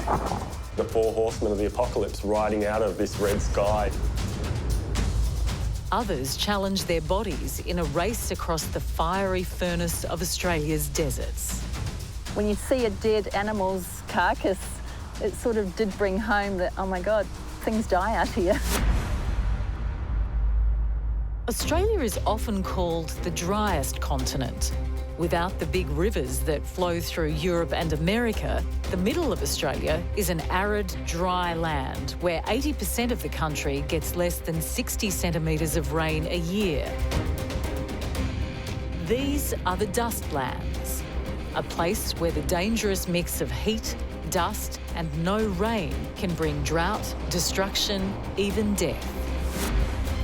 On the edge of this barren land are the Western Plains of New South Wales.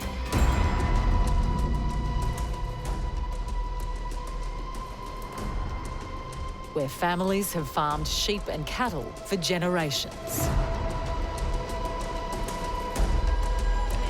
Now it's a place praying for rain, hard hit by the worst drought in living memory, where farmers have to hand feed their animals so they can live. Yeah, it does hurt. I'm out here every day. There's always something to do, and if I'm not out here, things don't get done. When you're drought feeding stock, you've got to be here. I've got a job to do. They depend on us. You just got to come out, do the job, and go home. This is Andrew Cook, 45 years old and a father of two. Andrew's family has farmed sheep on this land for generations. And his father, Clyde, has his heart in the soil. Well, I've been here for 70 years. We bought this property or my father did in 1964. The wife and I was married in 71, and so we moved here on this property then. I've been here all my life.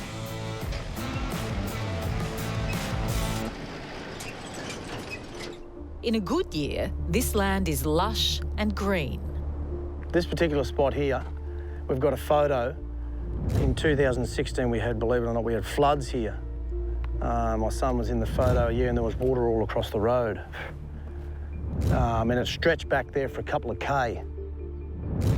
So in contrast to it now, it's polar opposites.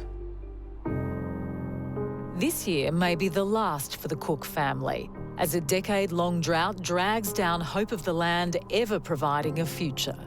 This is some of the remnants or results of the drought. We would have lost 20% of the ewes, the females, struggling through lambing. You see it firsthand here with livestock numbers dropping. That impacts on your income. Yeah, well, that is the bottom line. It is a business. I've got a family to feed. Their security is this business. Their future is in this business.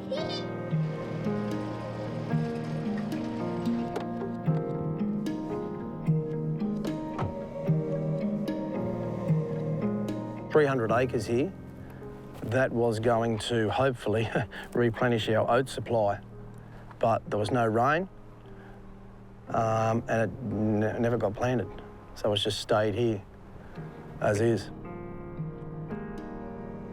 I don't really like to look at it when I'm driving past because it's a bit like a bit of a failure. It's still sitting there the same as it was 12 months ago. Yeah, so this would be an unprecedented drought. My grandfather had the drought and father had the drought in '64, but my father now says that it wasn't this bad. So that is concerning for me. Because he hasn't witnessed something this bad, and neither have I. So going forward, yeah, it's not good. Yeah, well, there's a lot of things that are stressful, but how much preparing do you do? Do you prepare for a 3-month drought or a 3-year drought? You can't let the stress get to you, otherwise you might as well go and do something else because you are going to have a drought and it will be stressful. It's just how you manage it. Droughts are a phenomenon understood by Dr. Sarah Perkins Kirkpatrick from the University of New South Wales, who studies these climatic events. Drought can be defined in many different ways. So we have a hydrological, a meteorological, and an agricultural drought. They're defined with different indices, but basically it's a period where it hasn't rained much, if at all, for a long amount of time. And most Australian droughts are connected with bigger weather cycles that affect the whole nation. So the variability that Australia's weather and climate experience does mean that we're more prone to extreme events. We either see one type of extreme or another in terms of rainfall and temperature. It goes one way or the other. As these Western plains run out of water and dams run dry, the Cook family scratch the last available water they can from ever-decreasing reserves. How longer do you reckon? Another 24 hours? Getting very, very low. It's only about 2% of water left in it. We're a bit concerned. If we weren't to be able to take anything out of it, yeah, we would have to destock because water wouldn't last forever here. Destocking meaning selling off your stock. And just hopefully that doesn't happen. If it is the last time, yeah, the end is near.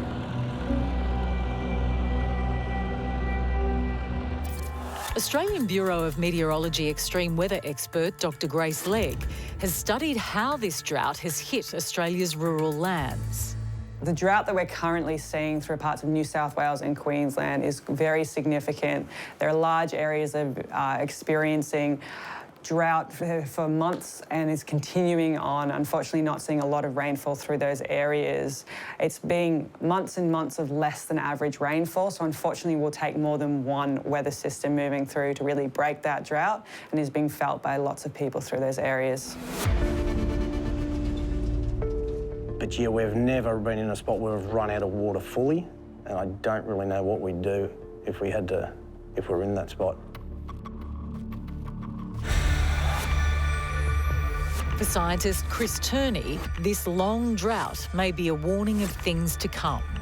I mean, when the British first set up the settlement at Botany Bay, they almost went straight into a drought and almost lost the colony straight away for several years. One of the fascinating things in Australia, I mean, it's very much a land of drought and fire. It characterises this amazing continent we live in.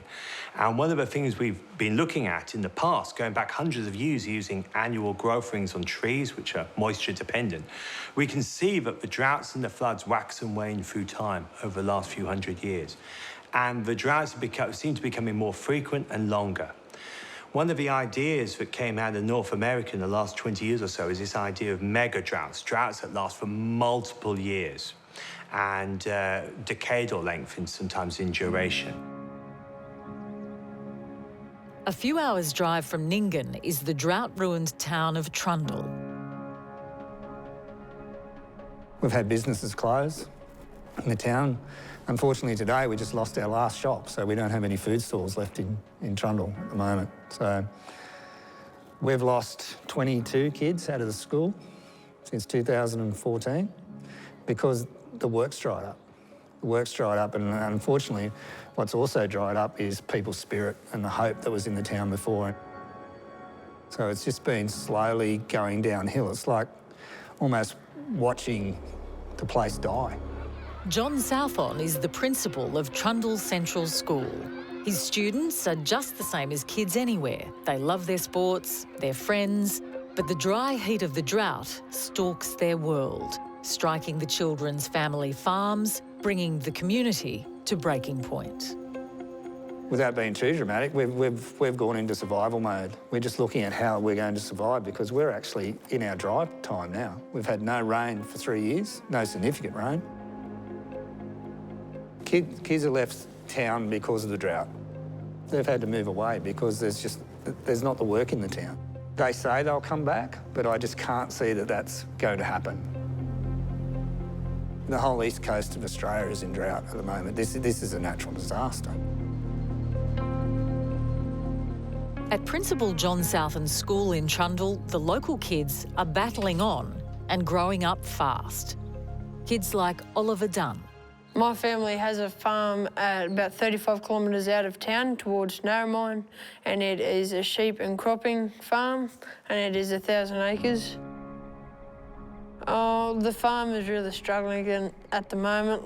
We've just harvested a few crops, but there's been absolutely nothing. The dams are all dry, so that's not helping. The tanks are empty. Our family is struggling financially. Mum is working 3 jobs trying to make ends meet, so it's really hard. And while Dad's off away doing farm hand jobs and everything while I'm at home. It makes me feel pretty lonely, really, and it makes me feel like the man of the house, and all this pressure's been put on me, and it's not a nice feeling. I'm only 12. Back at Little Ollie's school, Principal Southon is doing everything he can to make the kids' lives easier.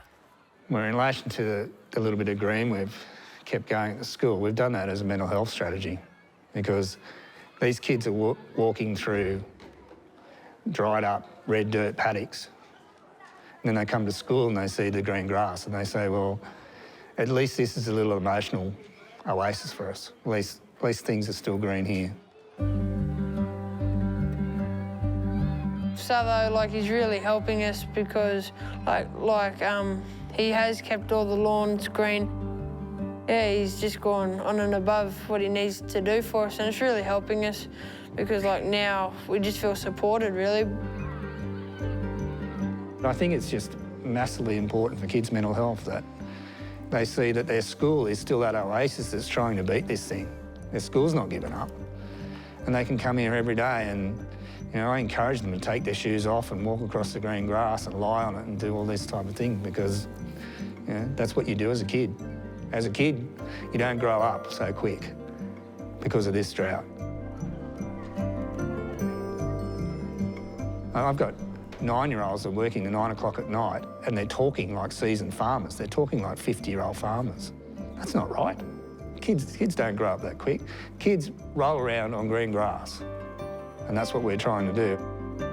Well, I used to not want to come to school, but now, just the way it's changed, I feel like, yay, another day at school. Not like, oh, not another day at school. Just more brighter and happiness. For these kids, the school is a small oasis. But out on the farms, as the drought burns the soil and the land turns to dust, another form of mutant weather threatens these families. Dust storms. We've had a number of dust storms, yeah. You get the odd dusty day, but we've had 4 or 5 full-on dust storms, wind will pick up mid-morning and then it can blow all day.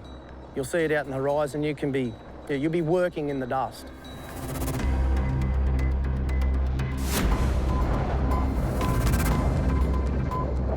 They see a build-up out in the west, rolls in over the river. I'd rather be seeing storm clouds come in than a dust storm. The one New Year's Eve, it seemed to build up and fairly rich and thick. But we've had a number now, and going out there New Year's Eve, things were getting dark, yeah, and it seems to roll up, and we had to park the car off the road, had the family in the car, yeah, and just park there till it cleared, which it did, and then we continued on to the party. But when we get out there, everything's covered in dust. It leaves a trail behind.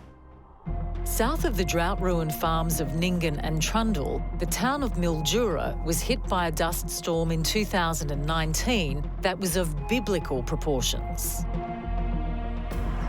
Hey there, folks. We have another dust storm come to Mildura. Mildura resident Nicholas Zachary was there to film it as the wall of dust crushed into his town. Though, as if by stealth, the dust storm gave little hint it was on its way.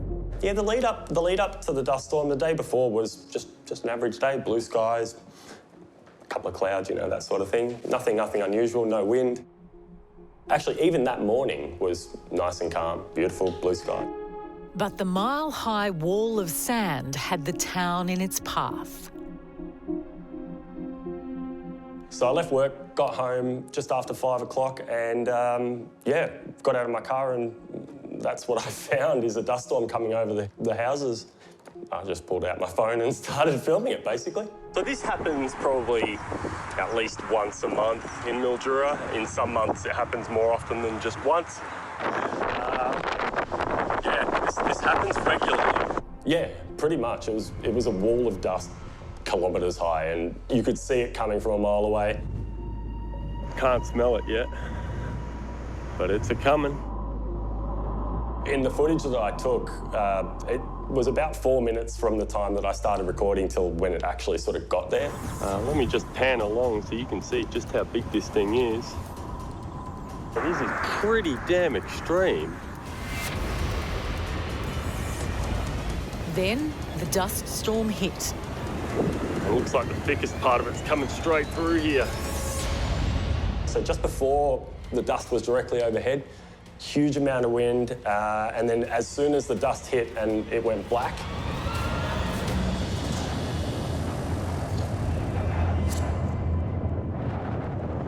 it has never been this dark before.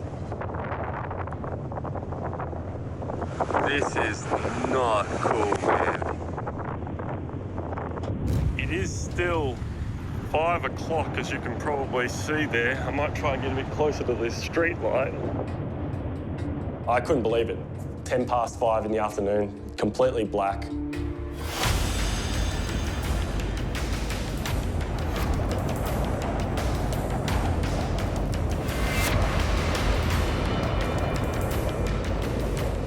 so dark. There is so much dust in the air.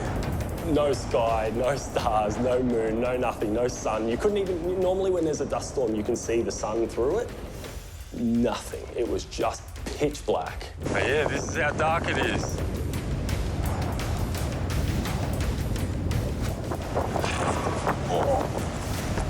Dark enough for me to run into a tree.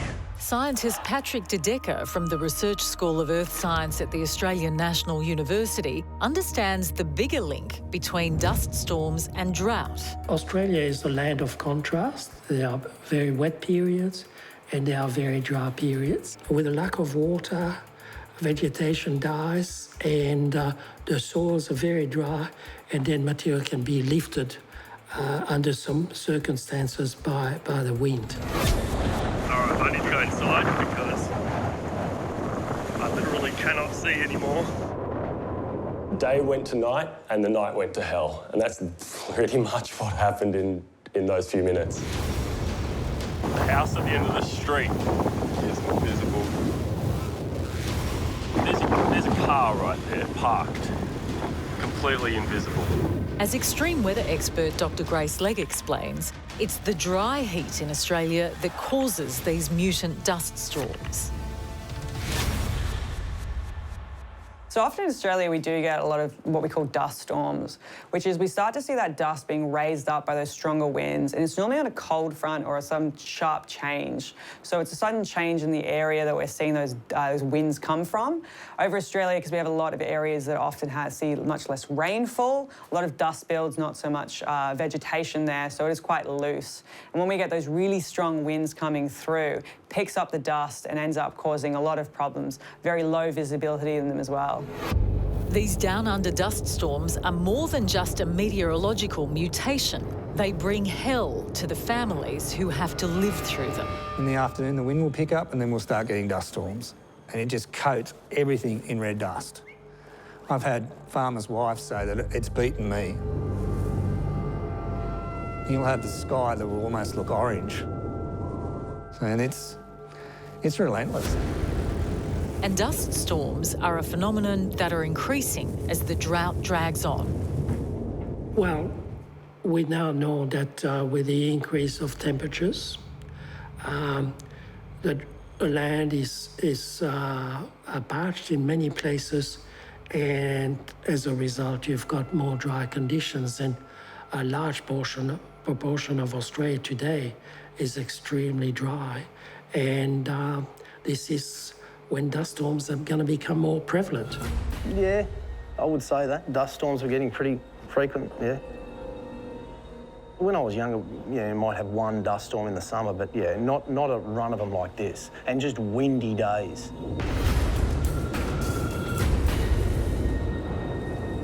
As the storm blanketed the town, it became a vision of hell. Yeah, it looked like the sort of thing you'd expect to see the four horsemen of the apocalypse riding out of this red sky and just, descending upon the earth. It was pretty full on. I sincerely hope that anyone with any breathing difficulties is not suffering too badly at the moment. Once it went black, it was black. It was nighttime. My watch was barely visible from, the kind of visual distance that you'd look at your watch at. Oh, yeah, now I'm getting blown away. You could feel dust hitting your body, hitting your arms, hitting your face. It's an experienced Principal John Southam has also had to survive during his time in the outback. The wind actually sounds, I know this sounds very, very dramatic, but it almost sounds like it's bringing destruction with it.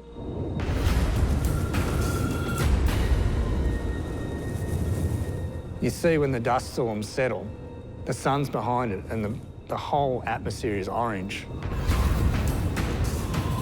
We wouldn't let the kids go out to play for lunchtime because it was dangerous. The amount of dust in the air was dangerous to your health.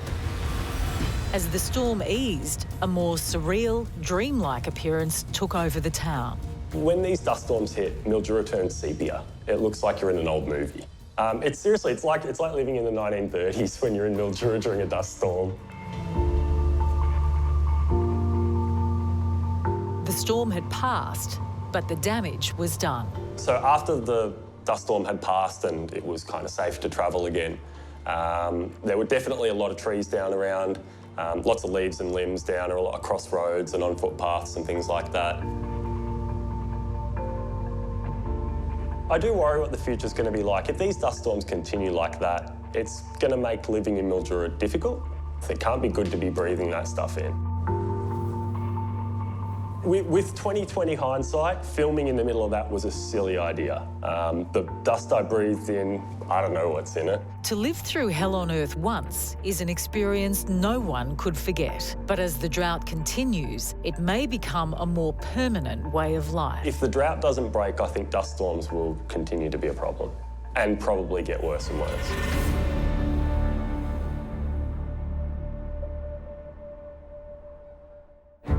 In the dead heart of Australia, there's miles of land where dust has already devoured the earth.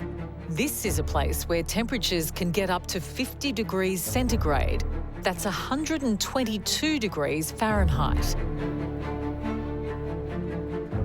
A place so hot that if you're stuck out here, exposed to the sun, you can be dead within hours.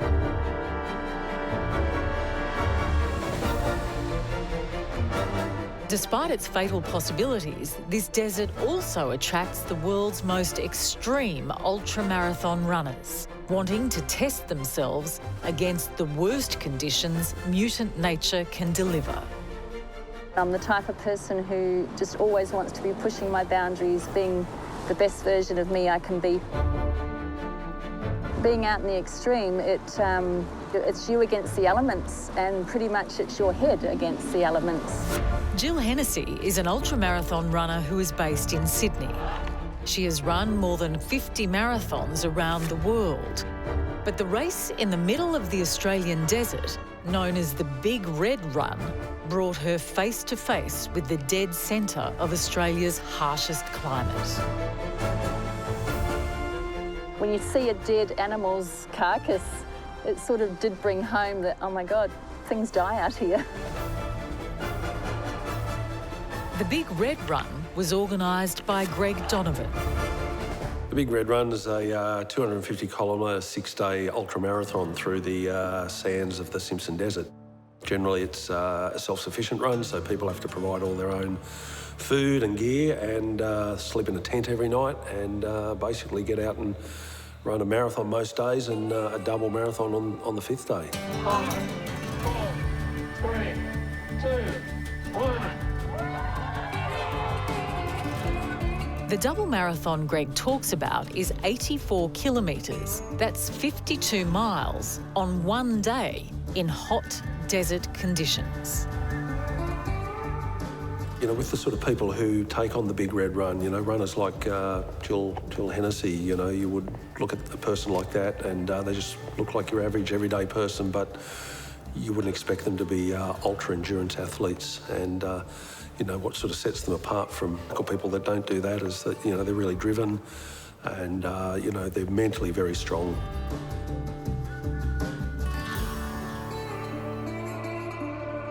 Mental strength is one thing, but extreme heat can destroy the human body, as sport and exercise medicine physician James Lawrence explains. So as your core body temperature starts to rise, what we typically see is that your pulse rate goes up, your tachycardic, fast heart rate, you can start to feel a bit lightheaded, dizzy, nauseous, headache, fatigued, and that's in the realm of what we'd call heat exhaustion or minor heat illness. If our core body temperature continues to rise up above 40 degrees or even 41 degrees centigrade, then what people can experience is start to get confused, can start to become drowsy or even go into unconsciousness or a coma. And that is what we consider to be heat stroke. And if that's untreated, then that's fatal. It was this possibly lethal heat stroke condition that was to hit Jill Hennessy on day 5 of the ultramarathon, the day when she faced the final distance of 84 kilometres and a day when she ran out of water alone in the desert. On day 5 of Big Red Run, it was the 84K, the long day, and I'd started that day thinking it will be what it'll be. I didn't put any time frame on myself. I just went into it going, Jill, it'll be what it'll be. So like any other day, I just did the same routine. I was having gels, I was trying to drink. But as the day got hotter, like it was very cold at the start and then it got hot, I was drinking more water because the desert is dry, so you drink more. And I ran out of water.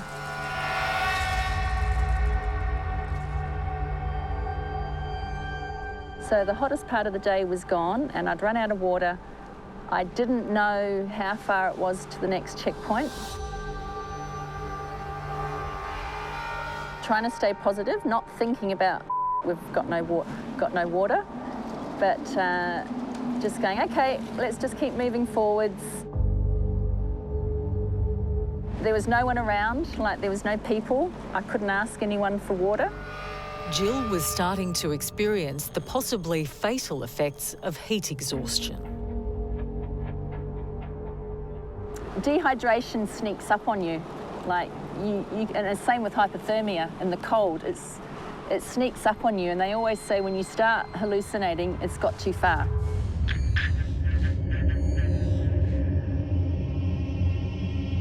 In the middle of the Australian desert, Jill's body was shutting down. She was now experiencing heat stroke. At 45 degrees, proteins will denature, so that means their molecular structure actually starts to break down and they're essentially destroyed. So that's what happens when you cook meat. Yeah, so that's obviously not sustainable with ongoing human physiological function. You know, your brain is going to start to sort of shut down. You're going to have sort of irrational thoughts. You're not going to be able to think rationally. And it will come on gradually, but then, you know, sometimes it can tip over the edge and it's too late. If you have heat stroke and your core body temperature is high and that's not treated, then that essentially starts to cause organ failure and multiple organ failure, and that is why that condition is fatal if left untreated. For Jill, heat stroke was well underway as she moved forward. Overheated and exhausted, she tried to continue. My rookie era, I obviously went in a little bit naive to think, oh, it's dry out here. There was a bit of naivety on my behalf not to have thought about you will drink more. I was never ever thinking I'm done. It didn't even go through my head. Survival expert and one of the world's top stunt women, Kurnell, has some life-saving tips for anyone caught in a similar desert scenario to what Jill was facing. Whatever you do, do not drink your own pee. This is a myth that has come about on reality television. If you choose to drink your own pee, please do it while you are hydrated, because by the time you are dehydrated, all you have is waste products in your pee, and that is actually going to shut down your kidneys and speed you towards death rather than helping you out. Just on heat exhaustion as well, by the time you're thirsty, you are already dehydrated. So if you do have water, just keep taking small sips to stave off that level of heat exhaustion, because eventually heat exhaustion leads to confusion and you won't be making good decisions with regards to your survival out there. For Jill, the heat exhaustion was intensifying and starting to shut down her ability to think clearly. Yes, I was a little bit hallucinating, and I think I was staggering a bit. I needed to get water in me. And then I remember coming over a dune and just seeing a hint of red, which was the tent, and going, I just got to get there. So I started running.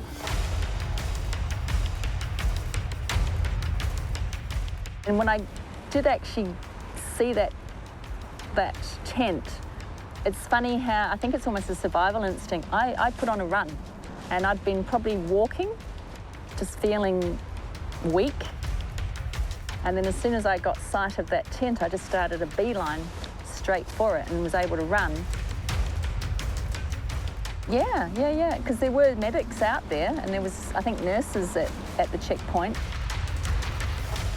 If any of them had said to me, do you want to pull the pin, I might have, but they didn't. So that was good. They didn't go negative. They stayed positive. What do you need? Can we help you? So they kept that positivity that I needed. So then I continued on, and I actually then got sort of stronger. Like, it's amazing how once you refuel and get fluids back in, your body's still strong. Jill survived and finished the race, but the desert had taught her a lesson. I'm not out to beat the person in front of me. That's a nice to have. I'm out to beat me.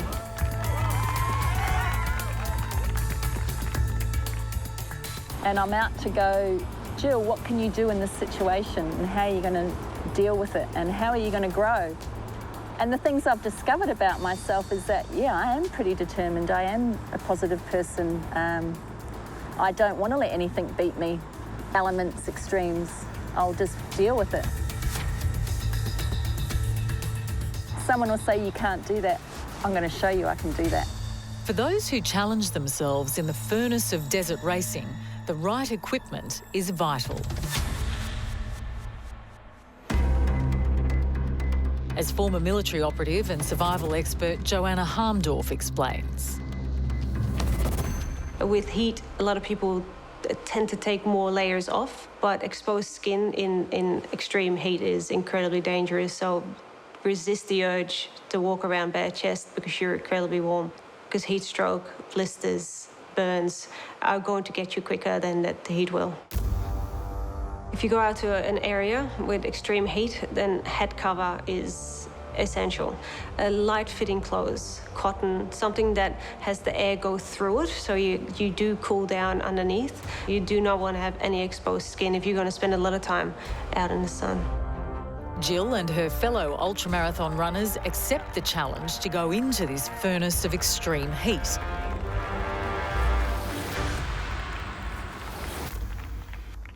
But back on the farms of the Western Plains, life just gets tougher as the drought continues after 3 years without decent rain. School principal John Southen has done everything he can for the kids at his school as their farms dry up, shut down, and their families face ruin. Like, if you talk to any one of my farming kids, they can tell you everything about their farm because they're proud of it, they're proud of their heritage and they're proud of where they come from. But this natural disaster is just taking that away from us. Little Samuel understands just how tough it is as the drought destroys their lives. When we see stock down, it's probably makes me feel like it's not so much me, but worrying about Dad, how he's going to cope when he sees it.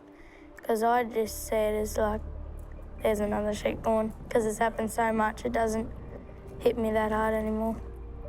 Mum feels pretty bad about it because she, stresses easily, so she probably hits her 10 times as hard as me, and I'm just a kid, but it hits me too.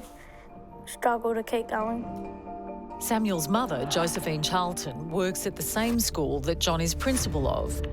But with a strong farming background, she knows the pain of surviving the drought. Well, basically, it gets disheartening because you can try and do everything right, but at the end of the day, you can't put the moisture there to grow your crops. So when you're seeing these dust storms roll in, and you just know that there's obviously not enough moisture to do your normal farming. And you can be the best farmer in the world, but obviously water makes all those things happen. That's getting very scarce. Josephine also understands the fight that Principal John Southen has to go through to make the best life he can for the kids. And he's taught the kids that see his work, he's taught them to believe in that you can make a difference and you can change things if you need to. And that's a very positive thing to bring to a school.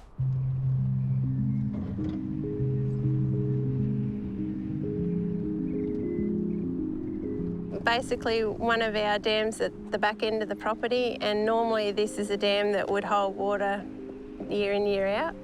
And just the impact and the length of this dry time has meant that it's actually now fully depleted, and we'll just have to look at maybe cleaning it out a bit more now and be ready for when it does rain, and hopefully we get enough runoff not too far down the track to fill it back up again. But I know a lot of people in Australia right now might be feeling pretty crap. I just hope that they believe that it will change and it will rain. So I just hope that you lean on each other and focus on the positives and focus on what you can deal with in a day. And hopefully they'll get through and see the other side. And you know, you can always rebuild. Hard and all as it might be, you can always rebuild no matter what happens and whatever throws in your path. And if you keep that focus, you'll be okay.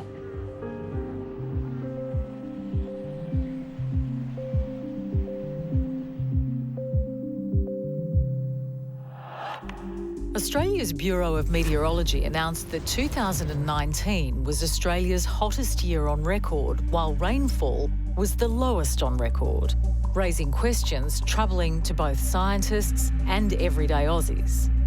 It's a hugely confronting question, what we actually have to do about climate change. It's a very confronting conversation where society has to make about what we do about climate change. We know high greenhouse gas levels are causing the changes we see today. We have to reduce our carbon dioxide emissions, and we actually have to not only reduce the emissions, we actually have to draw down the carbon that's in the atmosphere. That's causing the changes we're seeing today.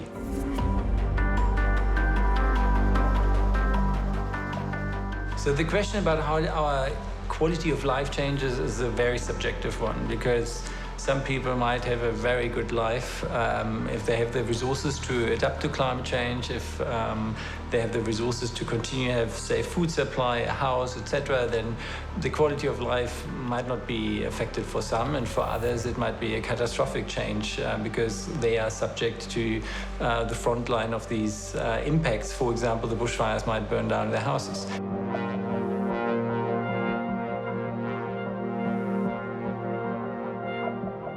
You can say that for some people in some areas, it's going to be extreme impacts all the way up to death. We're going to have to manage the water resources in a more intelligent manner. We're going to actually have people prepared for fires and other extreme events which they hadn't really ever thought about. Society-wise, how are we going to actually protect the most vulnerable in our society? As a community, we have to be more aware of who our neighbours are going to be, because not everyone can look after themselves, not under those extremes. And that's a really honest conversation we as society have to have. I must confess, I'm part of a pretty privileged part of society. We all are here in Australia, and I'm largely concerned about those who don't have the economic means like us. Yes, our societies are sometimes much more vulnerable, and so we might live in a false sense of security, because as we see in sometimes the tipping points for societal democratic societies are much closer than we think. But in terms of climate change, I would largely be worried about the others. And the others are those who are directly dependent on their subsistence agricultural farming. And there, I think I see a very bleak future.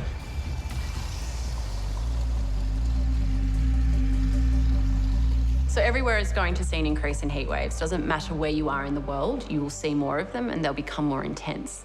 But there's certain nuances on how much more intense or how much more frequent they will be, depending on where you are. So over in Australia, for example, the south and parts of the southeast already experience the most hottest heat waves, and they're going to see even hotter heat waves in the future. Yeah, I think it's a real worry what's happening with the climate. So we are seeing unprecedented changes, and these are related to our activities. There's no doubt about that. And with children, our small children, you know, I wonder, is Australia the right place for them to grow up? Is the temperature going to get too high? Are we going to have droughts? Is there going to be any water for them to drink? So these are real concerns facing everybody in the world. Yes, this is the worst drought I've experienced, and my father before me, and he's 71. Under a changing climate, we'd expect to see more frequent droughts, and perhaps those droughts being longer.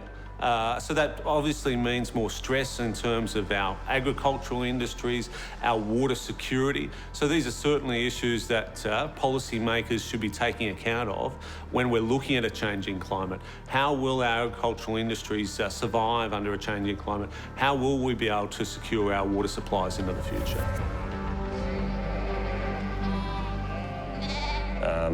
The farmers are doing it tough. Yeah, if it continues like this, it's going to make life tough for a lot of people, that's for sure. As the planet warms, Australia and New Zealand are going to experience a lot more extreme events, and they can manifest themselves in all sorts of different ways.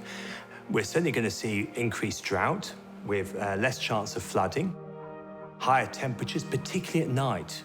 Human beings need cooler temperatures to actually recover from the heat of the day, and it's those minimum temperatures at night, they're rising even faster than the maximum temperatures during the day. I don't know, but we would be absolutely ridiculously naive to believe that we don't have to look at alternatives of what we're doing. We don't have to question what we're doing. Yeah, well, I don't like when scientists speak up and say that it's getting hotter and that sort of thing, but are they right? You know, they could be right. I'm 71. Climate change is going to affect me, but I'm not going to live that long. But my grandchildren, I'm very scared for them because the consequences of sea level rise and extremely high temperatures, a lack of water. Globally, the indications are that many countries are going to run out of food, are going to be less productive. It's pretty scary. At the moment, people living in the interior, with those extreme temperatures that we've seen just the last few years, they're just surviving. They're not living, they're surviving in those high temperatures, trying to keep cool. We're probably going to see a migration of people more to the coastline. We're going to actually have to manage that in a meaningful way. It's well known around the world, Australians are really, they try very hard, they battle so many harsh environments and climatic situations in what they do. And, you know, they tend to jump back up from adversity, and that's what's great about Aussies. But at the same time, this one will stretch us all. I really think it will.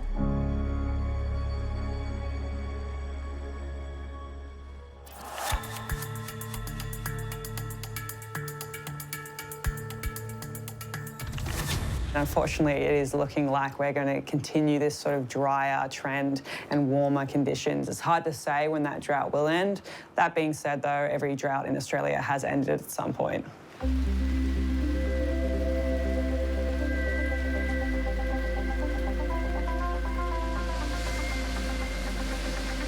I reckon if it rained and it poured and we actually got, you know, really good moisture in the ground, I'd probably come out and roll in the paddock.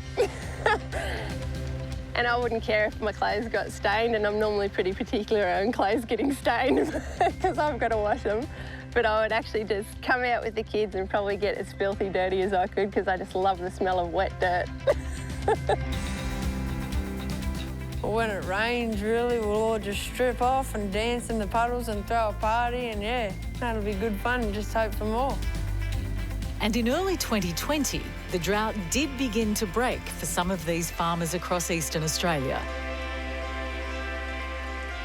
Not everyone was in greener pastures yet, but a good run of summer rain started to fill the dams again. A glimpse of hope after years of drought.